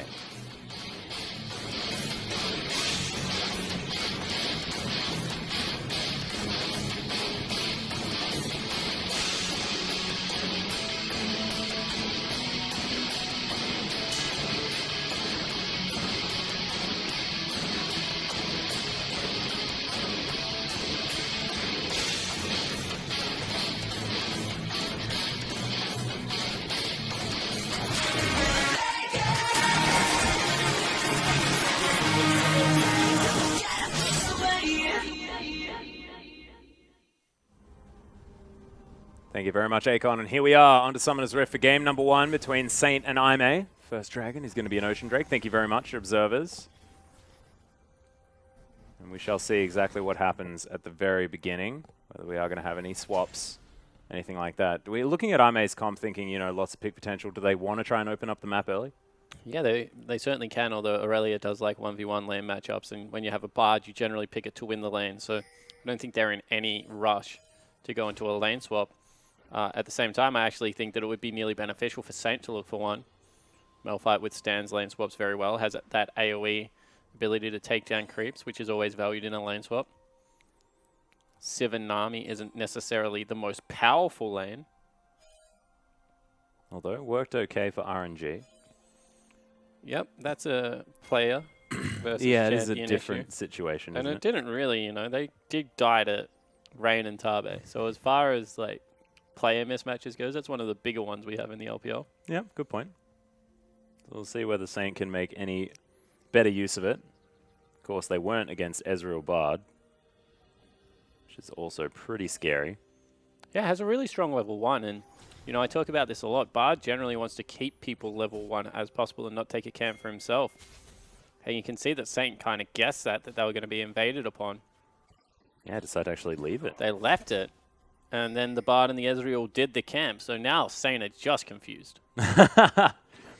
Pulled the wave around, though, seeing whether they can get a bit of a shove on here, as Jinzhao is going to be able to pick up that Gromp. Now head the way over. Now they're going to try and deny them by stepping up and keeping them away from the first creep. They did deny it from the Ezreal, so experience not equalized, but at least brought back slightly. A Skerrick. The Boomerang going to fly through once again. Shu getting a lot of damage onto Oh, Road it gets here. a double bounce. That's beautiful. As there's the stun on STYZ, that could turn it all around. Nice play from Road. That's a good Boomerang coming out from STYZ, and there's lots of damage flying past in this bottom lane. Yeah, generally, Oh, God, the stun comes in. The Ignite's already down. that was optimistic. Yeah. In the sustain lane as well. Yeah, but they're battling for this, and they still want to step up. I mean, Shu has level 2 now. Road has just picked it up. Level 2 is not great for Bard. And there you go, STYZ another tagged stun. again. Dodges the last hit of the Boomerang, but Shu still doing some work here. Another double bounce. This guy's Nami Shu is is impressive. feeling it on the Nami. The fishy feels. Definitely working out, but we'll see what is going to continue happening as we have a look in the mid lane. Avoidless already heading down. Stuff the mid lane. Yeah. Let's go. Avoidless just makes a beeline for this bottom lane. Oh, Shu. And he's behind Shu. Shu's going to be so falsely confident. They get the level 3. Yeah, no level 3 gained here from Here we Saint. go. Yeah, Road moving forward already. Flying Avoidless Cocoon. wants to throw the Cocoon down as STYZ still has his flash. There's the heal down as well. They miss all of the abilities apart from that last Cocoon. I think that's a really big mistake out of Avoidless not throwing it from Fog of War there. Does get a lot of summoner spells. I mean, that's everything burnt Yeah. to get out of there, but no kill is picked up. March now has himself some time, grabs himself a Mark of the Kindred there as well. And Athena just clearing out minion waves, doing absolutely fine here in this mid lane. Karma, of course, pretty impressive. Karma's a great laner. As far as the ability to control a minion wave clear when you need to, you know, tank up with the shield. Very hard to diver in the mid lane, especially because of the empowered W. Now Amazing J going to get some similar treatment. And he's playing pretty far back, but you can see Acorn able to tag him there, and Blade Surge going to have to be used pretty immaculately, and it does. Equilibrium Strike there as well, stuns up March, and Amazing J gets out to safety. Yeah, Wolf wants to take a couple of extra bites, but not really all that much happening. And this is a pretty standard early game so far. Everyone respecting junglers and playing nice and far back, which, you know, in the LPL, that's an anomaly. Yeah, most certainly is. There's a nice Q out of Athena. Gets himself the snare. There's the empowered W as well for a little bit of health back. Oh, I love it. As a mid lane Karma, if you know that you need to be using that, it's good news. Avoidless. That's twice Avoidless has thrown cocoons really late. I don't know what's going on with him, but needs to just get a little bit happier with the trigger. Yeah. Well, we'll see whether he does loop back around on his Krog camp now as Amazing J clearing out a pretty gigantic creep wave underneath his turret. Going to continue having a pretty decent CS lead over the Malphite towards the top side of the map. We all knew that Akon does like to throw out some interesting picks every now and again. But that is a new one. The old Malphite here for the LPL. Yeah, it certainly is, but Aegon is that tank player, right? He plays a lot of mages and tanks pretty much exclusively. Even his Heck Room that I keep talking about, he pretty much went all tank items into like very late Trinity Forces when he did pick them up, so not really all that surprised. Jungle appearing mid to help shove out that lane is pretty unique at this stage of the game, however. Just shows how much control Athena did have. Yeah, Snoopy wanting to get himself a back here. We'll see whether he can afford to grab himself that Stinger as item number 1. This is Amazing J. Now with the jungle assistance here towards the top side, we'll see whether Acorn And he does the exact same thing. smells Look it at out. this. They both have pushing waves towards him and both respect the jungler. I mean, Acorn not as much, but he should still be able to just walk this one out, you feel. Well, there's the Equilibrium Strike. Cocoon still held onto as now a Voidless throws it out, but the flash comes in from Acorn. Gets himself to safety, but they gather themselves a Summoner Spell. They Big get the deal. Summoner Spell. Acorn now pinging top lane, doesn't want to be dove, but I don't know if he really did have to flash there. They'd already both used gap closes onto him and didn't really have anything else available. Now being forced out here as well as the Voidless makes his way over. Is going to spot March. March is headed in there, though. Yeah, This nice is Cocoon 2v2. comes in as Amazing J comes round. It flashes the wall as Transcendent Blades are flying down as Now well. Karma's Athena coming wanted in. more. Acorn all of a sudden has to get level 6. You can see he's just spamming abilities on the wave to try and get it. There it is. Yeah, Amazing J able to clear this one out, and they decide not to dive as there's the ultimate brilliant repel from a Voidless He's as in Acorn trouble. now stunned up. The ult comes out from Athena, and that is going to load up that queue with so much damage. First blood goes down, but bottom lane still some action as Jinjiao has to use his E in order to get out. That is so greedy from Acorn to ult an Elise in Spider form. As you said, great repel, but you know you should be able to expect that out of a Voidless at this level of play. Acorn gets burnt for it. Thankfully, is a Malphite, not all that item reliant, has the level 6 R button, so should still be able to get some work done. But needs to be tanky enough to respond to the Aurelia split push. Yeah. Aurelia already 20 CS up. It's going to continue to grow that lead, you'd think. And you can see a Voidless now finding out that his Raptor camp being can see taken that? here from March. That was impressive, man. Yeah, no, look, I got a infrared vision, something like that. Or I've got a better screen than you. We're looking at the same screen. This is now Jinjiao and Ro just farming things out underneath the turret. It's a nice lead built up for STYZ. Yeah, and he's, you know, going to continue to bully because he's, we always say it, combat stat versus mana. Move on to something new. Yep, Jake. good point, good point. Oh, that's a disappointing. Oh, it's very unfortunate. There's Amazing J looking to try and continue pressure onto Acorn. Acorn only with health now, not able to stack too much of that armor just yet. Amazing J going to be pretty happy with the fact that they managed to get that first kill. Athena grabs the blue buff. Things looking pretty comfortable at the moment for IMA as Amazing J. Some hit and style onto Acorn. And I know it's hit 10 style, right? But when it's Amazing J playing, I feel like it's hitting style, you know? Just wants to beat on people as much as he possibly can. Yeah, he certainly does. He's an overzealous top laner I at would times. say so.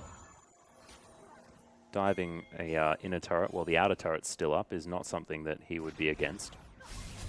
As a Voidless now going to enter the enemy jungle. No dragon's been looked at just yet as March is going to bounce over the wall, find out that there's nothing here for him. But you can see that top lane, March is going in for a gank. And they do have Malphite ulting. Meanwhile, Snoopy getting some attention. Yeah, here's the dive as Athena just going to join the rest of his team as the tidal wave flies through. Snoopy flashes, but it's not going to be enough. Road picks up the kill as a Voidless burning down almost. Oh, Road tried to save him. Yeah, almost manages to get saved with the Tempered Fate, but Shu, with the Ignite, able to lock down the kill. Yeah, he was like, Athena, do you have shield? No. Road, can you heal me? No, I can ult you. But in the end, it doesn't work, so they trade 1-for-1. That was really nice out of Snoopy there to actually be able to get that kill back. Supports pick them both up. Bloodthirsty a little bit.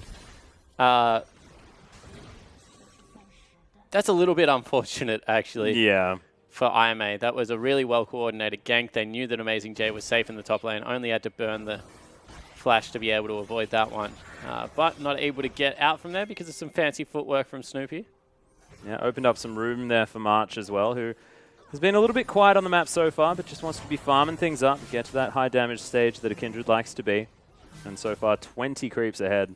And you can see right now, the whole of the lineup for Saint are just built for AoE damage. They have the big teamfight starter, and then they're going to have, you know, March, Snoopy, and STYZ all putting in consistent AoE damage. So that's all they really need to do is continue to scale up. If they ever fight 5v5, unless Athena gets some miracle empowered Qs out there, the whole squad of IMA is going to lack for damage in a teamfight situation.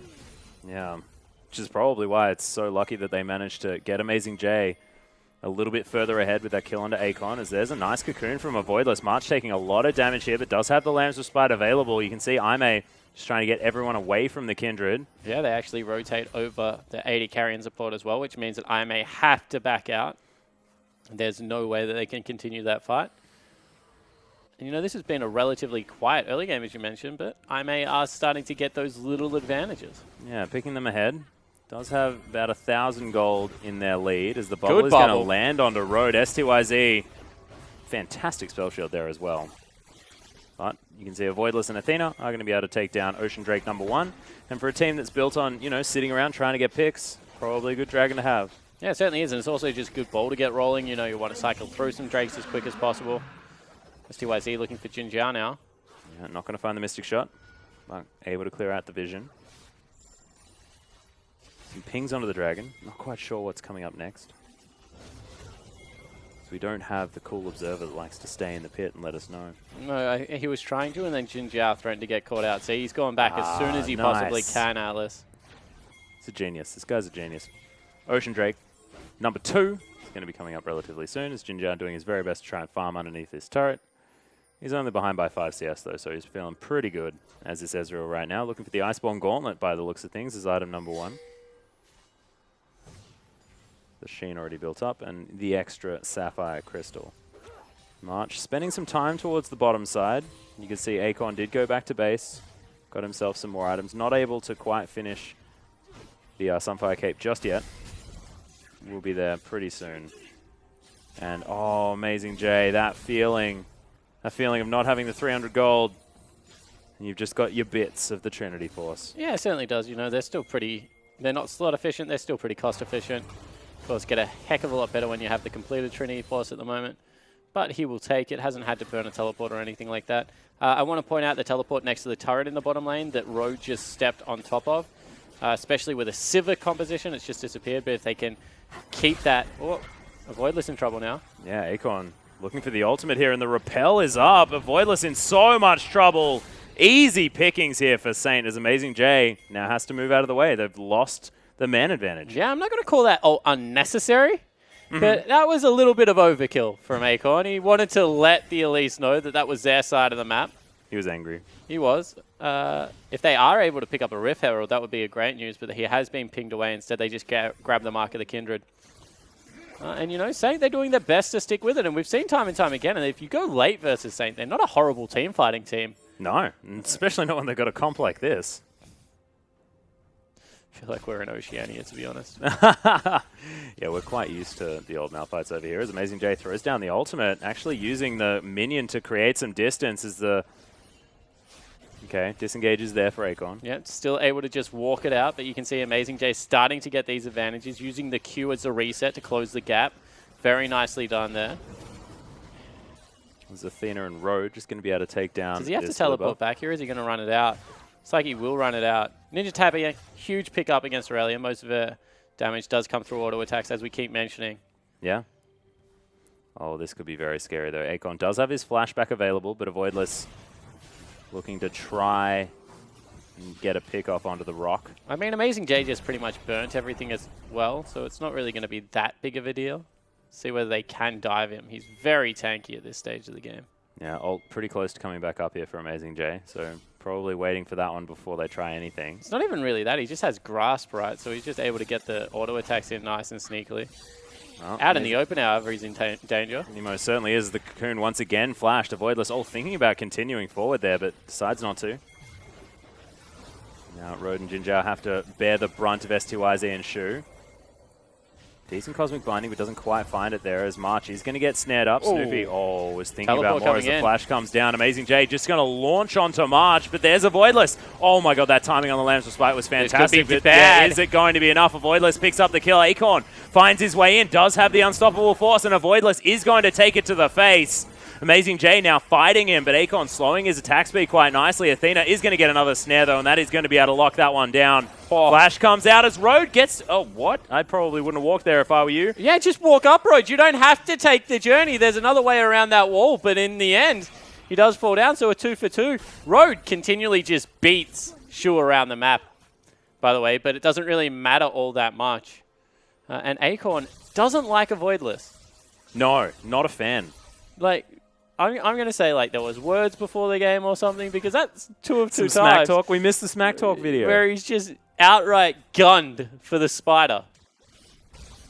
Well, it's not necessarily working out for him here as Amazing J continues to get further and further ahead. That's about 40 CS and possibly even this outer turret as well. Yeah, it certainly looks like it is going to be. As we said earlier, is a really obnoxious laner. As a Malphite, there's no way you can push her off farm, so I don't blame Acorn at all, and a lot of attention has been given from the Elise into the top lane. Oh, Athena as well, actually getting another snare onto Shu. Snoopy copping a Q to the face. So look at this, Athena. Just wandering around. He's got so much movement speed with that E. Yeah, and with the roller as well, he just spams out some abilities to get some health back. And he didn't really take all that much damage. Certainly doesn't look like it. He's now full again. That's absolutely fine. Avoidless now looking to try and get some pressure onto the bottom side of the map. As On the Hunt has been Here popped. comes Road as well.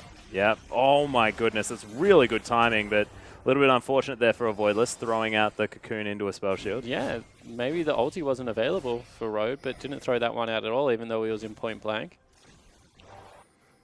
Able to get what he was looking for, however, in the way of the summoner spell and the ultimate. So STYZ needs to be even more careful in this 2v2 now. And Jinzhao actually able to eke himself back well and truly into this one when he's been mostly 1v2. STYZ still ahead by about 9 as the dust settles. Yeah, the damage onto the turret is really what's important here for STYZ and Shu, because they need to be able to equalize that objective as soon as possible. Pretty good setup here for the Dragon. It's going to be very hard to compete, especially given the fact that your teleport user is on the opposite side of the map. So this one will go over to Aime most likely. Yeah, Amazing J is going to come down here, help things out. And that's a little bit disappointing out of the Saint lineup, because as we keep saying, they're the 5v5 wombo combo. They want to be the ones that are fighting over these massive objectives. That's one to fight over. The next one's going to be an Infernal Drake. Yeah. But sending Acorn back top, especially given that it's a pushing wave, it's just a little bit unnecessary. And you would have thought that, you know, all they need is level 6. It's not like they're really waiting for massive item spikes either to do their work. Well, not their CC, right? They're still waiting for 3 items on the Sivir and Azir to be able to do damage. But as far as CC goes, they have it in absolute spades already. Yeah. Well, Jinzhao able to continue to hold on to his outer turret. See whether the scoop can come in here from Snoopy. Yeah, looking for it. Oh, flash actually almost unnecessarily there from Athena, I think, but is going to use it. I reckon he would have got it. Remember, Snoopy has his available as well. Well, Acorn hanging around here knows that he can't go toe-to-toe with Amazing J. Amazing J just going to stun him and wander away. Acorn runs goofy and quickly after him. But finally this tower is going to fall down. Jinzhao looking to try and close some distance there, but decides not to go 1 versus 2. Yeah, Echo uses the reverse of his ult, takes us 2 seconds into the future. Ah, yes. Or maybe, no, that was a perfect Echo ult. Oh, God. We're forced. Oh, where are we? This tower's going to die again? Ridiculous. Jinzhao, he was thinking about going forward. No, there it is. See, told you. Just hadn't happened yet. How much easier would it be to cast if we got to see everything 3 minutes before it happened? That would be great. Yeah, it would be. I'd be a great color caster if that was the case. You'd sound like you'd get everything right. This has been a really extended laning phase for not all that much reason. They come out about 2,000 gold in the lead as that bubble just whiffs. Yeah, it's flat out not the right thing to do. As you can see, March is making his way in. Jinzhao's going for the 1 versus 2 as STYZ's in trouble. Oh my God, great. he almost managed to pick that one up as Amazing J's going to fly through. Flashes forward, not going to dive the turret here as March does have the ultimate dancing after Amazing J. Voidless is in the mid lane, so Acorn has no one to ultimate and they walk it out. Yep, that's true. He's Yep. a speciesist. And Voidless actually takes the turret for it, so cute double TP play because Amazing J and Athena were exactly the same time on that teleport, so they didn't know whether it was 1 or 2 members coming through. Really nicely played from Jinzhao actually there to be able to survive for as long as he did in a 1v2 situation. Yeah, he got a lot of damage down onto both of them there as well, so locking down the kill onto STYZ.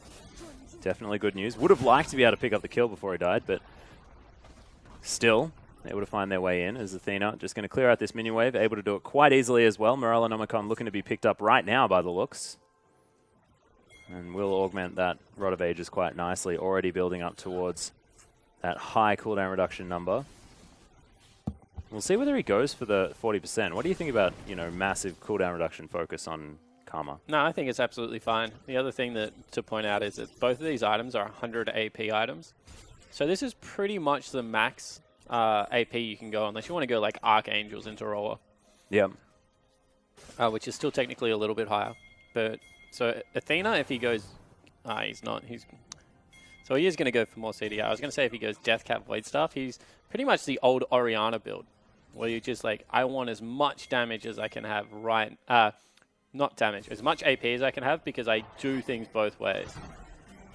Well, multiple skill shots just avoided there by March. Because technically, Athena with AP gets more defensive as well.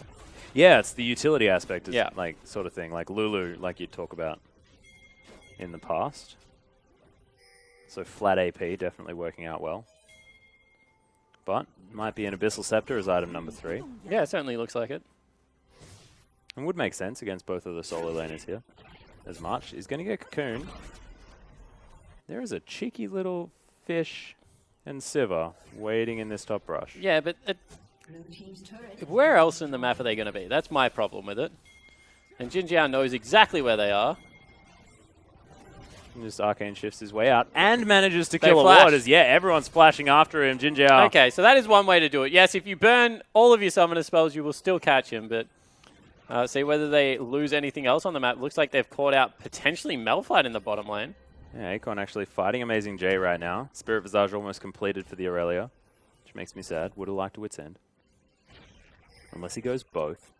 Which would be very cool.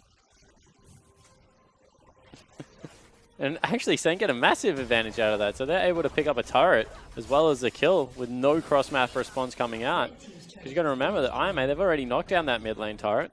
Yeah. So they can't really force a play there. And look, this has brought them into touching distance of that gold as well. It's only 200 between these two teams. Oh, Aegon's going Zrot Portal as well. He has the answer for the split push. My minions. There's a Voidless standing on a ward. He's got to watch out. He could just get Unstoppable forced over the wall. Wouldn't be the first time. Mm-hmm. And, you know, Saint are doing a great job right now. They've got the gold back within 300. They're a team-fighting team. If they're within touching distance, and I mean 5,000 gold by this time that the Azir picks up 3 items and the Sivir has the Infinity Edge, I give them the win in team fights. They will do way more damage than what this IMA lineup is going to be able to output. Yeah, and is it going to be about IMA just trying to make sure that they're not straight up fighting Saint? He's not. He went Banshee's Veil. Ah, sad. Yeah. I thought, like, you know, he was just going to leave Amazing J to deal with Zrots. No. And teleport away and kill people. But, you know, it goes for Banshee's Veil. Makes a lot of sense. Especially given, you know, Athena, 1 nuke champion. Avoidless. If you avoid the Cocoon, pretty much good to go. And this is the big team fight that we mentioned, you know, Infernal Dragon up in 3 seconds. And they have got 2 items on their major carries. Maybe not the 3 that we're talking about, but they feel like that's enough. Yeah, STYZ getting some decent damage onto Amazing J right now as Akon is going to get cocooned up. But everybody else responds very quickly. That's just the armor shield down already from the passive. Able to dodge out of the Karma ulti. So for a little while they're in the lead. There's the On the Hunt, but it's only Athena that's hit with the On the Hunt. Sorry, the Unstoppable Force. It's a decent Tempered Fate there from Road to try and turn things around as Athena doesn't get the snare onto Akon. Road in trouble as Snoopy. Oh my god, taking so much. Amazing J flashes for him. Now he's right in the backline. Look at this damage from the Aurelia as the Lamb's Respite comes out, trying to keep his team alive, but Amazing J's not done. Doesn't matter. Still looking for more He's massive unkillable. double kill to come out from the Ezreal as STYZ is going to fall down. Amazing J just stated about that health bar for so long, and that is a max range cocoon to lock down Akon. And he he tried to flashed. flash for a kill. Yeah, and in the end, it's just a clean ace, and they're going to grab the Infernal Dragon. And they were so close. I mean, they all went in. You saw the perfect layering of CC. But Road just gets the beautiful Bard ultimate. I hope we see it again, because Road literally saved the back end of that team fight for his team. And then Amazing J, once all the ultis were gone, was just unstoppable. And he's now 3-0-5. All right, and we let's are have a gonna look see at it this. again. So they see the empowered Karma Q. They go in, they get the Karma. They shove everyone back. Look at all the CC. But they just get both, all 3 of the carries actually there. So that means that, you know, Snoopy now isolated on his side of the wall. March wanted to be able to get an ulti on him. Could not, have to flash back. And Amazing J, full health, hadn't burnt anything. After all the CC goes down, just says, you can't defend your backline anymore. I'm going to kill everyone. And Jinzhao is massive. Just untouched throughout this fight. Kept himself safe. And then just plays Janitor. Yeah, and you know, we already mentioned They're not on 3 items. They're on 2.5. They might be lacking a little bit. That's one of those team fights that you say, do we just give it up? Do we really look to focus on late game? Odds are a second Infernal is going to come up regardless. Instead, they bite the bullet. They go maybe a little bit too early, at least in my opinion, and they get burnt for it very hard. Yeah, well, we'll see whether they can turn this one around. Snoopy's at least repaired the turret in the mid lane. As we can see, that Ezreal damage was pretty ludicrous. And he hit his 2-item spike. He was more than happy at that stage.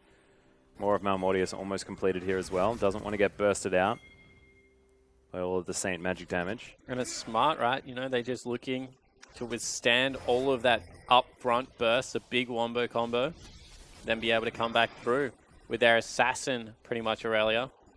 And you saw, like, she's a tank assassin right now. Yeah. Almost has a Randuin's Omen as well. And what do? Do you build two defensive items and then maybe another damage item and a GA? Really depends who you watch, right? Huni goes second item Frozen Mallet at the moment on Aurelia. So Frozen Mallet? Yeah, there really is no wrong build on her. I mean, you already mentioned Wit's End as a possible solution if you want to continue to get the attack speed. Bork has always been a great item on her for stickiness. So now they're trying to catch out Athena. Yeah, Teleport is going to come in as Athena is going to speed himself up. They're actually looking to try and create something here as the Magical Journey's around. March dancing his way out as the Tempered Fate is avoided, but has he gone the wrong way? And as the Tidal Wave just gets moved out of the way. My God, he still had the ultimate, but Amazing J has so much burst with the Trinity Force. And Aime may look at Baron. 405. Amazing J is absolutely unstoppable right now, and you saw that they got away. Oh, he's back in. Shu, unable to find the bubble, gets stunned forever.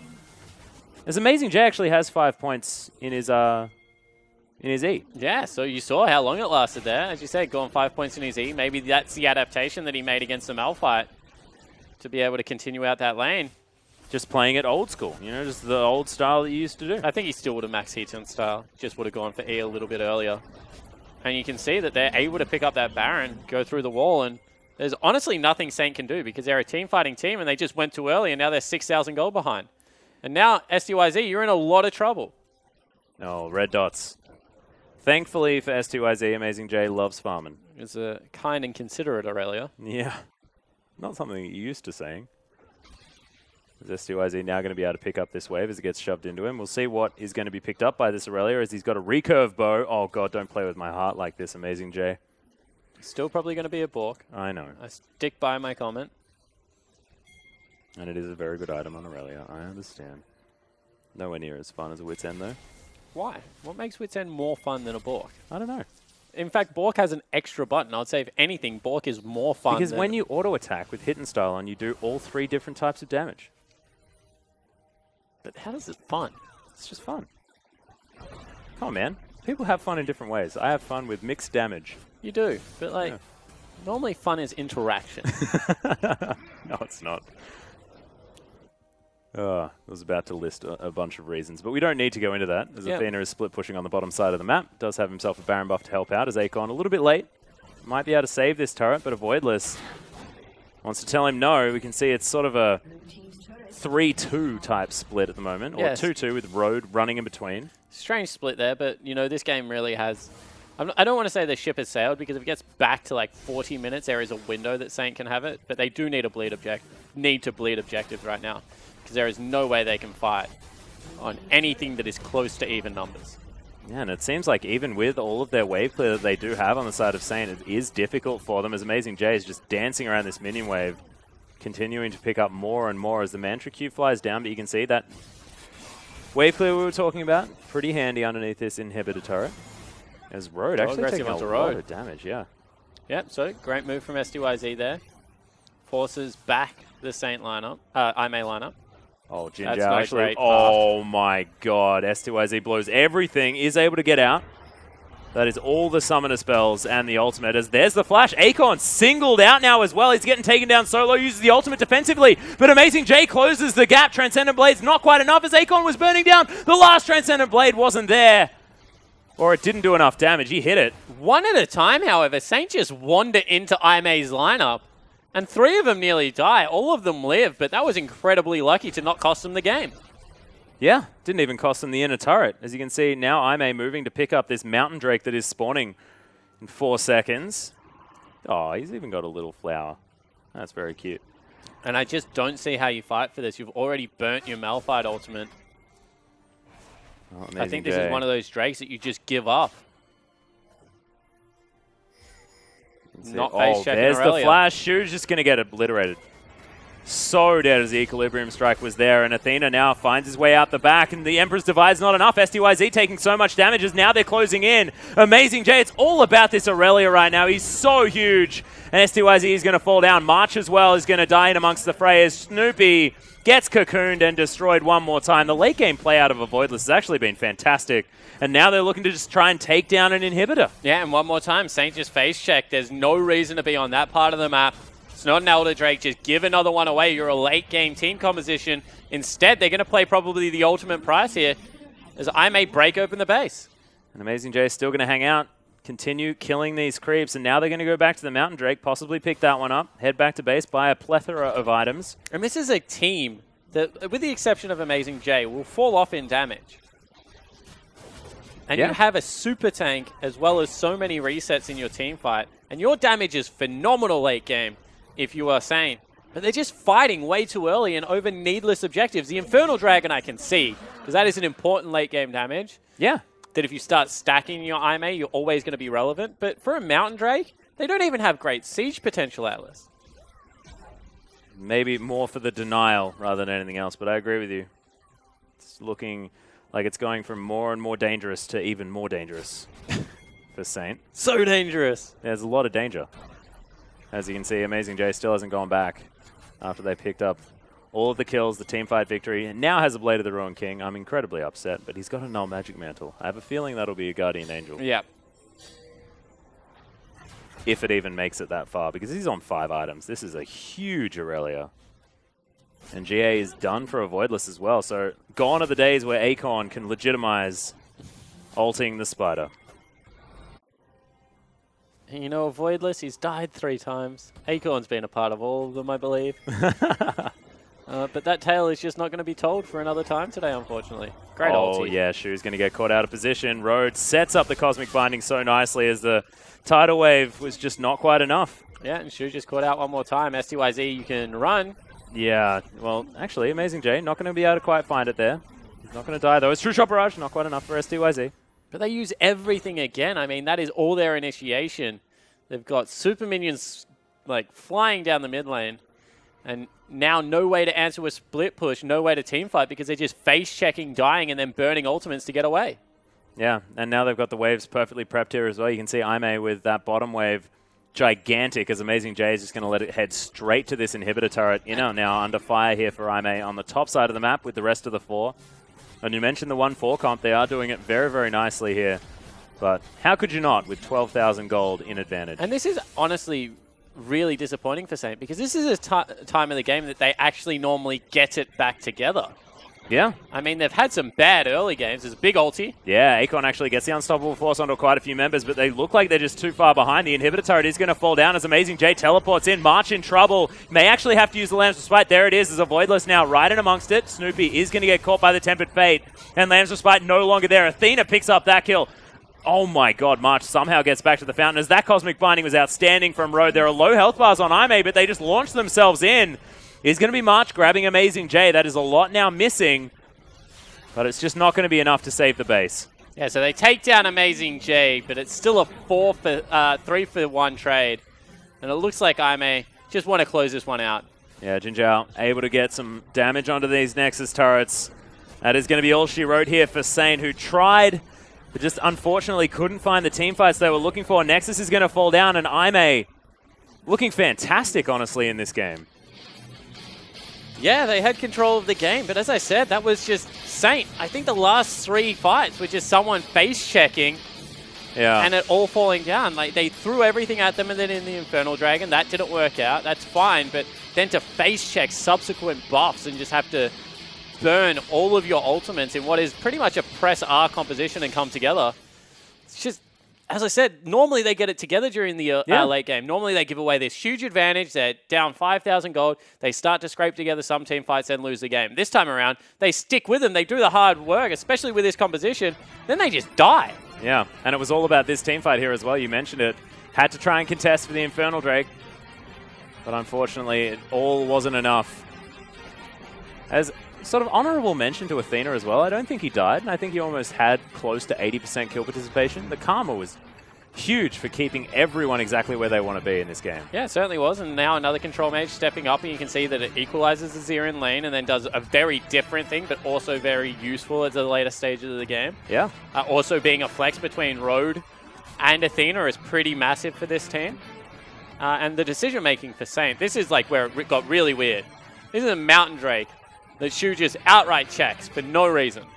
Yeah, just wanders in there. And it sort of started things up pretty poorly there as Athena teleported in behind them. But honestly, a lot of this was about Amazing J and how huge he was on that Aurelia. Able to launch himself into the backline in that first team fight. I don't even know if it was. I just think a lot of this was the misexecution of Saint and their team composition. Because that Dragon they just face checked, like you're like, oh my god, it looks so fantastic. Well, Shu didn't have Tidal Wave and Acorn didn't have Unstoppable Force. I don't know how they win a fight without two of their biggest ultimates in what is a wombo combo. Yeah, okay, that's a good point. But, you know, Saint probably just trying something different. Of course, haven't seen Malphite so far in the LPL for a couple of years, actually. So exciting to see him make his way back in. Hopefully next time it's a little bit more successful because Acorn just did not have a great time. And, you know, you just have to, like, this goes back to a very basic point. If you're going to draft a composition, play around its win conditions. And, you know, when you don't have key ults, don't contest silly buffs because in the end, like, as you said, IMA just ran over the top of Saint. Yeah, just looked a little bit out of practice. But ladies and gentlemen, we'll see whether Saint are going to be able to find it once again in game number 2 after this short break.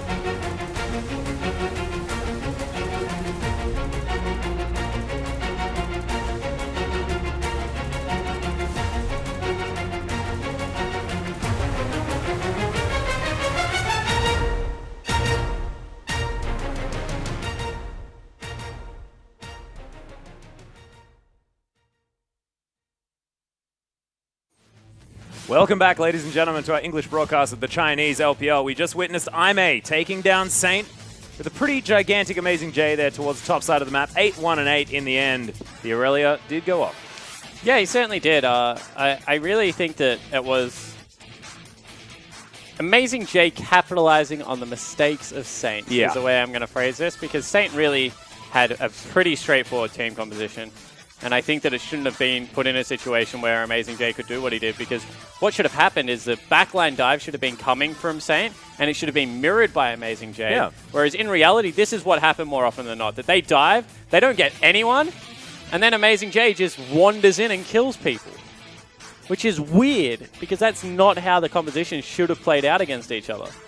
And Amazing J just, as you said, casually wandered in, killed Snoopy, and then just created havoc from this end. And you're right. I mean, they blew their load. I mean, it was done. Well, the thing is that they should... Amazing J didn't go in at the same time that the 5 ultimates were used, so the 5 ultimates should have come up trumps. Yeah. Because Civil was freely hitting people, you know, the Azir had already flown in, done all of his damage. So I think that that was a little bit of a mistake from Saint. Yeah. Hats off to Road, though. That was a really, really nice Tempered Fate that really stopped things up. So that was definitely a good thing. However, now moving into game number 2, Saint have an opportunity to turn things around, maybe pick some different champions, sort some things out for themselves. What are we looking for as far as a change-up? Like no Malphite towards the top side, play a more straightforward comp? How can you play a more straightforward comp? You're playing Malphite Azir. Like, that is the most straightforward comp in the world. That's pretty much Malphite Orianna, but like new Orianna. So I just think that Saint like really need to go back towards focusing on like what is important. Like, why did we pick this composition? 5v5 team fighting. Okay, does a Mountain Drake actually impact our ability to 5v5 team fight? No, it does not. Like, let's wait for next Baron. Let's bleed objectives out. Let's get to the point of the game where we're comfortable fighting and pull the trigger from there. Stop going early, like peel the game right back to basics. It's not about champion select. It's just about the mentality that this team is playing with right now is fundamentally incorrect.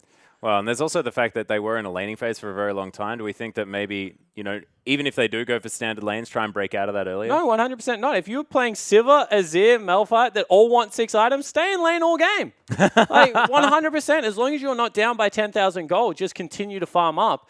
Get your carries to the strong point, because we're talking about a composition that had an Aurelia that builds 1 or 2 damage items. If you're actually equal, generally only 1. Yeah. That can't really build a Last Whisper, so not going to be able to deal with a Malphite. You have Karma that is never going to put out the same amount of damage as Azir, has great utility. And then you have an Ezreal versus a Sivir. Sivir AoE crits. Like, in a scaling fundamental, like when you look at the way this game was progressing, you also have Kindred versus Elise, which is not even a contest. It's a wash. Yeah. They just didn't execute on what their comp did well. Well, we'll see whether they can turn around for this one, as Champ Select has now begun. Caitlyn and Swain taken away from Aimee, as it is going to be Rise Vladimir this time for Saint. They've switched around. No massive top lane focus this time for Saint, just because, I mean, Amazing J was still able to find a champion he was pretty comfortable on this time around. See how things change. Yeah, see where they do go towards banning away Aurelia, or at least if they don't, picking a favorable matchup. Remember that the Malphite was picked pretty much into the Aurelia. No, definitely into the Aurelia, I believe.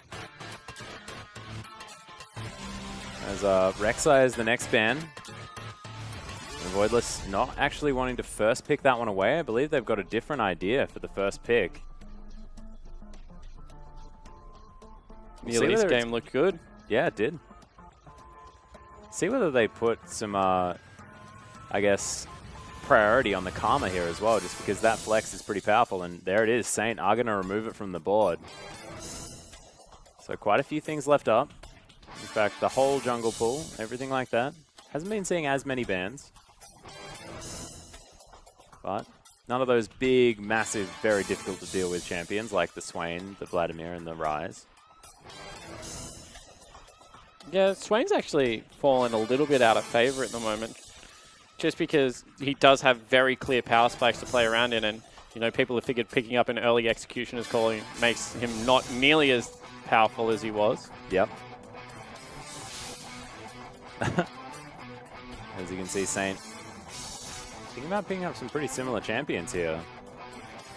Acorn looking at the Poppy would be interesting, but we'll see exactly what they settle on.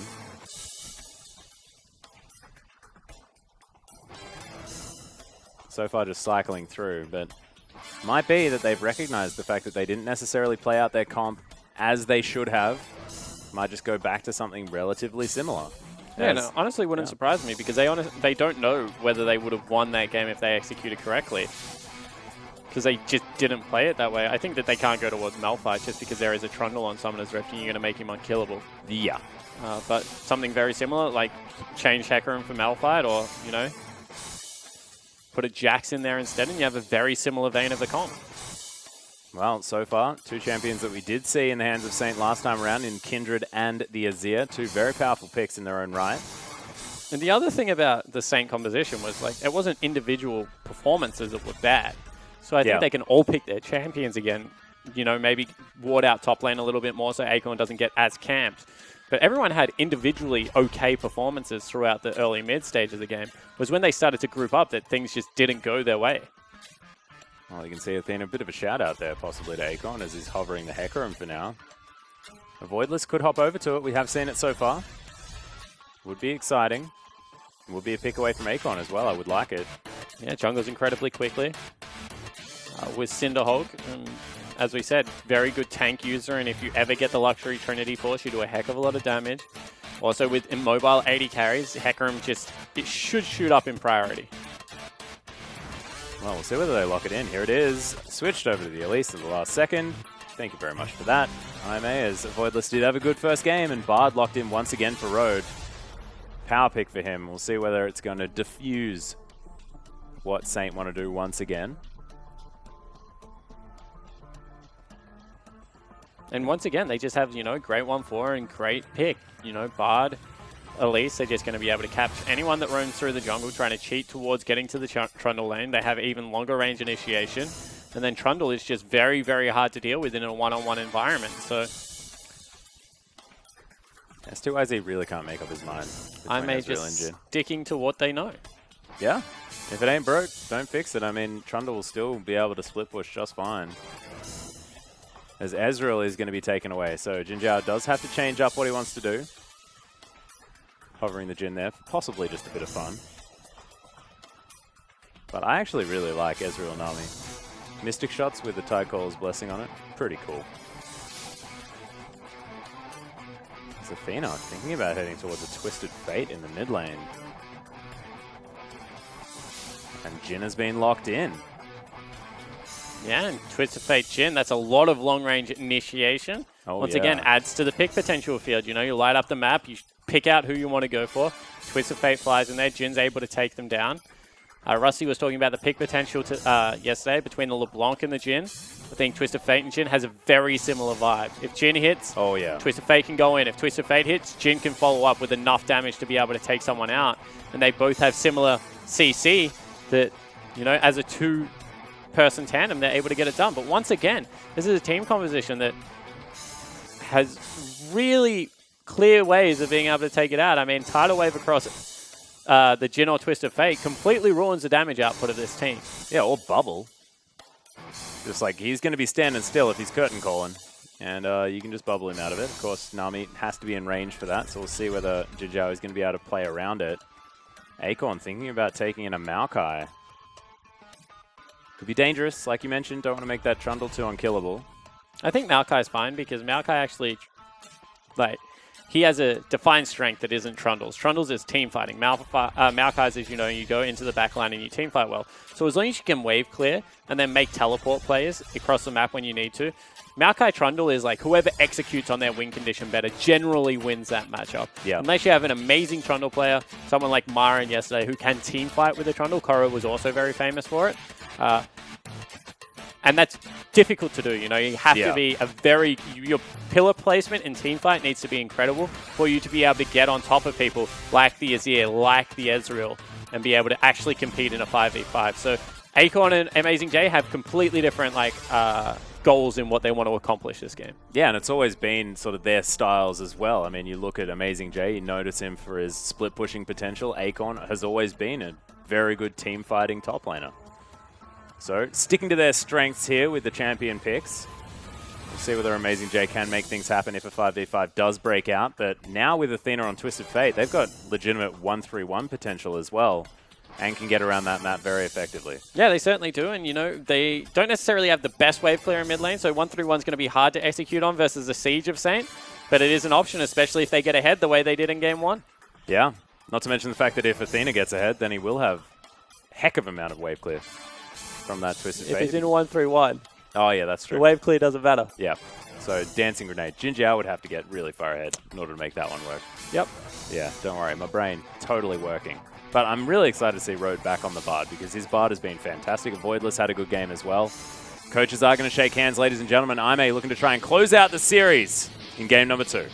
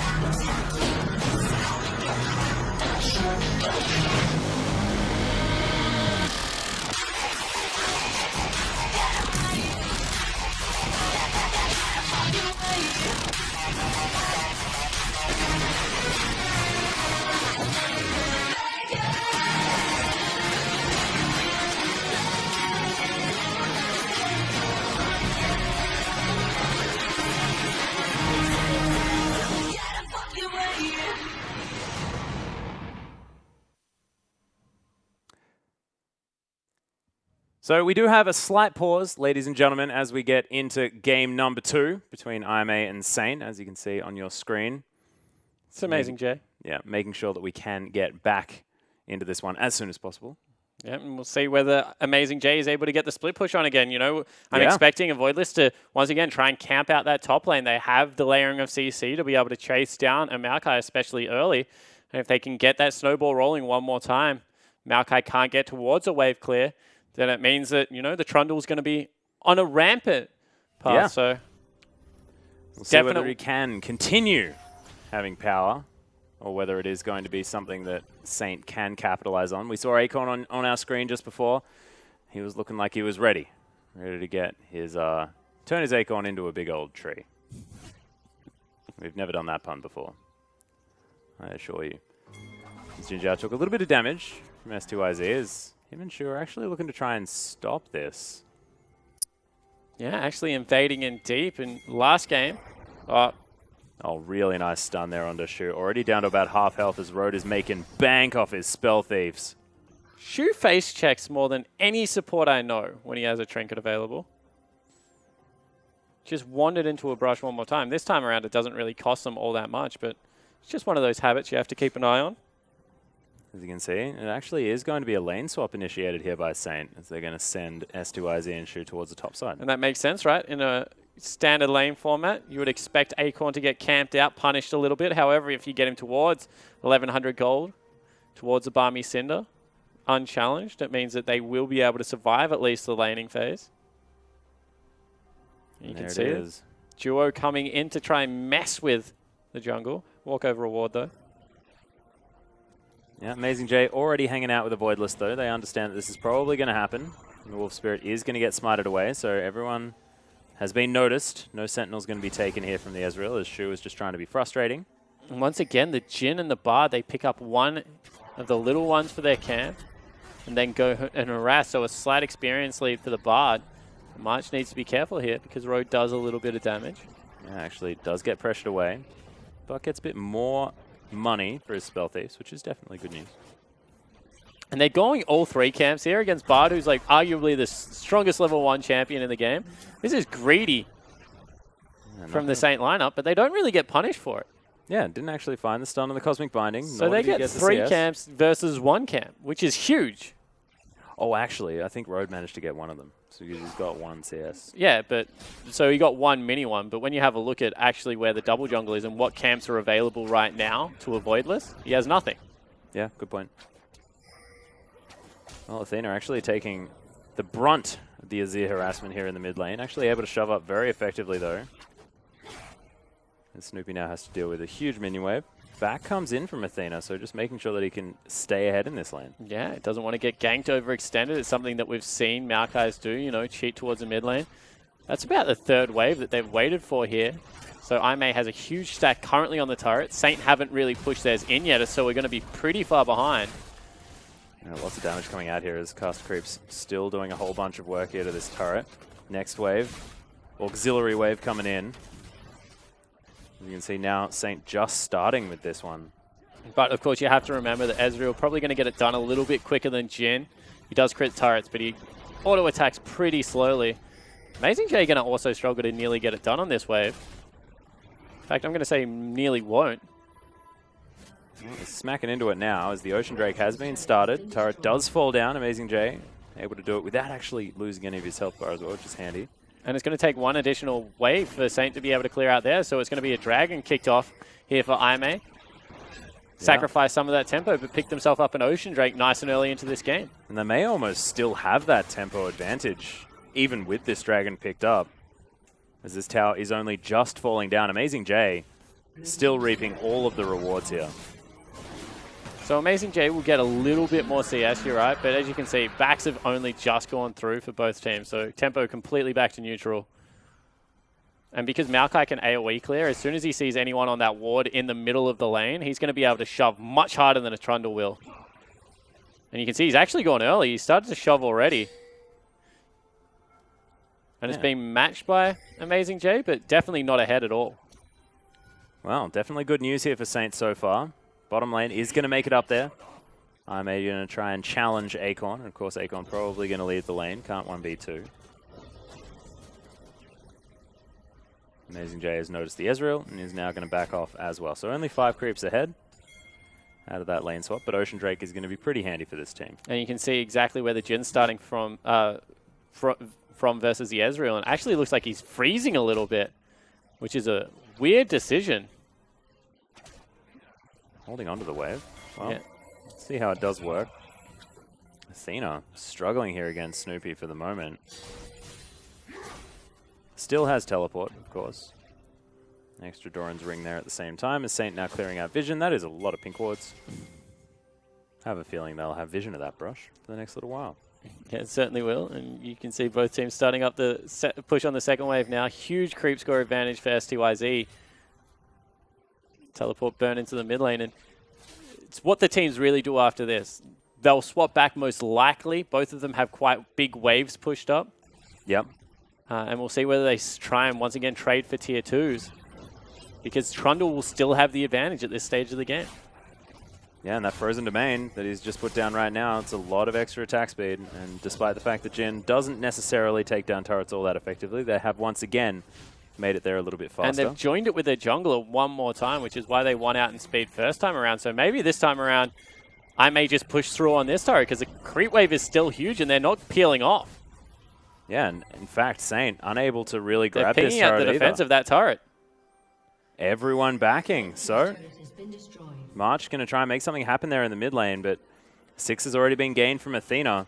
They could actually 5-man. They left Acorn there anyway, and now all of a sudden they're teleporting back to Trundle. Heads up play out of IMA overall because the wave's still going to crash. There's no freeze that's going to be accomplished here for Saint.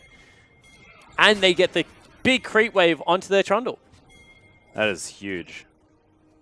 And Road just going to casually wander out, as a bard generally does. There's a lot of swagger in that walk, and he deserves it this time. So even though they got tempo back, I mean, they both recalled at the exact same time. It's still IMA that walks away with a huge advantage because on the swap back, they don't pick up a turret, and they give so much experience in gold. I mean, it's 28 CS to 12 for the Trundle. And, you know, the CS discrepancy is mirrored here for the Ezreal. But at the end of the day, it's still, like... We already said it. IMA has a very clear win condition, which is get Amazing J ahead and split push, and Saint kind of played into that. Yeah, that's precisely what they want to be doing. March has started off this blue buff, wants to give it over to Snoopy. Pings it out. And the Azir is going to head over, but that wave is going to crash, so Athena denying some CS on his way forward. Early Negatron cloak here for Snoopy as well. Wants to keep himself safe against the poke that Athena has. It's more the jungle mid pressure. I mean, he pretty much removes all kill potential out of Elise and Twisted Fate by going Negatron cloak.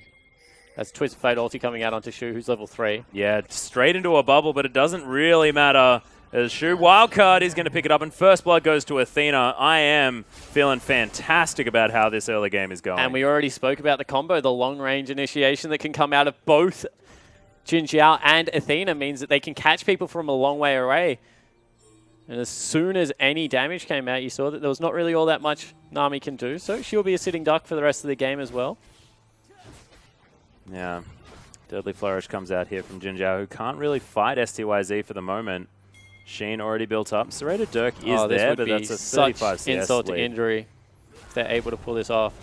Thought they were actually looking to Magical Journey through the turret, but Shu does get there in time, which means Acorn will be able to slowly start picking up some of the experience and gold that he's been missing out on. Yeah, Jin Jiao as well, able to bounce himself a grenade over the top of STYZ. It's a decent snare to come in as STYZ takes a lot of his health bar. But that is getting to a massive CS deficit in favor of STYZ. That's the one good news story here for Saint. Yeah, but we'll see what Jin Jiao does with the wave. I mean, you can hold it there if you're Jin. You've already got first dragon. You don't really need to fight for the second one. This is heads-up play out of STYZ. And they give it to him. Yeah, well, he did all the work. Yeah, certainly deserved it. I'm not questioning that. Voidless only with the Hunter's Potion right now against the recurve Bow of March. So if the Elise was ever to find this Kindred in the jungle, probably wouldn't be a good idea. As Jin Jiao just going to eat a lot of damage from the creep wave. Yeah, and all of a sudden they're invading now on this side of the map, so they need to be careful. Yeah, really nice bubble, but look at that Cosmic Binding. March unable to follow up, Road there to help him. Yeah, but holding the wave there is so dangerous, especially because Jin Jiao can't run through it. And if you do lose a team fight at that stage, all of the hard work you've done to freeze up that lane is now gone. So good decision from Aimei to back away from that, not really try and engage in anything as much. Oh, I don't know if Snoopy would be happy with that, mate. What a good move. But dances through, picks up 3 CS for himself. next dragon is going to be up in 4 seconds. So it's an Infernal Drake, and Saint well and truly in position to take this one. Aimei are moving over, but this is going to fall very quickly. This is a Kindred. Yeah, there's nothing they can do. As I said, like at this stage of the game, Maokai way more useful than Trundle in every situation. They've already gone back and shopped on their Ezreal, who was 40 CS up, so there's not really much you can do, which is why the freeze was such a good idea out of Jin Jiao to try and catch up at all. See if they can defend this turret. Yeah, finally this one is going to get taken down. Jin Jiao and Road going to try and do their best to stop it. And it looks like they're going to be successful. Captive audience down there as STYZ avoids the damage. Jin Jiao still relatively far behind. Yeah, Ezreal. respecting the double teleport and the fact that they didn't know where the Elise was. They don't have deep vision on that side of the map, so they can't really look to make a play on the turret. You know, Snoopy can't follow if Athena cheats down there. They already had their teleport on that side of the map in Acorn. So even though it looked like a 3v2, potential 4v3 was immediately on the cards. And Acorn's not going to love this. No, that is going to be the Rift Herald taken here from Aimei. Looks like no contest is going to come in. And Amazing J going to be well and truly set up for this split push. You can see that Amazing J immediately just pings assistance in the top lane because he understands that's frozen. So the Spider's going to have to head up there one more time. Acorn's really good at manipulating waves. That's what he was actually responsible for on Samsung Blue. Implementing that 6th man that they were very well known for. Yeah. But he also understands when he has to trim because otherwise he's in danger of being dove. So once again, quite a smart player. Hasn't really got the team fight phase going yet for Saint, but it's part of the reason why it was so important for LGD as well. As the ultimate going to be used, March looking to try and take down Jin Jiao, though so much damage here towards his bottom side, but the heal is very powerful, and oh my god, March just saves himself with the Lamb's Respite, but there's a Tempered Fate, doesn't get the heal. Now Amazing J is going to be able to easily pick up that kill. Somehow Jin Jiao's still alive, as Twisted Fate's going to make his way in, picks it up with a blue card to add insult to injury, and that's another deadly flourish. Jin Jiao, this Jin, despite the fact that he's had trouble in the laning phase, looked fantastic. yeah, it certainly did. And now all of a sudden Snoopy having a shot at a Voidless, but he's just going to be able to wander out And a huge advantage one more time goes across to IMA because Saint just don't respect the map itself. They don't respect the double teleport. Acorn cancels his out. And IMA just get another huge gold lead. Yeah, Snoopy as well, almost bullied out of the way here as Road takes a gigantic magical journey. That was beautiful to watch. And Acorn is going to find the Bard in the river. Athena. I don't actually know what Acorn's really doing now. Because he's going to miss out on all of that creep wave in the top lane. I want to have a look at it, but it looks like there's more red dots on his side of the lane, so it means it's going to push. Well, right now you can see he is making his way back towards the top side, but you're right, might have lost his opportunity. Went for a big old roam. March of the Ents. Voidless wants to take down his red buff, will do so quite easily. Jinjiao, we'll see whether he gets given it. Nope, not this time.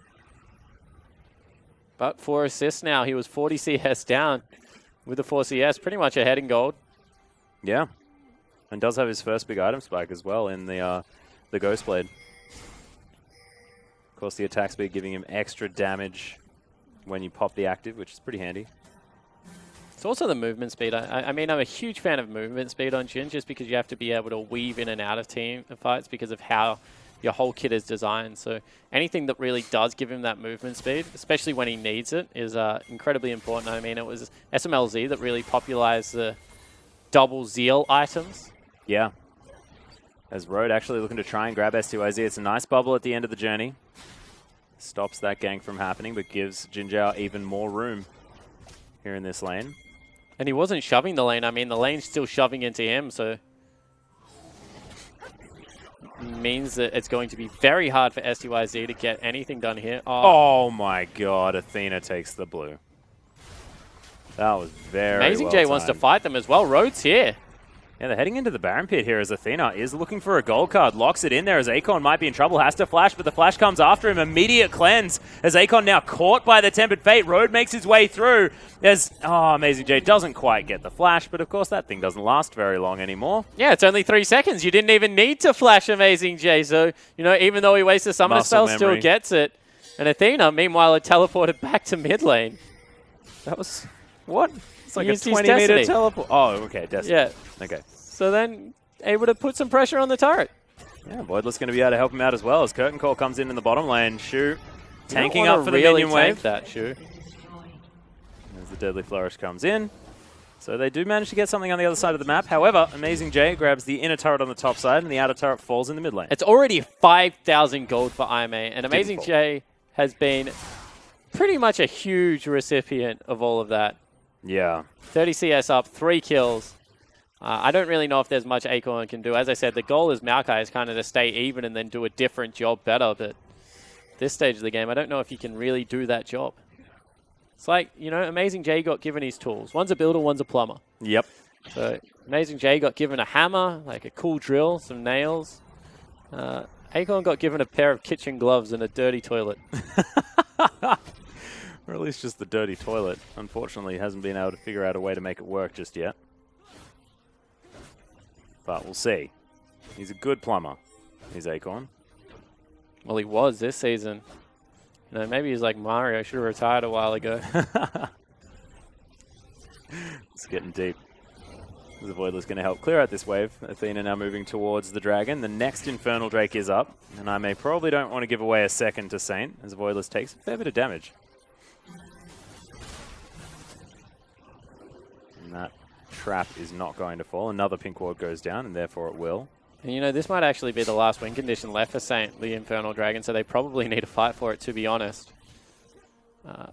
Would be even better if they can get in there before Trundle's had a chance to really go back and shop.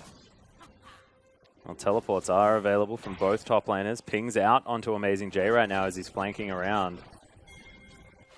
There's going to be the Rift Scuttler falling down, Wildcards flying through, but Aime staying very safe at the moment. Yeah, and I think not starting off the Dragon is actually a win here because they're able to pick up farm in all of the lanes. And there's really not much Saint can do but stay around in the area because as soon as they go to catch one of the big waves, they're going to just start the Dragon instantly. So really rocking a hard place now.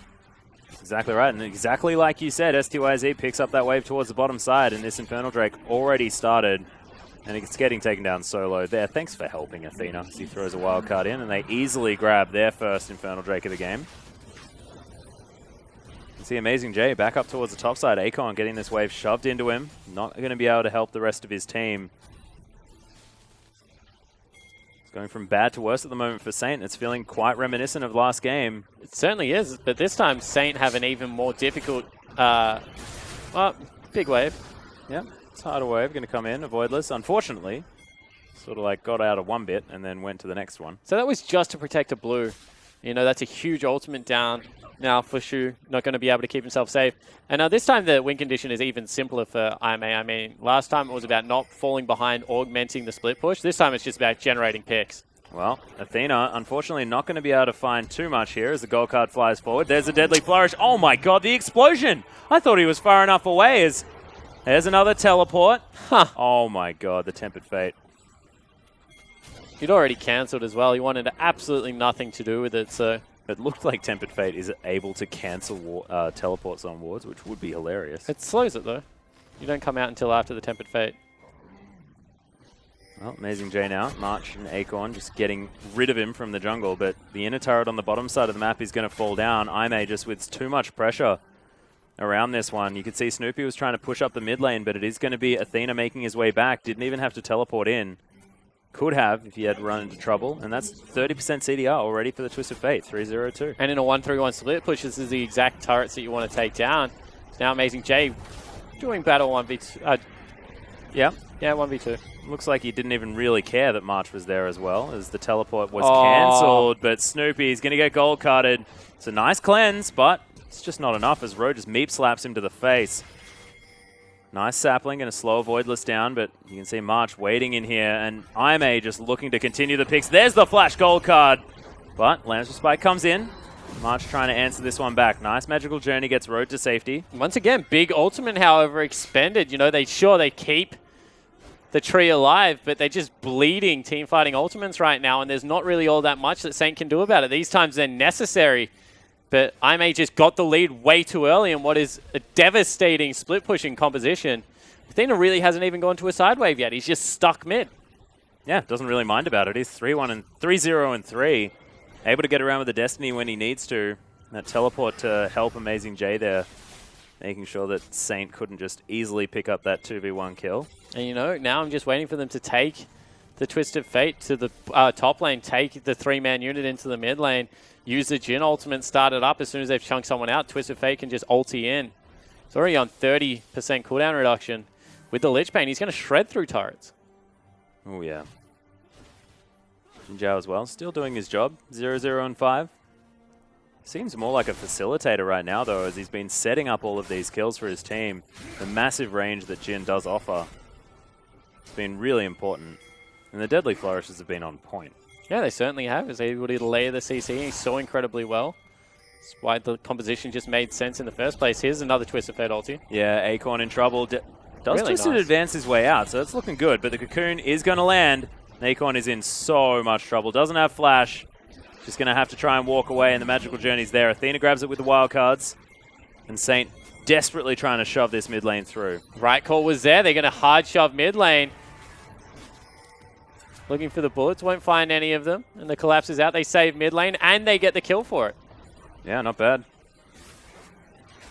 Zaime now continuing as they destroy this pink ward. S2IZ hit by a wild card. Probably doesn't want that to happen again, as it's doing a lot of damage. Now they're threatening the dive on the mid lane. Snoopy in trouble. Oh, Cocoon going to be avoided as he shifts some sands out of the way. And this is so bizarre that they're able to use what I thought would be a lack of wave clear. But the Jhin ulti's just proven to be enough. The threat of the quick rotation has always been there. Yeah, this turret is going to fall. Snoopy and STYZ caught by the Tempered Fate once again. There's the layering of CC. It just looks like he gets removed from the map rather than killed because he died that quickly. Yeah, March didn't use the ultimate even to save him, so that gives you an idea about how quickly they're just chunking members out. And honestly, right now, Saint just can't keep up with Aime. It looks like a completely different class of players. Yeah, Aime as well. I mean, we're talking about the fact that Saint have looked a little bit out of sorts in this series, but you have to hand it to Aime. They have been playing this one very, very well.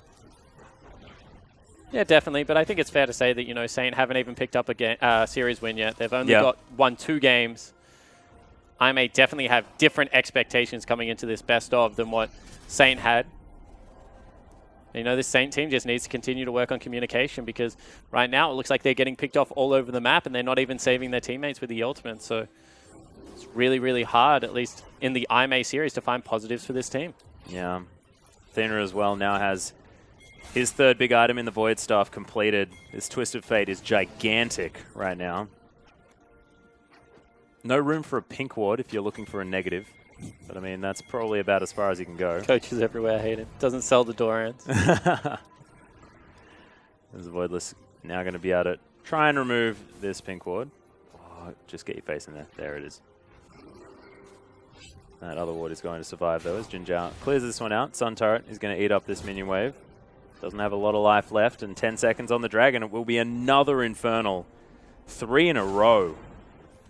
And especially given the itemization so far, so much flat penetration, it's almost acting like the big damage items that they didn't pick up because they went for this penetration build on both the Twisted Fate and the Jhin. It's just completely augmented by the fact that they now have double Infernal Drakes. Yeah. It's going to be the Volcano combo. Now coming out. Oh, yeah, Amazing J. He's unstoppable. Yeah, and Snoopy's in trouble. Last Bolt not going to find anyone there as Shu is able to walk out of range. But if they're walking out of range, it means they're walking away from the turrets, and they're also walking away from this inhibitor that Amazing J is taking. Just look at the macro call. STYZ was in top lane, and he's being shadowed by March, whilst the whole base is just being removed. It's just a bizarre series of events. And here's the potential engage as well as Akon's taking a lot of damage. Flashes out of the way as the bubble is going to go completely wide. Athena looking for a gold card target as Snoopy's going to get caught by the Tempered Fate. Times out the gold card, but Snoopy is so dead. Athena's able to lock down that kill, and these Infernal Drakes are doing work as they take down the first inhibitor of the game. And I may haven't missed a beat. I mean, they've just been unrelenting in Satan, with the exception of, I guess, the Dragon that came across because of the big CS deficit on Jinjiao early. They've just been pretty much willing to execute on their game plan, keep the Trundle in a side lane. Whoa. Deadly Flourish starting to do some damage here as a Voidless. Flashes out of the way of March. It's very, very low. Trust me, you don't want to be the only person in a game to give away a kill. Everyone will burn summoner spells to avoid that. So good call. Unfortunately for IMA, they let 2 turrets drop and a Dragon. So perfect game unavailable. But the introduction of lane swaps kind of killed perfect games. So It as far as like perfect games go, like theoretically, IMA has made the right decision or judgment call at every stage of this game. They gave up 2 objectives that they needed to. I mean, they even saved 1 objective for much longer than they probably had any right to. And the Dragon that they gave up was 100% the correct Dragon. They weren't ready to fight that. And much in the same way that Saint should have given up an Infernal Dragon last game and seen if they could get some a little bit later, IMA should have given up the Infernal Dragon that they did, and they came back and got 2 in response. Certainly did. I mean, that comes down to a little bit of luck, but definitely exactly what they needed to do, regardless of what those dragons were. Damn right you do, Spawn. RNG, Jesus, 2016. We saw that team. If they do that, then it must definitely be the right thing to do, as they're winning a lot. A Voidless almost had his Guardian Angel completed. And there's the Tempered Fate. Doesn't find anyone, but Snoopy has to move out of the way. My god, Athena half health him with just 1 combo. He's still moving over here. The Lamb Spider is going to wear off as STYZ takes a straight wildcard. Road now caught out of position potentially. That is going to be the first pick, but Akon is going to die for it. Amazing J picks up that kill as the curtain call flies through. Not going to be able to find March. In fact, doesn't find anyone. As Jinjiao is just going to continue pushing up the mid lane. This inhibitor is going to fall as Athena's got so much damage with that Lich Bane. Yeah, they chase 2 people so far away, and then everyone else just walks a creep wave up mid, so we'll be able to go back, potentially look at the Baron. Road, unfortunately, does give away the kill. So I will officially remove my perfect game status away. Yep. Going to say that was not needed. Jinjiao probably happy he didn't get a kill, because currently sitting at James Bond status. Now he has his license to kill Atlas. Oh, okay. So thankfully he can now get it. His teleport's coming in. Amazing J and Athena actually going to join this fight right now. Shu just going to get killed by Athena off the back end. You could sell Athena was like, is there anyone else around to gold card? Because I know this guy's dead. Yeah. And I kind of don't want to waste it, but he threw it anyway. And then he's like, but I want the kill. And he's 7-0-4 now, feeling very, very good on this Twisted Fate. And this Baron is not long for the world. Road just playing gatekeeper, stopping Saint from making any way in, but they don't want to anyway. And it's going to be Amazing J that locks that one down. Still so far ahead. His 3 items are complete, the ones that he wants. Destiny comes down once again, and March, he's going to get gold carded to the head. That was still cycling, actually. Beautiful TF play. Yeah, it certainly was. You know, even with the Hex Drinker, that disappears. March nearly gets 1 comboed. Just pushes them away one more time. Still didn't have the ulti available. Athena wanted to protect what he now sees as his blue buff. The rest of his team just wants to end the game. Yeah, well, this top inhibitor is the next one in the list of IMA objectives to take. The Baron buff will help them. Amazing J probably happy to tank this as STYZ gets stunned up. There's the Deadly Flourish, and Jin Zhao just destroys him. Tidal Wave flying through as the Tempered Fate is going to once again catch Snoopy. And you can see, oh my god, Jin Zhao just setting up like fish in a barrel. And that inhibitor is going to die. That is 3 dead. And the Nexus is going to be the next focus. Snoopy and STYZ, they're the carries. They're dead. And Saint just have to watch their structures get demolished. The flashes forward. March does have the ultimate. Looked like he was going to die through it because they had so much damage potential.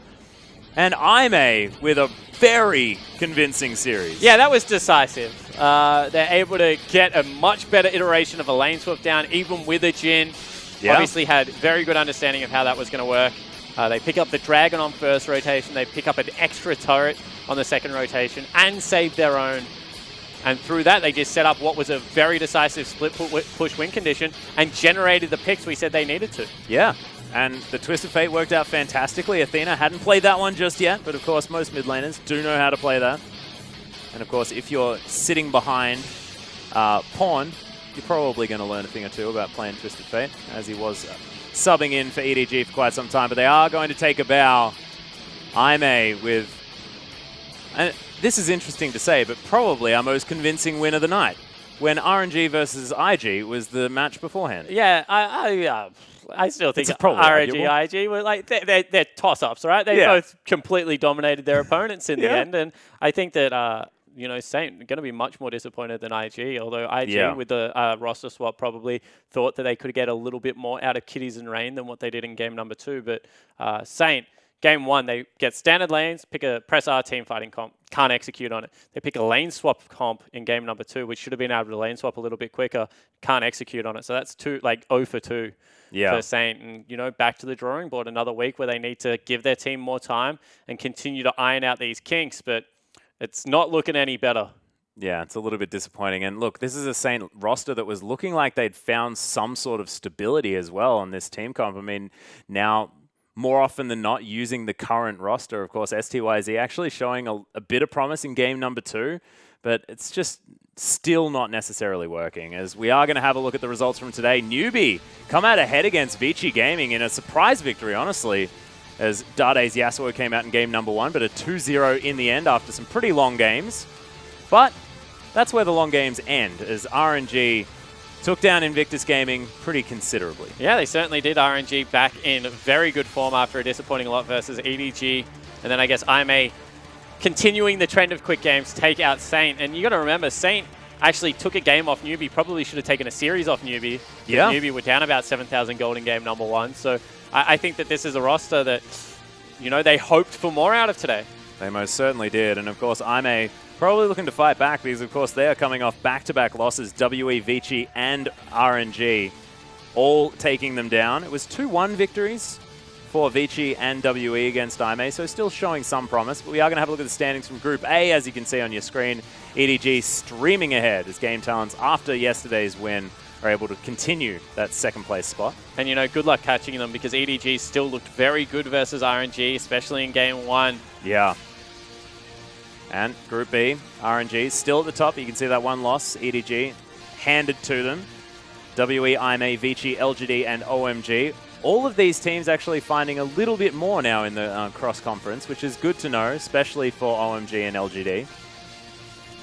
And tomorrow, of course, only 2 best-of-3 series. So GT are going to take on LGD, and then WE versus Snake will follow that one as well. And these are going to be really interesting games, honestly. GT versus LGD excites me. Yeah, it certainly does, because both of them are kind of like... I said this about WE. WE take the game late, and if that worries you against anyone, it should be LGD, because if you give them, like, if you give Imp and Myron 6 items, they're probably going to beat you in a game.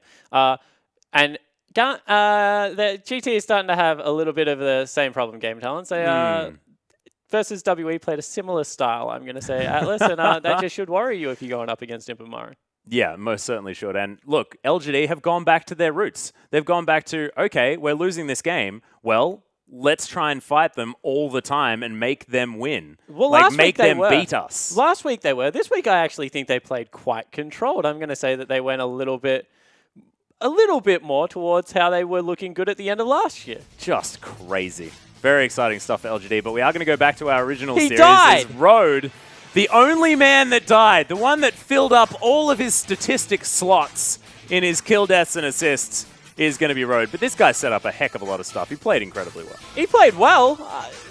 I'm going to say the TF was better. But how do you give it to the only member that died? That's outrageous. He's very upset. I'm honestly shocked. I think that he played well. I quite liked what Well, Road was doing I hate to in this break game. it to you, when you win a game by 14,000 gold at 28 minutes, everyone on the damn map played well, but he died. The only one to make a mistake, and therefore he gets the MVP. That's how that one works, ladies and gentlemen. But going back to what we're going to see tomorrow, I just want to get your thoughts, because you're not going to be on the desk, unfortunately.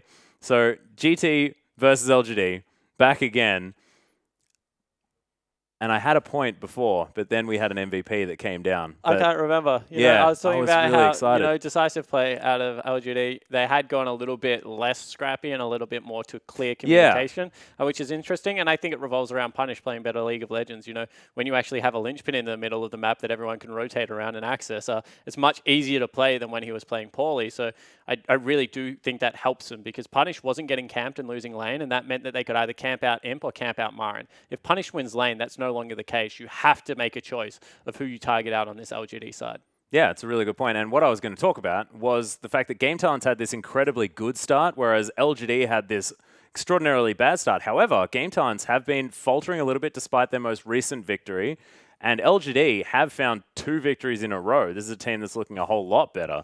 So as far as momentum is concerned, if you have a look on paper, Game Talent's looking a lot better. LGD, however, moving into this next game, are actually going to be feeling pretty good. Yeah, they certainly should be feeling good. I don't think LGD should. If you go into a game with 2 world champions, you should always feel fantastic about the game. That's what happens on Summoner's Rift that is a little bit concerning for LGD. But you're right, they're a team that gets better as the season goes on. And historically, spring has been a very slow start and summer's been a little bit quicker. So hopefully they get their backside into gear for this next best of 3. Yeah, it's going to be difficult. And of course, the cross-conference has been very, very interesting as far as getting these sort of free points are concerned. Do you still think about it as sort of free points that you get in these cross-conferences within your own group? Because, of course, you get placed in the playoffs based on your group points, not necessarily what you get against the other group. Yeah, exactly right.